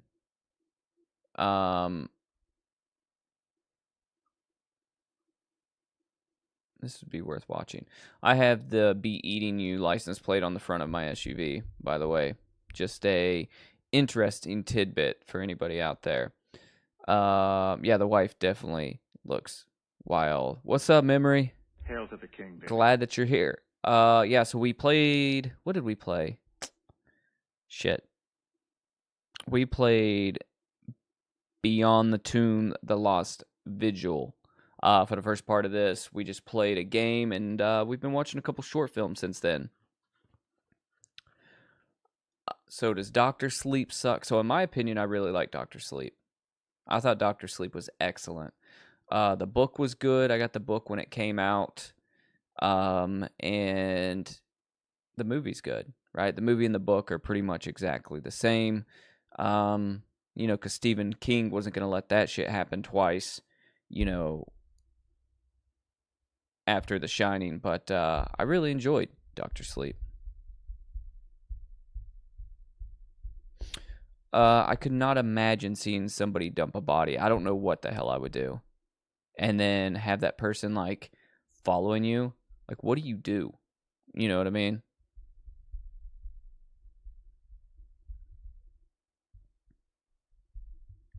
Hey, Jet, Frank, or anybody else in chat, what did you guys think of Dr. Sleep? Memory wants to know if it's decent or not. What you guys think? My take is it was really good. I liked it.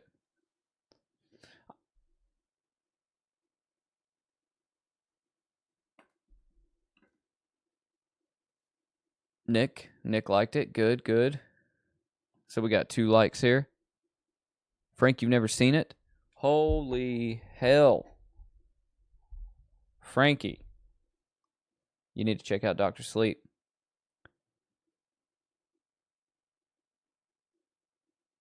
Need to check out Dr. Sleep.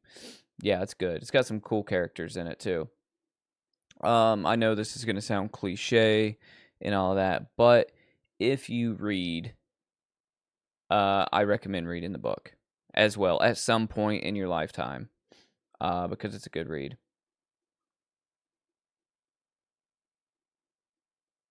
Yep, Jet, exactly my thoughts. That I can't remember what her name is, but yeah, she's a good villain.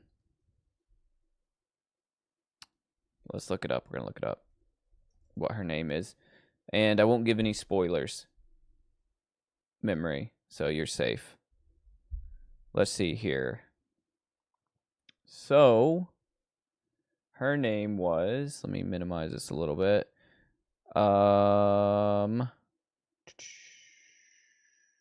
Rose the Hat, right? That was her. I'm pretty sure. Rebecca Ferguson.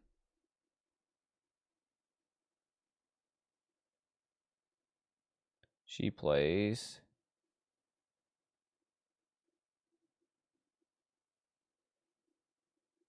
Come on, where's your Dr. Sleep photos at? Right there. This person. Rose the Hat. She plays her. She's a cool character. And this is a out of Dr. Sleep. Doesn't give anything away seeing her,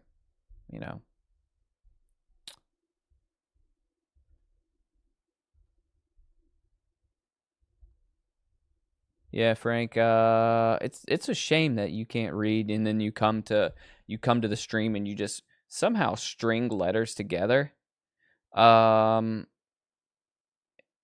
then you just can't read what anybody else is saying. Only when we post and put emojis in chat can you understand what's going on. It's sad, really.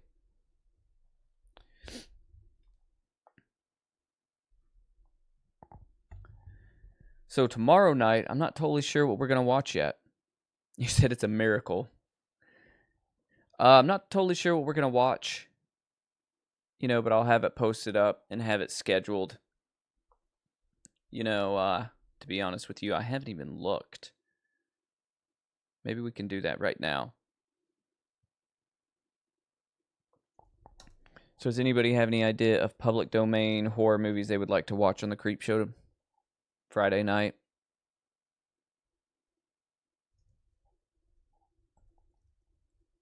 If I could watch wrestling, Nick, we would watch wrestling. I can't watch anything that's copyright, or I would.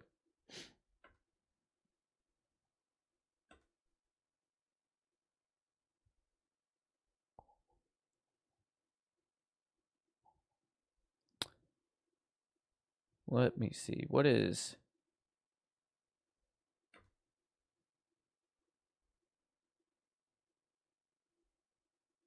Yeah, Tony Collette. He said, let's watch The Butcher. I really want to write another horror film, guys. I really, really do. I've got so much shit I'm trying to do that it's ridiculous. Trying to get the tattoo thing going again, which is taking time. Trying to obviously do everything for Cinema Creep and then try to figure out the other YouTube channel and what I'm going to start posting over there. It's just like there's so much that I'm trying to do. Is She Beast public domain?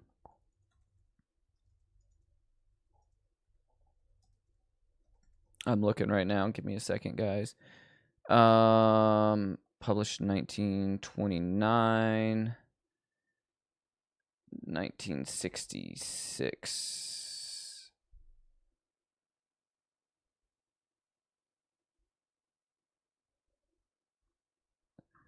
Let's watch the trailer for She Beast.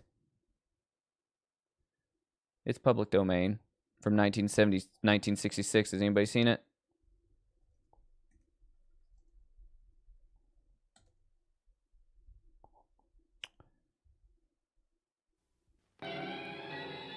Oh, wow. All right, this is the trailer for She Beast. Deadlier than Dracula, wilder than the werewolf, more frightening than Frankenstein. Another victim of a strange revenge, wreaked on the innocent from beyond the grave. Hurling a town into a terrifying struggle against the powers of darkness. The witch Verdella, known to be dead for centuries, comes to blood-chilling life before disbelieving eyes, unleashing all manner of monstrous evil in the town in which she was supposed to have breathed her last. You'll see a creature of the damned, damning the living to destruction when you cease. Starring Barbara Steele. Barbara Steele. And co-starring John Carlson. You'll see a monster in human form defy her doom as the townspeople drag her from her cave to the witch's dunking chair. Yeah, I mean, unless I can find a better copy, I don't think I would watch this. Yeah, I would have to find a good copy of that in order to watch that, because if it looks like that, I wouldn't stream that. Kind of looks like shit. Yeah, Barbara Steele, old school horror queen there. So Frank says, what are some of my favorite dark comedy horror movies? So you got Tusk, right? Tusk is wild. What else? Deadstream, I love Deadstream. Evil Dead, of course. Cabin in the Woods was pretty good. Tucker and Dale vs. Evil. What do you guys got in terms of like horror comedies? You know, Reanimator, Frankenhooker, Basket Case, Hatchet. Hatchet is kind of like it definitely is comedy horror. I could probably go on and on. Really, like a lot of stuff is House 1 and 2. Of course, Scream. You know, there's a lot.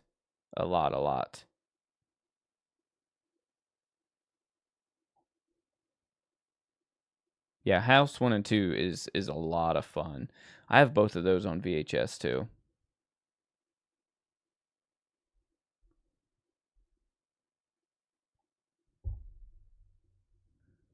Your first girlfriend looked like Barbara Steele. She was goth as heck. Still good friends now, like 35 years later. That's cool, man. That you're able to stay friends with an ex from your past. You know, especially 35 years later. I can't say that I'm friends with any of my exes. Yeah, House is a good one. House is a good entry level horror, right? So like you could show House to like a teenager trying to get in horror. All right, so I'm gonna go back looking at public domain. Her name was Barbara too. That's crazy. All right, so let me see. I'm looking through here, guys. I can actually show you what I'm looking at. All right, so The Amazing Transparent Man. What a freaking name, huh? Bela Lugosi, Phantom Ship, 1935.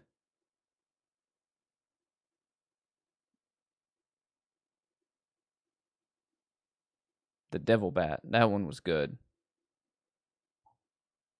Let's see.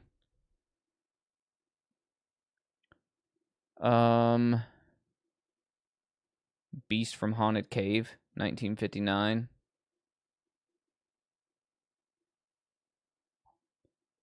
Frankenstein's Daughter, 1958.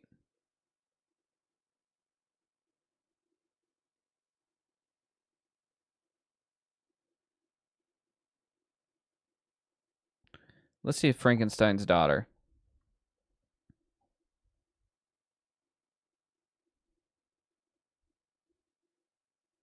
The Love Witch. My wife watched that. The Love Witch. What was that about? What was that about? I know my wife watched this, and I know she liked it. I didn't watch it. This one.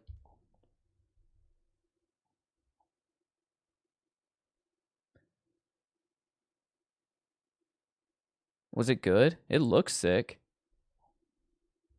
I would watch it. She watched it without me, though.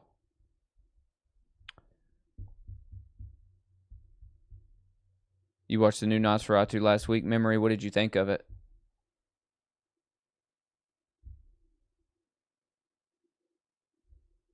Yeah, Frank. My wife said Love Witch was really good. I would watch it. It looks like it was shot amazing. It says a tribute to 1960s Technicolor melodramas.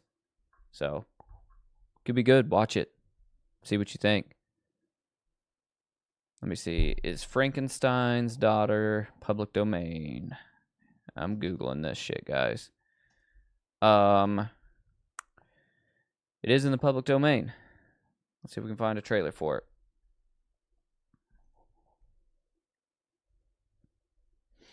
Even though Google says it's in the public domain, doesn't actually mean that it is. But, you know.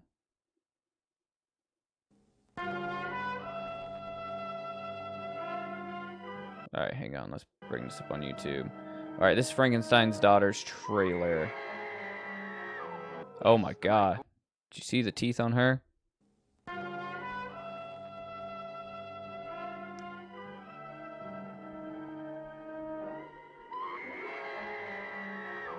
Yes, the night holds terror. An evil reborn from the grave of Frankenstein, bringing a macabre nightmare to a teenage world of rock and roll emotions. Oh, hell yeah. For the first time, Oh, female double yes. descendant of the infamous Frankenstein. Oh my god, this looks More amazing. terrifying than ever before.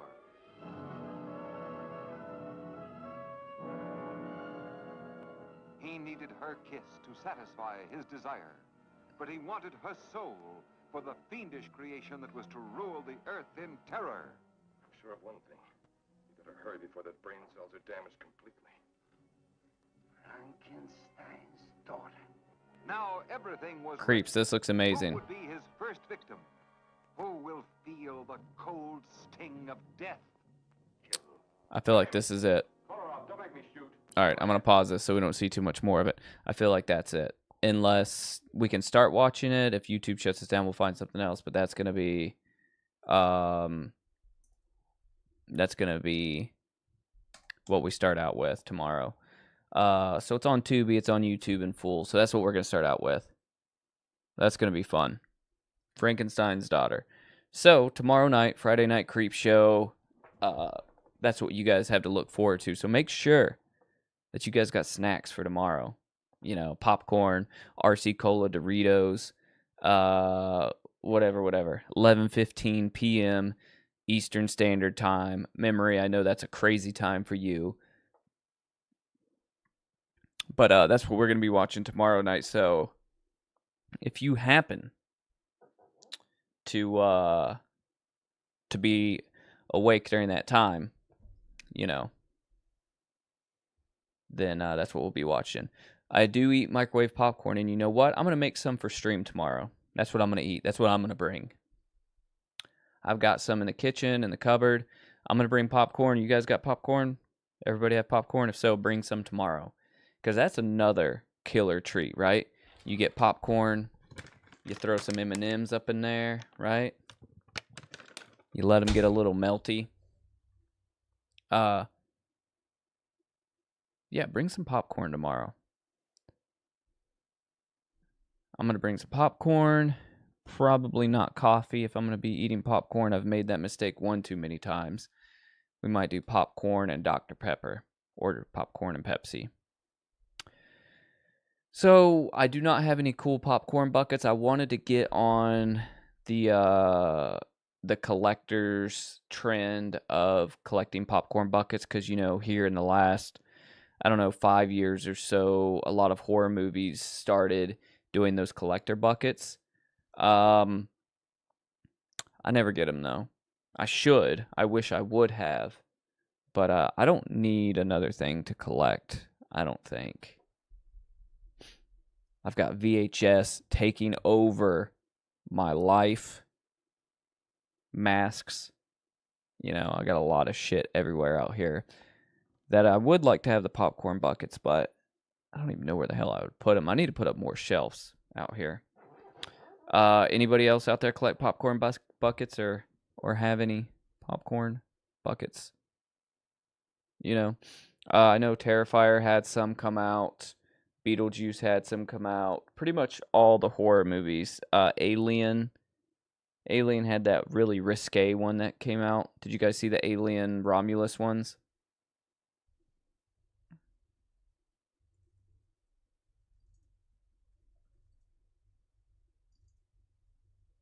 I think no, it was the Dune. It was Dune. The Dune one, I think.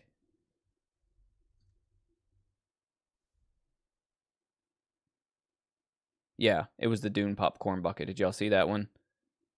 Look at this. Look at this thing. I'm just saying. I am just saying, creeps. That the Dune popcorn bucket. You know these guys knew what was going on. You knew what they were thinking. I mean, how can you, make this?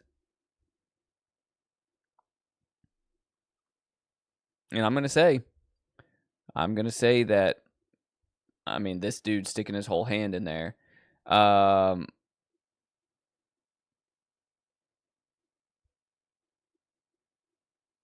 Oh my God, look at this guy's shirt. Frank, is this you? This is hilarious. What a freaking, look at this. Can y'all read his shirt? That's hilarious. Frank, is that you? I don't know about a used Dune popcorn bucket. I most definitely would not buy one of those. I'm just saying.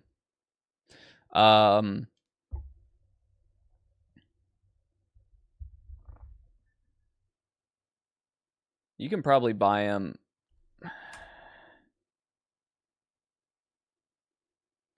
You can probably buy them on eBay. Let's see.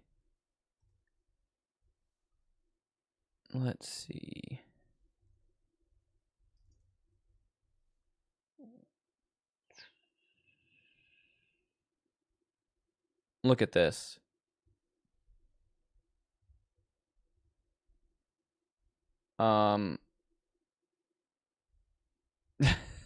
Shit. I think I need that. Look at this. $163. This one's sealed, though. These were limited to 130 ounce. $160, guys. This one's coming from Thailand. Holy shit. That one's from Thailand.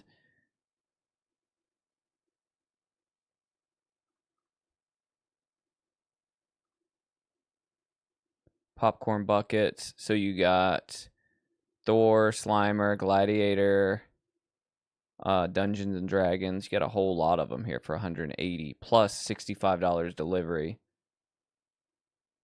I mean, if you're into popcorn buckets, this is the deal right here.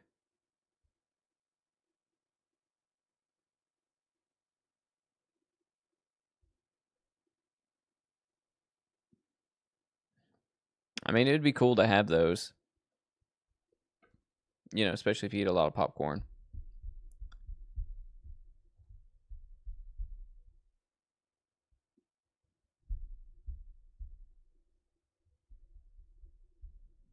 He said, yeah, I'm not buying a used Dune popcorn bucket. Yeah, you don't want to buy one of those. Get one that a guy had his dork in. Oh, man.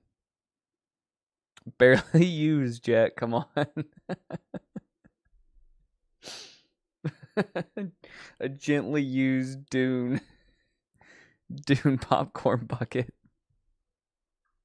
I was real gentle with her. Oh, man. I mean, look at that one. That one looks wore out. But just even the thought, okay, let's just all perversion aside, just somebody sticking their hand back and forth in there, right, to get popcorn just creeps me out. It just creeps me out if you were to buy that. Just knowing that somebody was sliding their hand in and out of there. And it was just like touching their hand or their wrist and like... This one's unopened. This is so ridiculous. I can't even look at this thing. Why would they make this? They were like, this is too good of an idea not to do it. People are just going to have to get their mind out of the gutter. But what they don't know is that all of our minds, everybody's minds, lives in the gutter. We're all in the gutter. We're just all in the gutter. It's where we live. Get an urn and a filter. Exactly.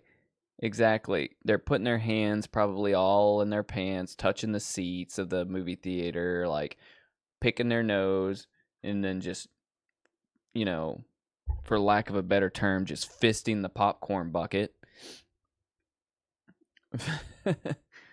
ribbed for your popcorn's pleasure. Yeah, this bucket is just a terrible idea all around. All around. And like, did they have to make it so fleshy looking? Like, at least make it look kind of crazy. Jet's not a home wrecker, everybody. Not getting the Dune bucket. Look at this. New mint in plastic bag movie Dune Part 2 gold bucket, $300 or best offer. Who is going to pay that? $300 for this. 16 people have hearted this. Insane. I have a fetish for sandworms. I have to have this Dune bucket. You know, like I have a sandworm kink that I have to have this bucket. Ever since Tremors, I haven't been the same. That's crazy. Crazy, crazy, crazy. So Frankenstein's Daughter tomorrow. That is going to be the Friday Night Creepshow movie. Stoked on that. But yeah, I do not own any popcorn buckets.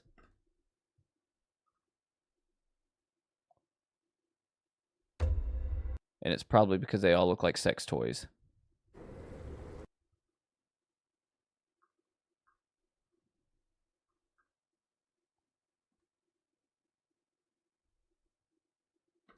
There was a Wolverine one with his mouth open. Okay, I gotta see this. Jesus Christ, you're gonna make me... My search history is gonna be wild. Okay, hang on.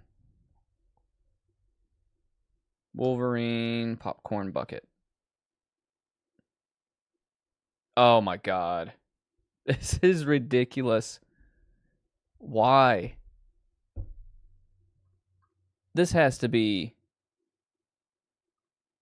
a joke, right? Because it's Deadpool and Wolverine, right? This has to be... He's got his tongue there. This has to look wrong for a reason. Why are we doing this?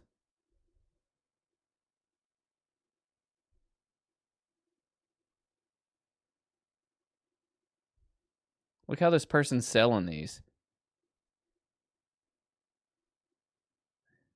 Look at how they're selling this stuff. This is crazy though.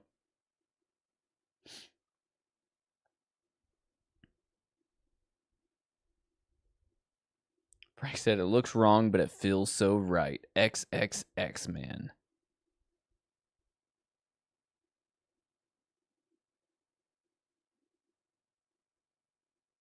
Yeah, I can't get behind this.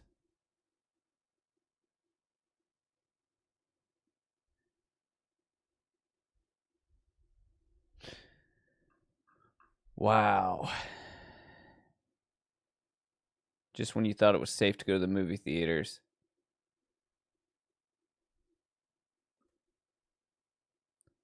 Let's look at some horror movie memorabilia, see what we can find.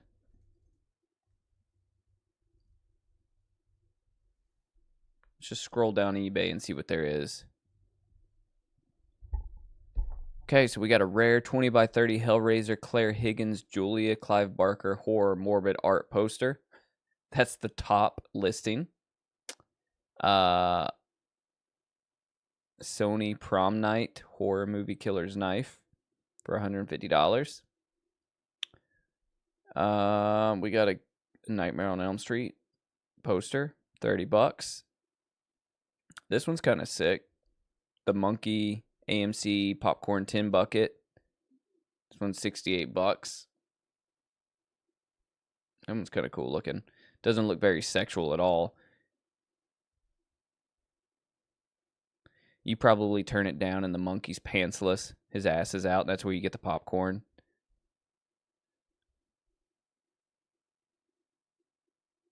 Here's a Scream movie screening ticket.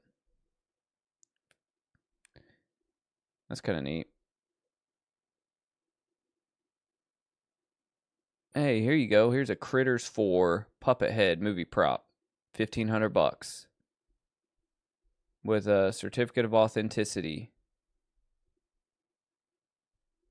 That's wild.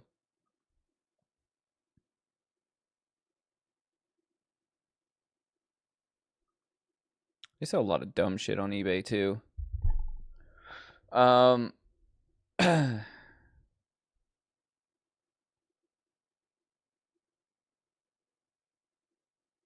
Yeah, it's my luck, Frank. 1964, The Long Hair of Death. Barbara Still. Here you go. Memory. There's a Barbara Still poster. $100. From Argentina. La Mascara del Demonia. Demonia.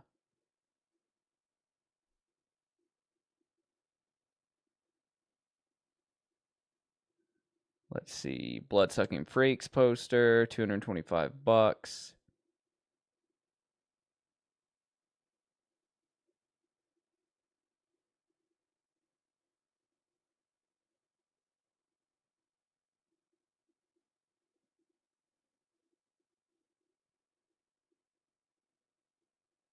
Is there anything that's actually like... There's the Art the Clown Santa popcorn bucket. $45. That one's pretty cool, though. I will say that. And $45 isn't too expensive for that. Popcorn goes in the back. And it pops open. Because this kind of could just sit on your shelf, too. You know what I mean? And look kind of cool as opposed to looking just like a popcorn bucket. That would be worth $45 in my opinion. Right? That would be sick. Because you could set that on the shelf and just look like decoration. Oh. Well. I'm not logged in.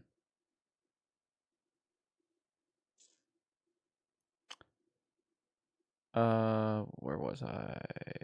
Right here.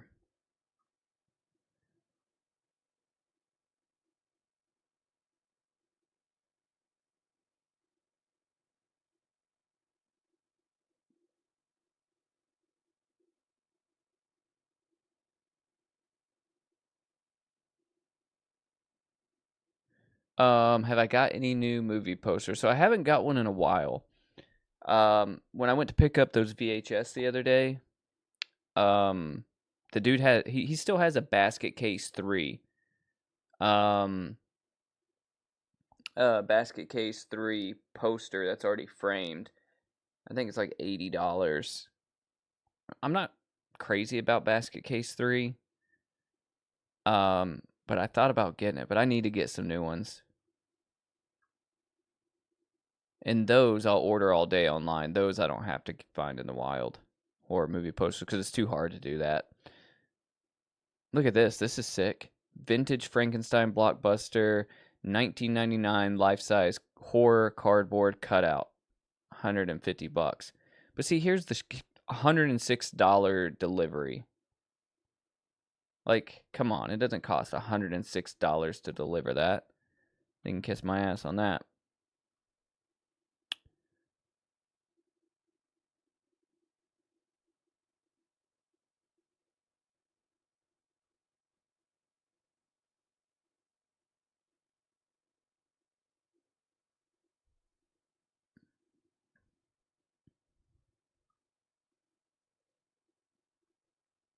I'm just scrolling down creeps to see what we can find.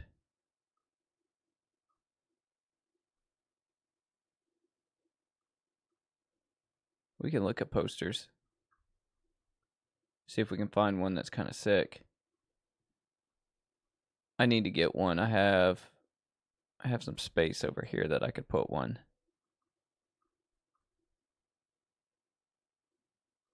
I like this little guy.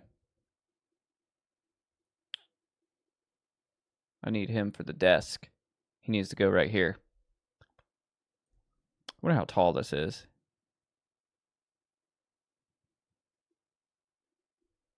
Oh, he's kind of big, right? He's big enough. I need one of these. This is cool.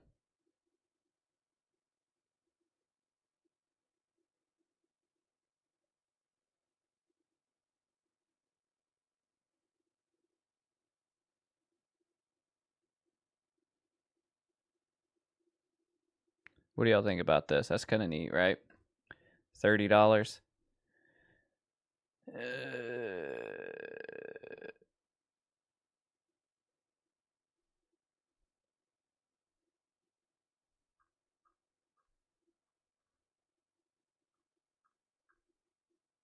So you want the origin story of Simon.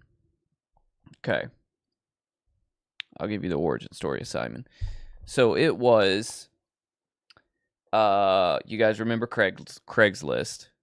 We were looking for a puppy. We weren't supposed to have one because this is before we moved into our house. I've lived here for 10 years.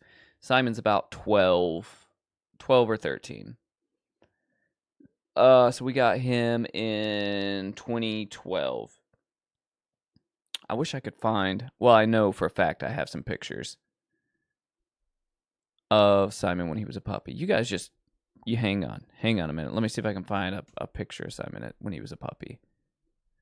And I know this is a deep cut right here. This is like something that only like super creeps will care about, because most people aren't going to give a shit about what my dog looked like as a puppy. But it's all for the lore.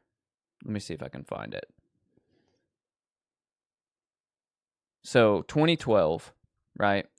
We were looking for a puppy. We lived in an apartment complex, and the apartment complex did not allow us to have dogs. We weren't supposed to have them, but we were like, you know what? We're going to get one anyways because fuck it.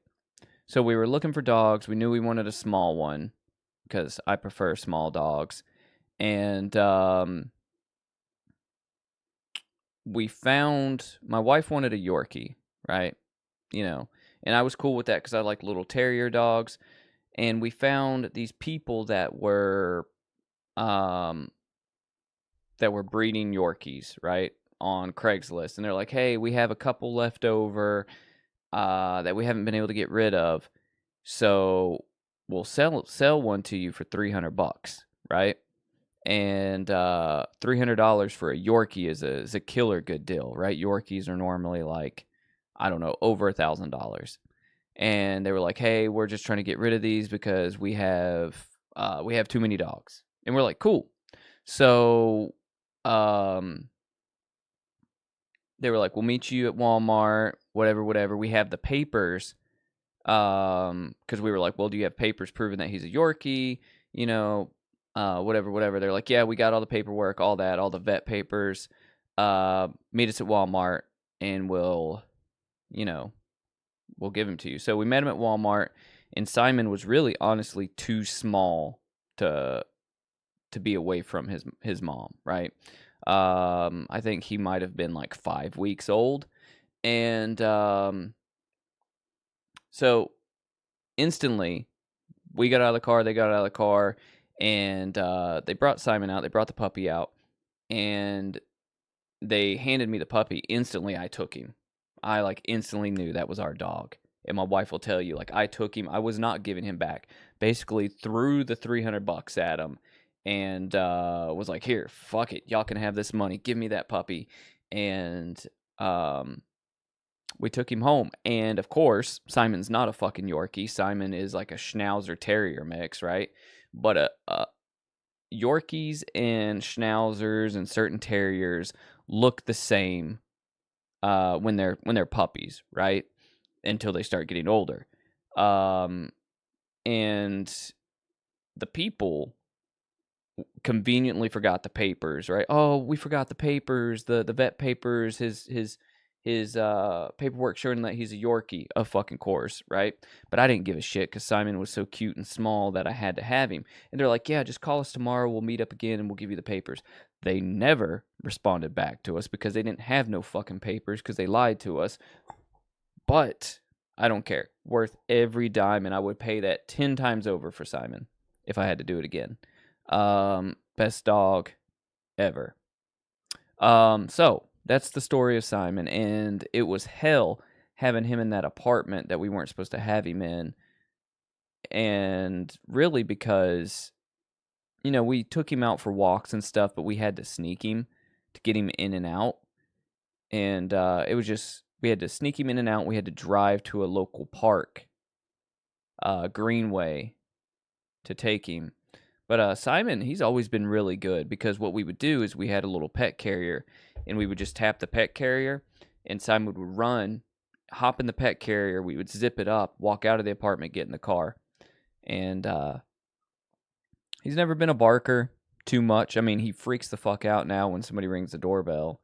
But if somebody doesn't ring the doorbell or he doesn't hear like a little kid off in the distance, he doesn't make a whole lot of noise. So we never got caught with having a puppy. And you know, I'm trying to find a picture of him as a puppy. I know I've got a lot of them somewhere.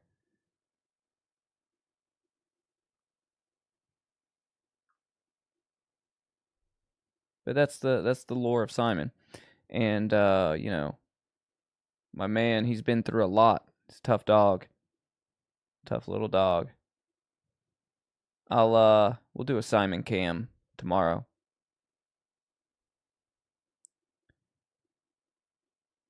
You know, the reason I haven't been bringing him out here in the studio is because he's still not good at going up and down steps. He still struggles with that since his injury. But other than that, like, he's fine. Like, walking around, he's pretty much like 90 to 95% healed.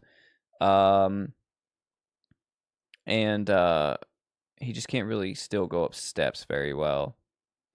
So I have steps coming down into my studio. And when he gets tired of being out here, he wants to get a drink. He normally just goes up the steps and sits by the door. So I'm going to have to just, when I bring him out here tomorrow, I'm going to have to kind of block the steps off. So he doesn't, you know, walk up there. Yeah, Simon came definitely from a puppy mill or something. And if we wouldn't have got him, he probably would have had a terrible life. You know, because Simon, when he was a puppy, he had parvo. And if you know anything about parvo, like, most puppies that get it die. It basically, they shit out the lining of their stomach. So he got really sick as a puppy. And we had to go get him emergency care as a puppy. And he beat parvo, you know, because we took good care of him and we paid, you know, a good bit of money, you know, to get him the proper care. Yeah, with some young people, you know, you could tell they were just like breeding the shit out of whatever dogs they had and trying to scam people. It was ridiculous. But Simon really has. He is a tough ass little dude. And he still acts like a puppy. You know what I mean? That's the crazy part about it. Is he doesn't act like a senior dog. He still acts like a little puppy. So, got a lot of heart. Got a lot of heart. Got a lot of energy. Where are all my pictures of Simon at?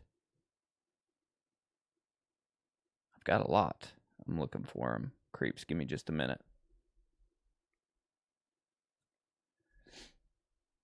I'm in my Google Drive right now. I have so much shit in here.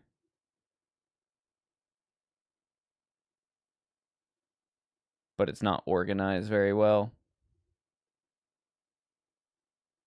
Oh, there's definitely got to be some of Simon in here somewhere.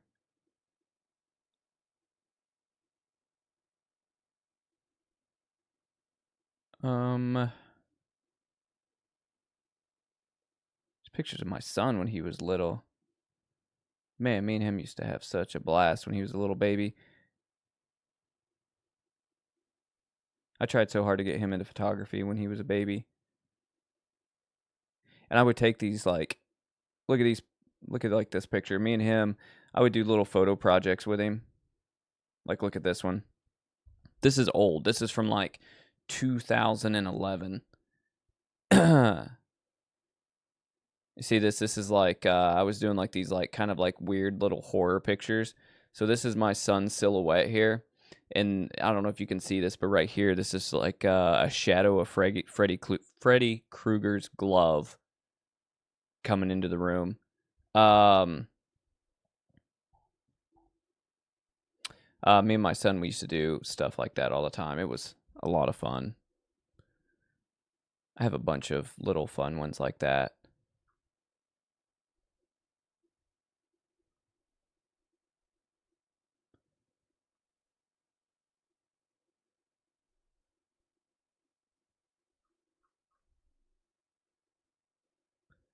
Yeah, seeing a dog go through parvo is like terrible, terrible. It's hard. Where are these pictures of Simon at?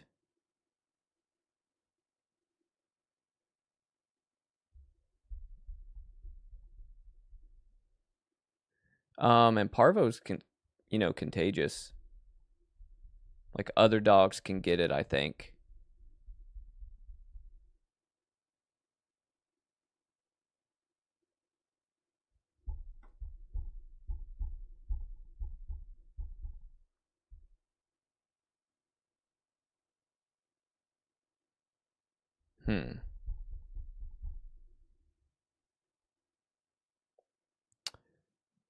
Well, I don't know, guys. I would have to dig for a while.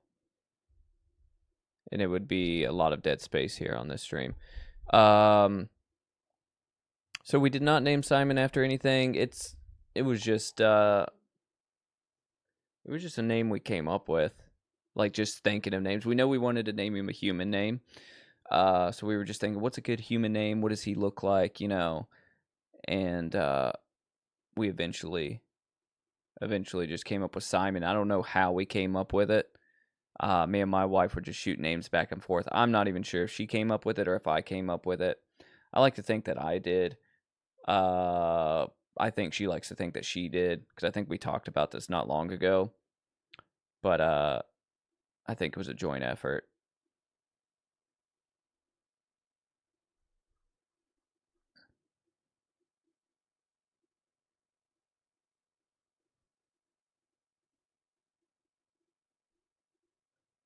Our cat Norman is named after Norman Bates, though, our black cat. And our cat Fish is named after Albert Fish, the serial killer. And then our cat Lucy is short for Lucifer.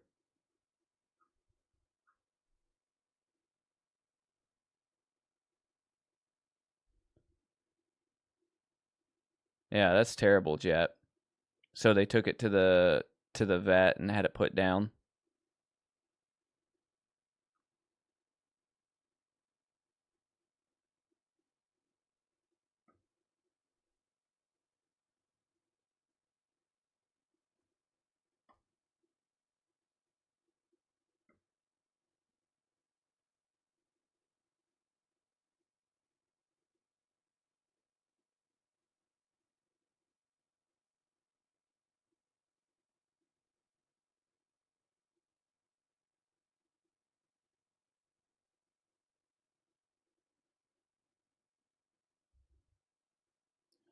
Huh. I don't know why I can't find any pictures here.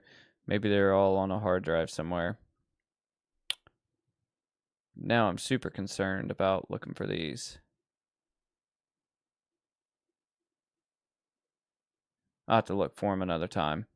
Finding pictures of Simon as a puppy. He was so freaking small, it was insane. Because I had taken a lot of pictures of him and my son together when we first got him.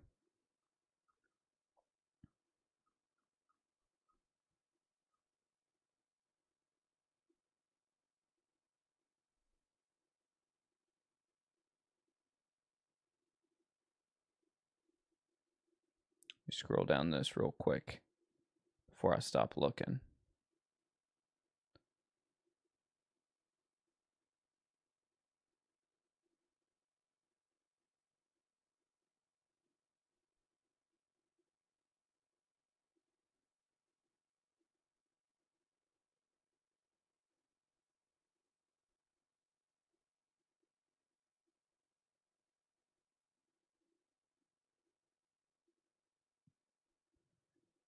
Nope. Nope, nope, nope. Not seeing any.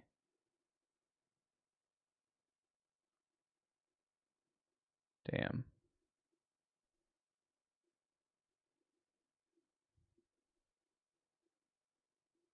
Here's a Regal picture, Simon.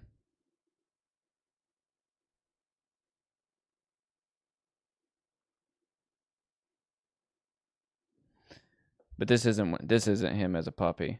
This is just Simon as a. I think this was 2022. This man was looking good that day. Look at him.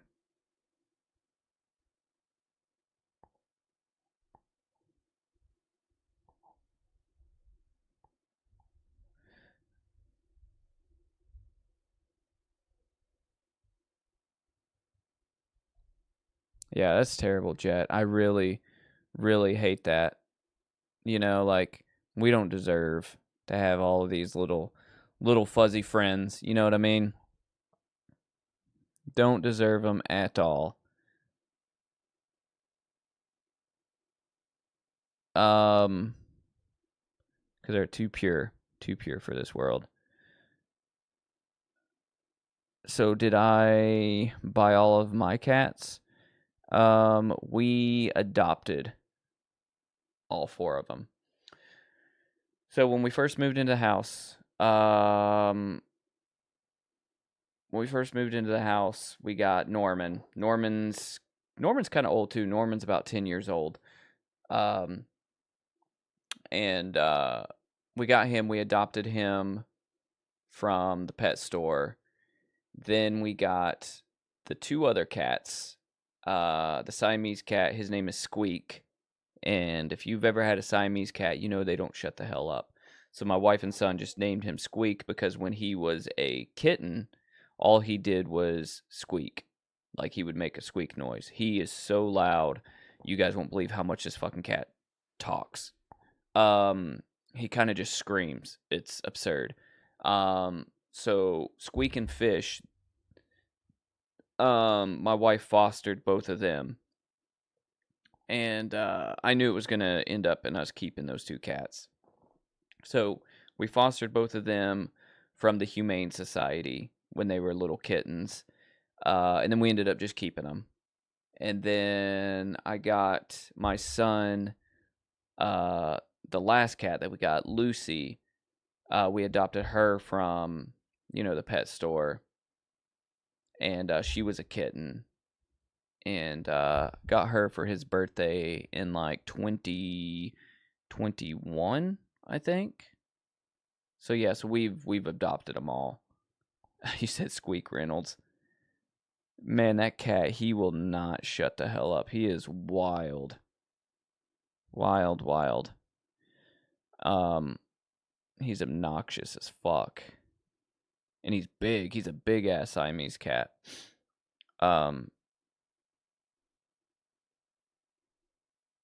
And all the cats have their own, like, personalities. It's insane.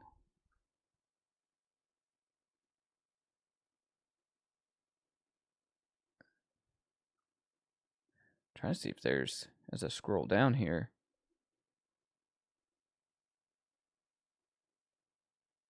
anything worth showing you guys, but I don't guess there is. It's like a whole lot of, like, raw footage of, like, commercials and random shit that I've shot over the years. It's like what my Google Drive is full of. It's like just like jobs and stuff that I've shot and stuff like that. And like raw footage of videos I've made.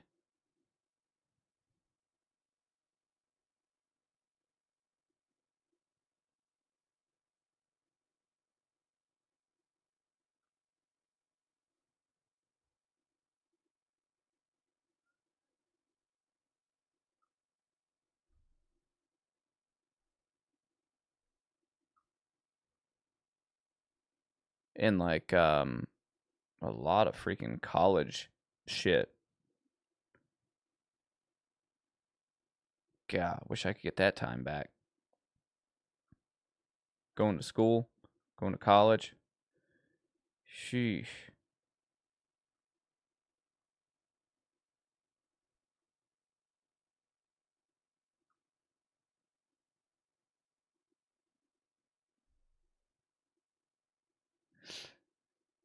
24 till you were 44. Yeah, that's 20 years. 20 years. That's a very long time. You know, it's like I said, it's sad. Sad, and we don't deserve these pets, but you know what? They're here for a good time, not for a long time. As long as you treat them right, you know what I mean, and like give them a good life, like that's all they want.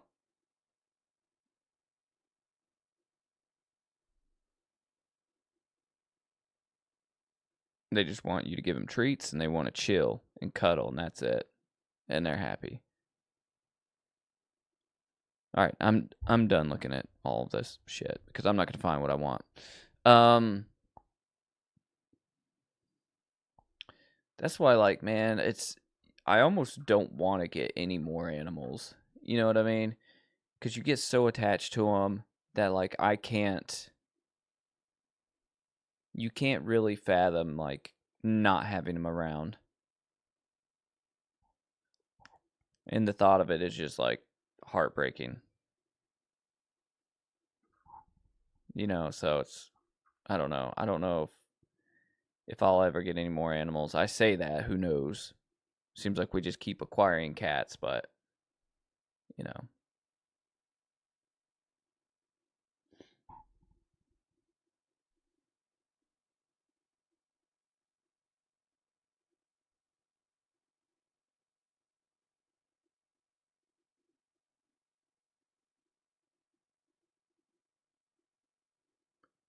Love shoulder rides.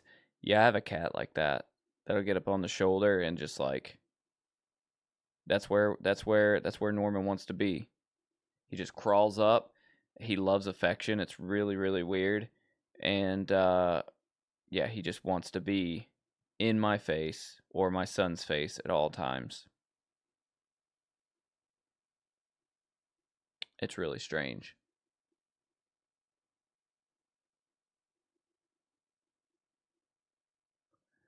Yeah, I hate that, Frank. That's terrible.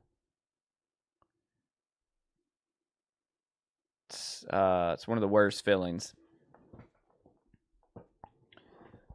One of the worst feelings ever.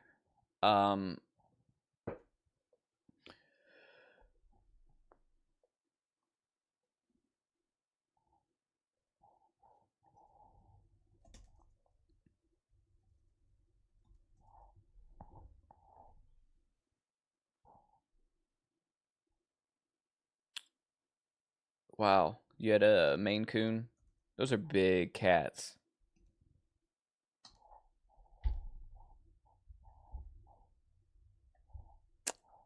I'm going to scroll through some horror movie posters while we're sitting here chilling because I really don't have anything else. This is how we're going to end the stream tonight. We're just going to look at some horror movie posters and before we wrap it up.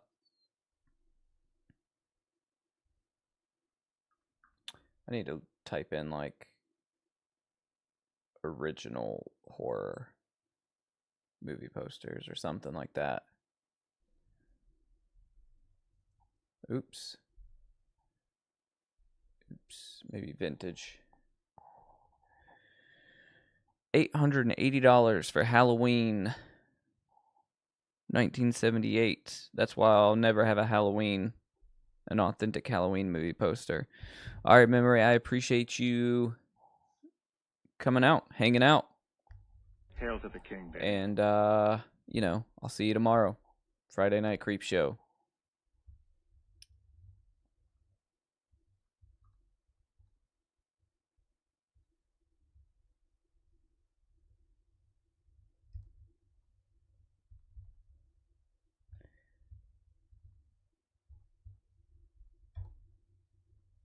Here's a Dream Warriors poster.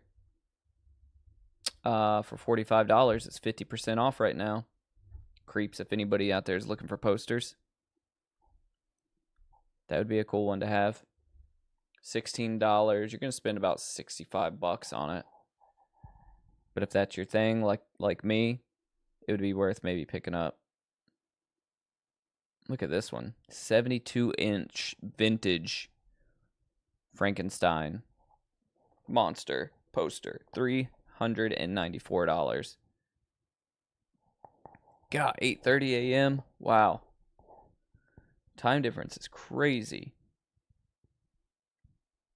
Well, I guess that's only 4 hours. That's not that bad. That's not that bad. Because, like, Australia, it's like 14 hours when, like, Silverbat and Yaz get on. It's like a 14-hour difference.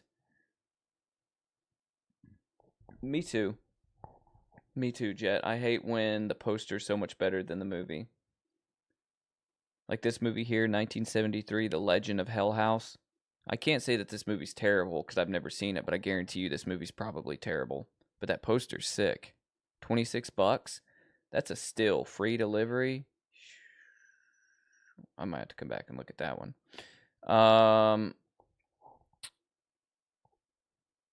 The Immortalizer. This poster's freaking ridiculous looking. Can y'all see these okay, or do I need to blow them up a little bit more? Is this better? I don't know if it is or not. There's Mutilator, $130. Alright, memory. So reprints are a lot cheaper, right? So like you can get a reprint of something for, depending on what it is, you know, $20 probably. So like right here, 1987's Dolls vintage horror film movie poster print, $26, right? If this was an authentic original, it'd probably be $100 or more. So just depending on what the movie is. So when you buy a poster, you just got to be careful to make sure that it's an original. So like this original vintage Fulci Black Cat 47 by 63 Grande France movie poster, right? This would be cool to have. Bidding starts at $50. Be cool to have, but it's not like a movie that I'd have to have the poster of, so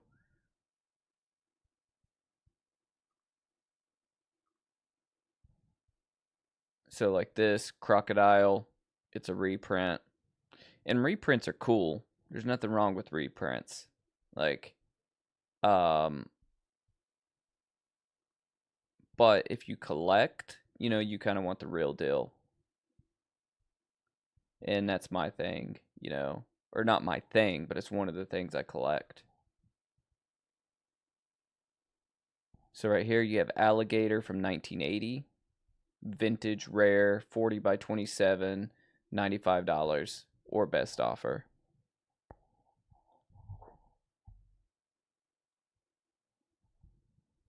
So I like this one a lot. I mean, look at the art on this. It's just stupid and goofy. It lives 50 feet beneath the city. It's 36 feet long. It weighs 2,000 pounds, and it's about to break out. Right? I mean, look at this. This would be the kind of stupid shit I'd have in a frame around my house.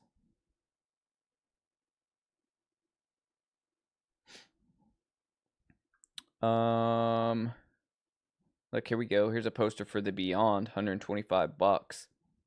15 by 23 inch. That's a small poster. Do I think the Jaws shark could beat Crocodile? Yes. I think so. I think Jaws could. Here's a Happy Birthday to Me, 1981. This is vintage. This is only $25. It's Italian, so it's, you know, in a different language, which I like those. I like the foreign release posters, like I've said before. Here's a Night of the Demons 3, $200 or best offer. There's very few posters I would pay that much money for.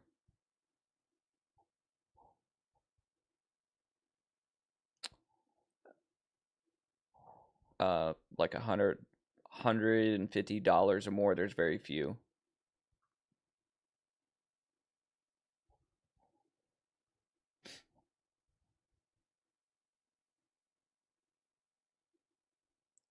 Like, this is a cool-ass poster, but I've never seen this. I don't even know what this is, right?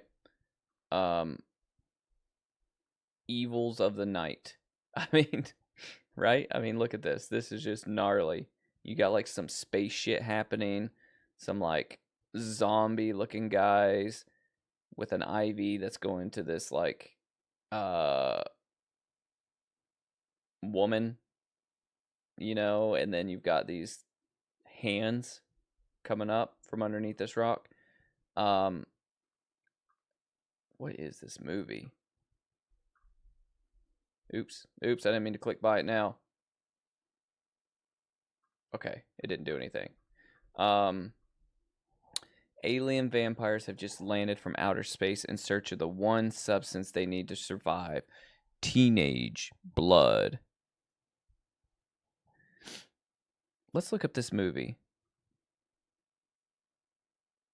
What's it called? Evils of the Night. Give me just a second. We're going to hit YouTube. 1985 trailer. We're going to watch the trailer for it. And I bet the poster is probably better than the movie. Yeah, I've never even heard of this one, Nick, so let's see. It was supposed to be a long weekend in the woods. Wow. Filled with wild fun. Until calm down, Frank. Young people started disappearing.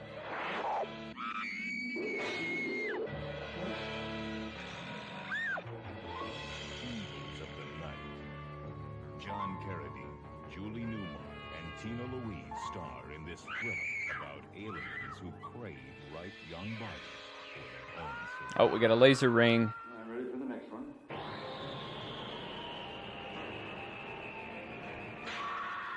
The night is filled with fear and cries of terror.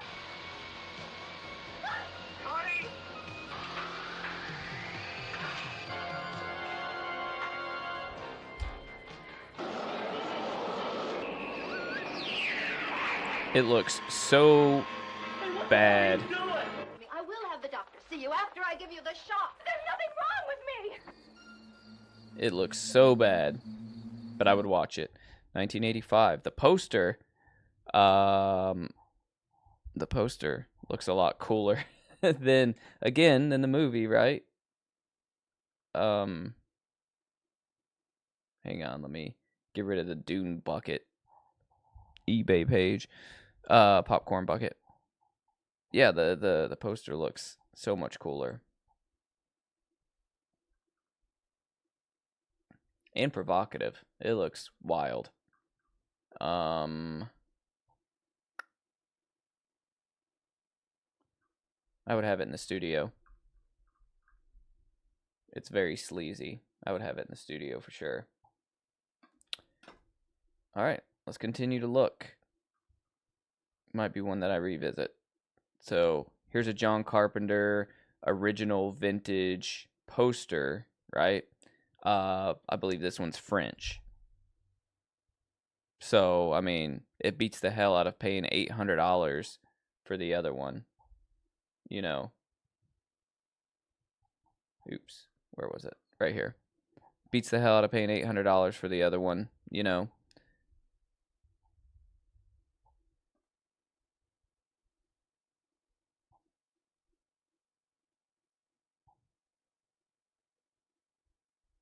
The Green Slime are coming. The Green Slime from 1968. Has anybody heard of this? It's a print, but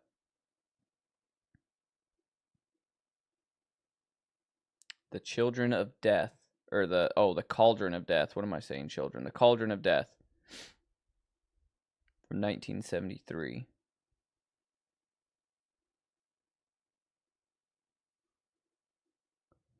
Um 1963 Maniac.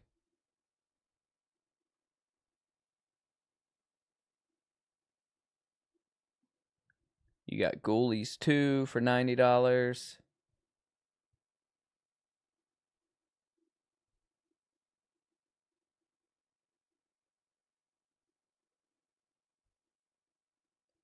Here's your Texas Chainsaw for $60. That's not bad. Oh, this is 1990 print though, which is still, it's not bad. It's still not like a new poster.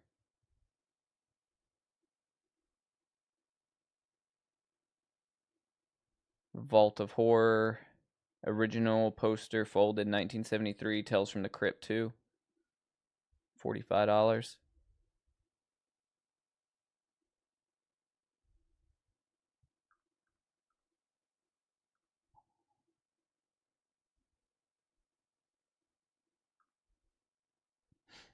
I think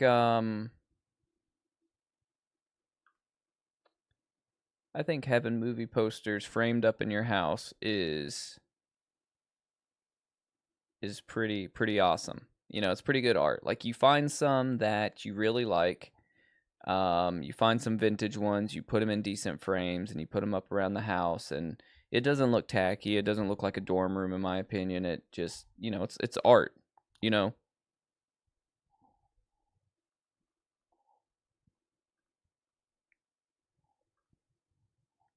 Like, if I went into your house, anybody's house, and you had horror movie posters and they were framed, right? Obviously, don't tack them to the wall or tape them to the wall. But if they were framed, they're great conversation pieces, right?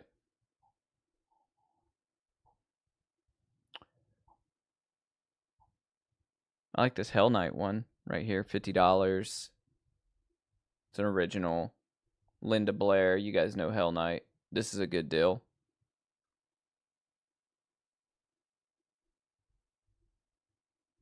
$19 by $27, which isn't a bad size. Some of these posters are sized so weird that they're hard to get frames for.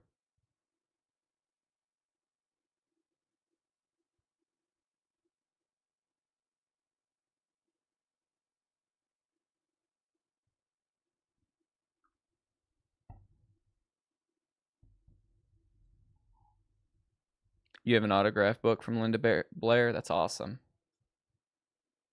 Frank, you're going to tape and tack them up. You know how, like, when you tape, like, you use Scotch tape to put stuff on your wall, like posters, and they just fall over time? Or, like, you tack them and then, like, they get ripped out, so they just have, like, tears in the corner? All your original posters are going to have tears and shit in them.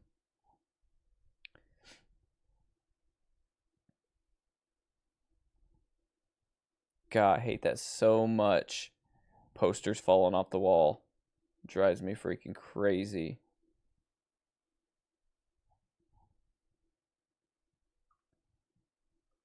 So, I mean, we could look for particular movies. But sometimes you'll run across stuff that you didn't know you wanted. I mean, like, look at this right here. This is kind of sick. Piranha 2, The Spawning. And this is a big-ass poster. 54 inches by 36 inches. And that's kind of a cool poster. That's a huge poster, though. 54 by 36.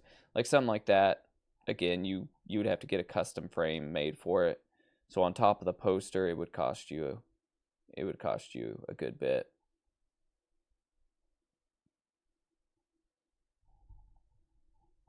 Yeah, Hell Knight's a good one.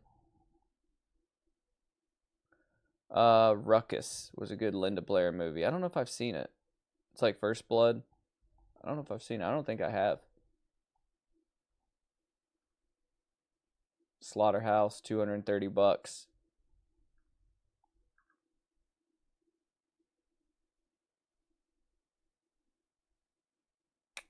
Nightmare 4, $35. There's some good shit, right? Return to Horror High. This is cool. This is Thai. This is a Thai poster, $150. If I just had $150 to spend on a poster right now, this would be one I would probably get. I like how it's, you know, in a different language. The poster art's really, really cool. It's a fun movie. Yeah, if I had $150 to spend on a poster, I would pick this one up.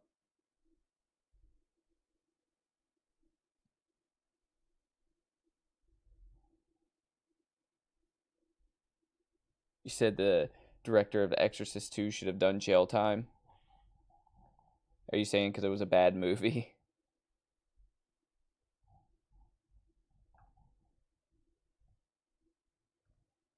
There's a Near Dark poster from 1987. Oh, that's a print.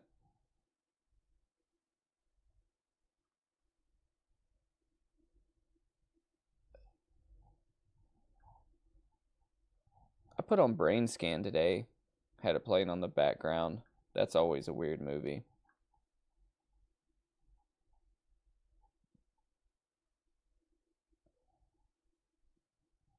I was trying to think of what I had on today earlier, Frank, when you asked me. And I didn't watch it, but Brain Scan was on. It's always a fun one, though. I'm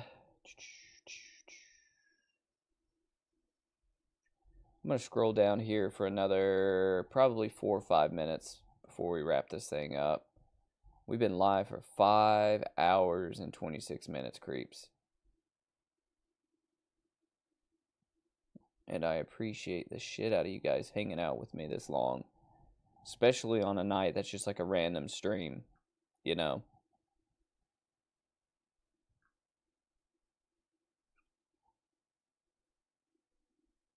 This is a print, that Argento one. They put Linda Blair on a real ledge that was several stories high and little to no safety. Yeah. They don't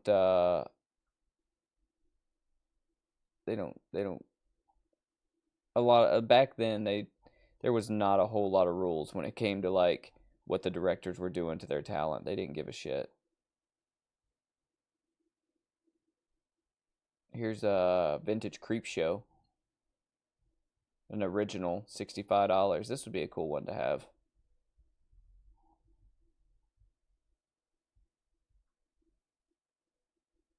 The Creeping Flesh. This would be a cool one. That's a print, though. I want to show you guys this huge-ass Suspiria poster I have. I'm going to have to break it out and just show you guys in a video. Here you go, Frank, right here. I found it. This is what you need to buy. Blood Diner. This is an original 1986 rolled one-sheet poster. $150. And first they greet you, then they eat you. And this, of course, has like that awesome, you know, cover art. This would be an awesome one to have. Just a good movie, good poster art.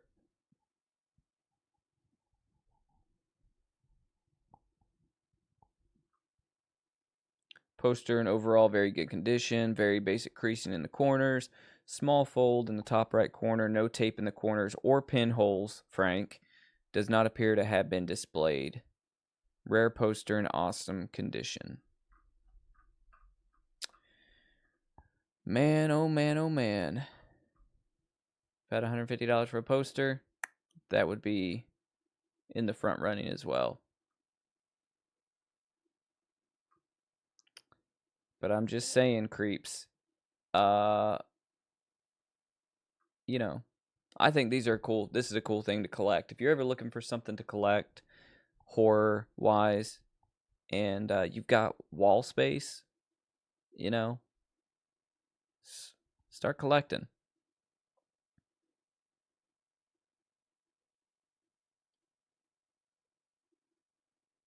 It's going to have some tape and pinholes soon.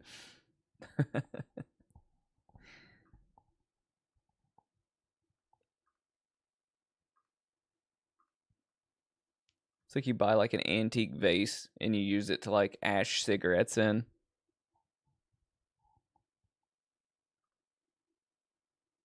It's got to be functional, right? Oh man. Okay. All right. I'm losing the will to continue on with this. Because I could look through this all day. All day. The Shaman.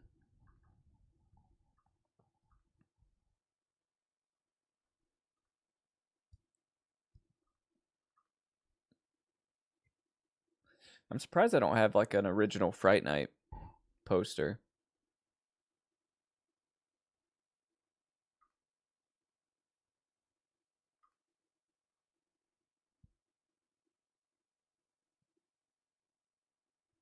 This movie, Mortuary, right? Again, this is one of those, Jet, that the cover art and all the taglines are so much better than the movie. Before your funeral, before you are buried, before you are covered with the last shovel of dirt, be sure you are really dead. Yeah, Mortuary, the poster and everything looks so much cooler. The name is just, sounds cool for a horror movie, but $95 or best offer. This is an original vintage 27 by 41. Be a cool one to have though. I got space for a Mortuary poster.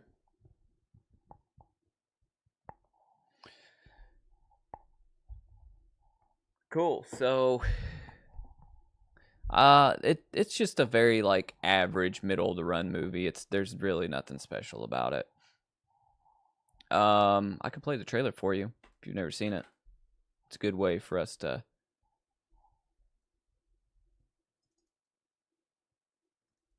finish up tonight. Let me see.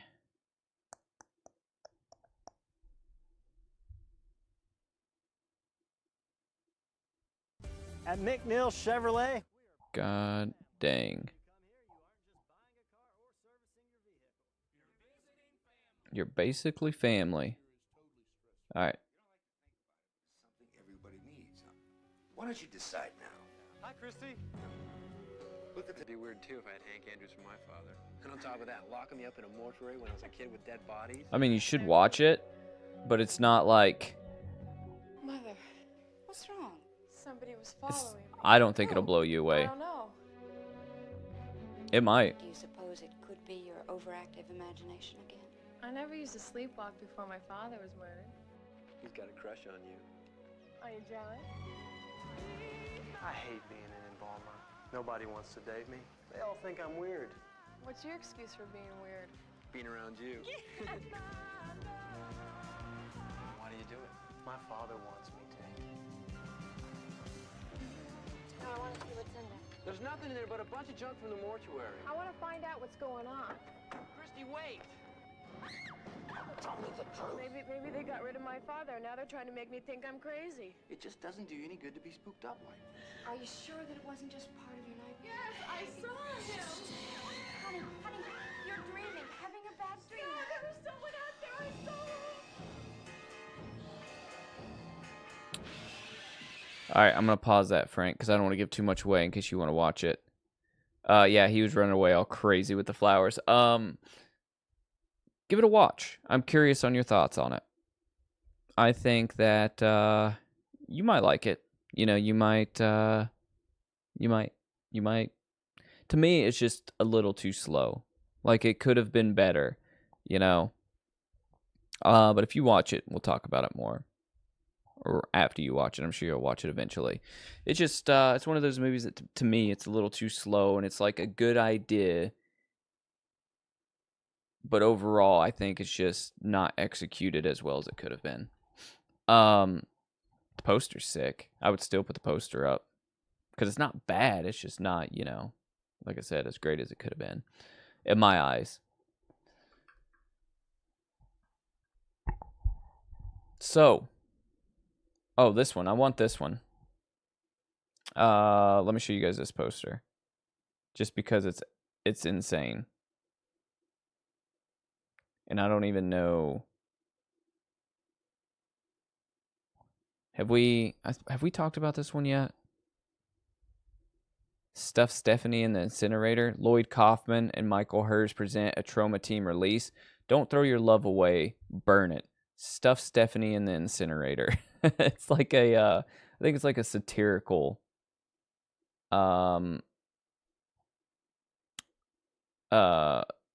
poster. But it's not big. How big is this? It is vintage. It's 11. It's an 11 by 8. Yeah, that was Bill Paxton in that last thing. So this is only an 11 by 8. Hence why it's so cheap at $25, $27. But it is vintage, right? It's the vintage Troma, 11 by 8. So you could, put it in a frame and still put it up somewhere. And then here's the back of it.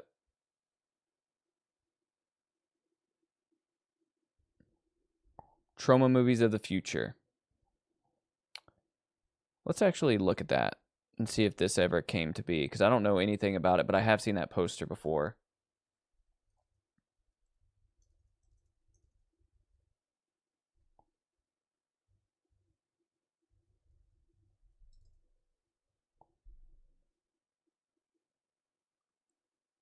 So it is a full movie. It is a full movie, 1989. Check it out. We need to watch this at some point. Creeps. Stuff Stephanie in the Incinerator is the twisted tale of a husband and wife, Jared and Stephanie, who delve into the demented fantasy games of the super wealthy. Directed by Don Nardo, written by Peter Jones and Don Nardo. Yeah, I've never seen this. Do I want to? Yes. Do I want that little 11 by 8 card poster? I do. Let me see if they make a big poster of that. If they make a big poster of that, I gotta buy it.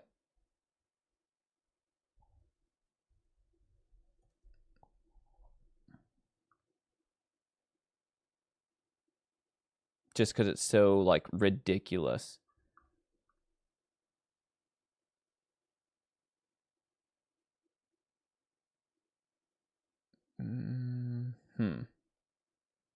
Let's see. What is this listing?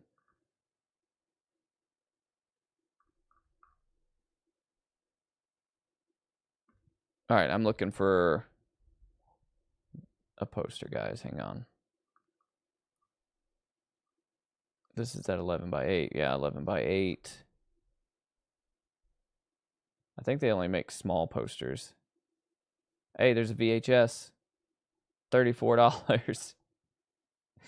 I need to find that one out in the wild. I would never find that in the wild. I think it's just such a ridiculous freaking looking poster that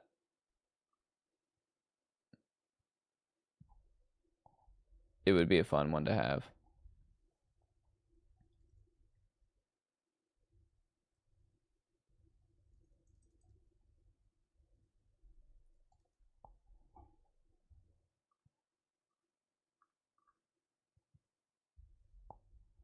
All right, so I just Googled the movie. So there's VHS, media copies, $50.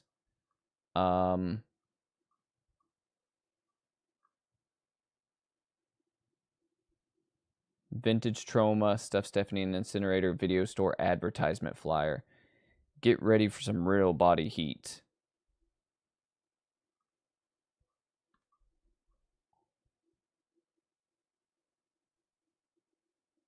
I'm just looking for the poster. I don't know if these are, what is, this is bidding at $2. Okay, so this is 2 sheets of a poster. American Boyfriends and the Stuff Stephanie poster, 27 by 40. So it's like 2 posters. That's weird. Connected. Poster measurement.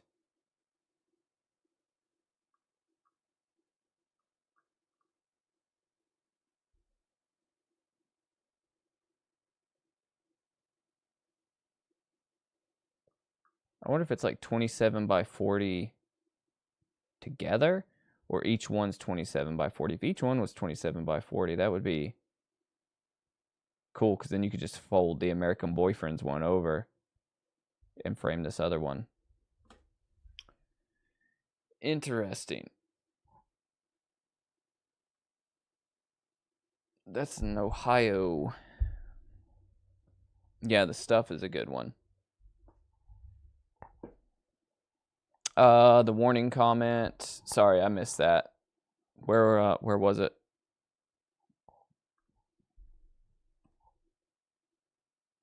What was the warning comment on? Was it on?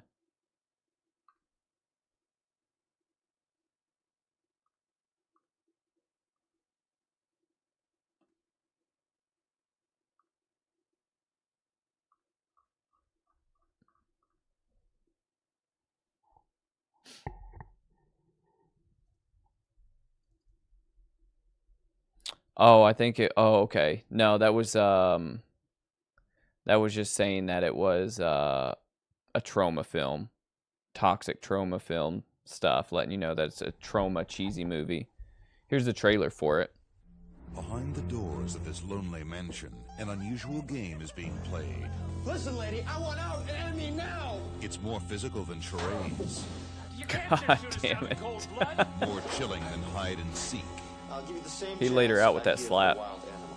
It's an evil little game called Stuff Stephanie in the Incinerator.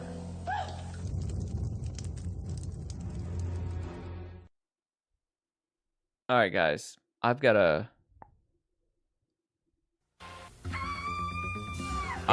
buy that poster. One sees a movie with such good taste. Exquisite cinematic virtues. That one is reminded of the better works of Truffaut. I need to watch this. Stephanie. Bastard. When their lunatic games end in violence, torture, and murder, So dumb. there's only one thing left to do. I'll kill you myself. Stuff Stephanie in the incinerator. Scorching romance. Sizzling satire. Penetrating violence.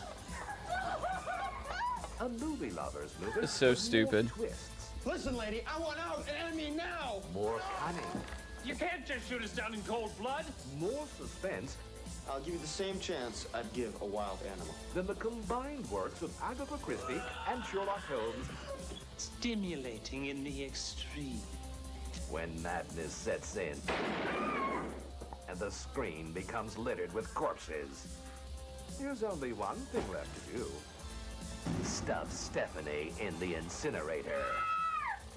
The burning new movie from Troma. Wow. Okay, I need to watch that. So, I'm going to watch that at some point. Maybe that'll be our film club movie of the week for next week. Because I think we need to all watch that. It looks so dumb and so campy. He did kind of sound like Ghostface, didn't he? I need that stupid poster. I'm gonna look at that tomorrow at some point. See if that one is a 27 by 40 that I can fold over. Or not. Experiment in Terror from 1962. I have not seen that.